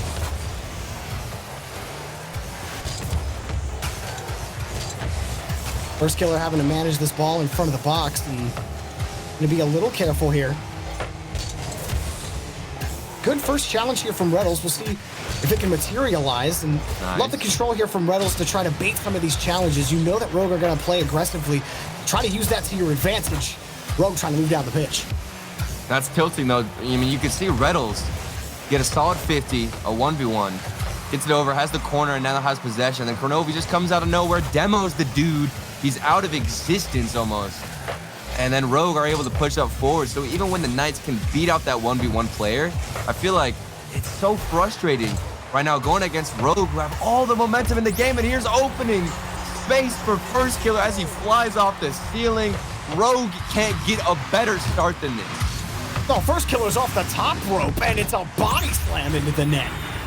That is exactly what you want out of your young star. First Killer, you know, I felt like today, First Killer had a shaky start to the tournament. Yeah. And was just kind of throwing himself at some challenges that maybe could have better afforded, you know, him letting go, maybe pulling off of. But since then, First has been solid. All of Rogue. Solid in the back half of this set. It really was only game 1, Turtle, that it really felt like Rogue just couldn't get any kind of team synergy going. Yeah.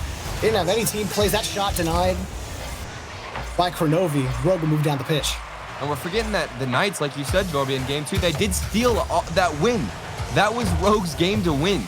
So you think about how things would be different right now. We wouldn't even be in game 5 had the Knights not snuck away with that win. So since, I would honestly say since game 2, it's really been all Rogue who've been on the offensive half doing what they do best. And it's been missed touches like that off the backboard where you almost get the double touch for the Knights, but you're so close yet so far. To be fair to Rattles, that was tough to read coming down with how fast it was going, and with their powers combined, Rogue moved back down the pitch. First Killers denied by AJ on the backboard. The Knights, they're able to meet Rogue midair in their own third, but for how long can that last? Because here comes the ball into your net. First Killers got 2. Defense now getting so delicate for the Knights. Look at both defenders there are in the net. Somebody's got to be on the backboard to try and read that. Even if it didn't go off the top of the box and go down, it would have been so hard to read no matter what for anybody from the Knights. So Rogue doing a good job of knowing when both players are in net, knowing when nobody's on the backboard, slamming it up against it, and then following through. Rogue now gets security. Let's see if the Knights have anything left in the tank. I mean, this is it for the Knights. You cannot allow another goal. Yeah. You're talking. Oh, there we go. You got to score right here, right now. And Reynolds knows it off the pass from AJ. They've done it in the corner. This has happened so much throughout the spring series. In every single series I've been talking about, it's passes like that from the corner that are unreal. I don't understand how these players get that, because you have to recover so well AJ to do just kind anything. of fell on that, to be fair, on the back wall. But yeah, no, sorry. I totally get How what you're dare saying. you take away the skill from AJ? How dare you, Jorby? I give AJ the skill 9.89 times out of 10. This is just the 0.11 times I don't. The rare chance. Let me say this. He created his own luck, Turtle. But Rogue, they don't need luck, as that just comes off the back wall and easily put in for Turinturo. Again, there's 2 people in net. They're waiting to see who's going to challenge it. It seems like the Knights are finding difficulty when it comes to knowing who's going to go out, knowing who's going to cut off that tight angle. And it's a frustrating thing because they're in the middle of, like we talked about, getting reverse swept again. They've got to be frustrated. They've got to be scared. And that fear is flowing through their veins at this point. Both players always sitting in net. And Rogue just do not care. The passes continue to come. Midfield belongs to the boys in blue. And that'll be a boomer for the Knights. They desperately need some brighter colors to keep their hopes alive. And AJ, that's where he needed to put it. But it was too wide and it bounced off the post. And if you weren't frustrated before, you certainly are now if you're AJ. That might have been the last straw, the last chance that the Knights will get to dig themselves out of that hole. This is so frustrating to watch, but Rogue props to their defense. Rogue have taken this ball away from the Knights every single chance they get. When a challenge needs to be made, it's been had. When the ball needs to be cleared, it's gone. Reynolds, they just didn't have enough boost, and I'm not sure it would have mattered because they cannot score. Turinturo stays the course. That ship is not sinking. Rogue, a massive clear. That shot is blocked by Reynolds, but First Killer looked for the Hattie. He couldn't get it. 30 seconds, Gyro punted out of the way, and it just kills more time off the clock.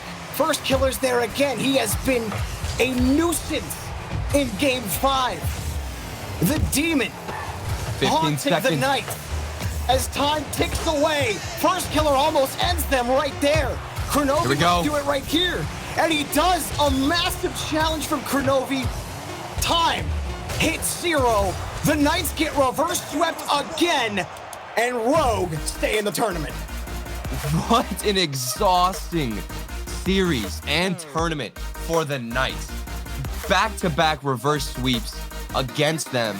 Rogue, they just managed to find those small little gaps on defense. And every single time that you'd see PK in the same situation, both players in net, and it wasn't even off of a double commit, but every time they were somewhat close together in terms of how they were spaced apart, Rogue would be able to capitalize. And that is really the difference maker, because that was 2 out of 3 of their goals where there were 2 people just sitting in net on the Knights. They didn't know where to go. They didn't know who was challenging, that slight hesitation, and then Rogue were just there to stomp them. It almost felt like they had lost, field focus at some point. And, with how Rogue were passing the ball back and forth, especially on the Knights end, you might start getting whiplash if you're on the Knights with how effectively they were moving the ball against them. I am, like I said, earlier today, I was impressed by this Rogue roster with Turinturo on this team. And as they continue to play together, they just get better and better. Again, this was a PK team that forced 5 games, they were going to sweep NRG, and then NRG forced 5, and they couldn't close it out. PK can't close out series right now. We're going to go back to the desk to close out the day. Rogue stay alive in the tournament. Guys, how about it? Yeah, we're going to get to how about it in just a second. I just want to mention, I've been thinking about this for a while, how majestic Turtle looks with the fan blowing on him. I'm sorry. I had to say something. It's beautiful. But yeah, let's get to the series now.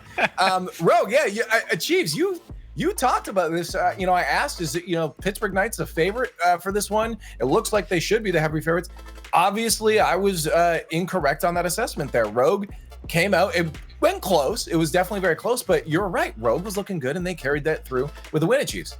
Yeah, and it was tough. Definitely in the early games of that series, it was like, oh man, Pittsburgh Knights really kind of all over him. Rogue definitely looking hit or miss. You see Turinturo with just a big whiff there, and that opened the door for all kinds of pressure for the Knights early on, and then they slowly but surely worked their way back into it. Turinturo and First Killer putting on great pressure, getting the ball in his dangerous positions. Kronovi getting aggressive, going for bumps, making big stops on defense, cutting passes out, demoing people away from positions that need to be filled. And overall, Rogue, a phenomenal comeback here. We just talk about the mentality of this Rogue squad. They go down 2-0, and in the worst possible way, where they should have won game 2. Then AJ hits a flip reset, former teammate of Kronovi, and then you get the 2 young guns, Turinturo and First Killer, lead this reverse sweep. That is huge for these guys, because the one question mark for players like First Killer, for players like Turinturo, can you do it on the big stage when your back is against the wall? And they just showed throughout the series, the reverse sweep, they played great, 3, 4, and 5. That is what you want to see, that mentality from Turinturo to just come into a brand new team and play this well. That, to me, has just locked up that roster move. I think Rogue was trying out Turinturo here. That performance right there, I think, locks him up, and Rogue will go forward to Season 10 with him. There's no other way, because that's the only thing. Turinturo has the skill. You just don't know if he has the mental capabilities of performing under pressure, and we just saw it there. So I think he is a lock at this point. It's questionable. Before I say it's a lock, I would also like to see them again play tomorrow. It's fair to say someone having a good week, a good day, sure, having that over time, it tends to be the issue. We've seen plenty of players before where we're they're really great, but that consistency just falls apart. Even AJ was one of those guys where it's AJ's great and phenomenal on some days, but other days you're like, did you wake up today? So I would like to see, mind you, that's changed for AJ, but I would still like to see another day just to make sure it keeps clicking. But you're right. I think fine, Leaf. Fine. Okay. Be that way. They're top 4. What else do you want? What else do you want, Leaf? I understand what you're saying. You're just looking forward to it. You say, hey, today was great. I would love to see more of it. I get it. And then maybe I'll be one of those crazy Rogue fans on Reddit that's continually having my heart broken, then happy, then broken again. But today they get to be happy as Rogue does move forward. You guys said it. And now we're down to our final 5 for tomorrow. So let's just go back and talk about the day, take a look back at the bracket. We started off the day again, 4 teams from the RLCS, 4 teams in through the qualifiers, and a couple rival series teams, of course, making 272 Pin Connector and Charlotte Phoenix. And Gibbs, it seemed to be a very quick day at the beginning, but that started to change as we got near the top end of the bracket. Yeah, I think the surprising part, obviously, Pittsburgh Knights getting the sweep on Space Station, and Space Station almost losing to the Charlotte Phoenix. But the 2 teams that are coming out of the rival series, they are out of the tournament, shows that, these RLCS teams are here to play. And that bottom side of the bracket is stacked. You have Team Envy, the 4th seed coming out from North America, versus the 2 seed of Space Station. Whoever wins that, is moving on, but whoever loses, they'll finish outside the top 4. So that one is going to be big tomorrow. But we get the classic G2 versus Energy tomorrow as well. That'll be a best of 7. That's going to be a blast as well.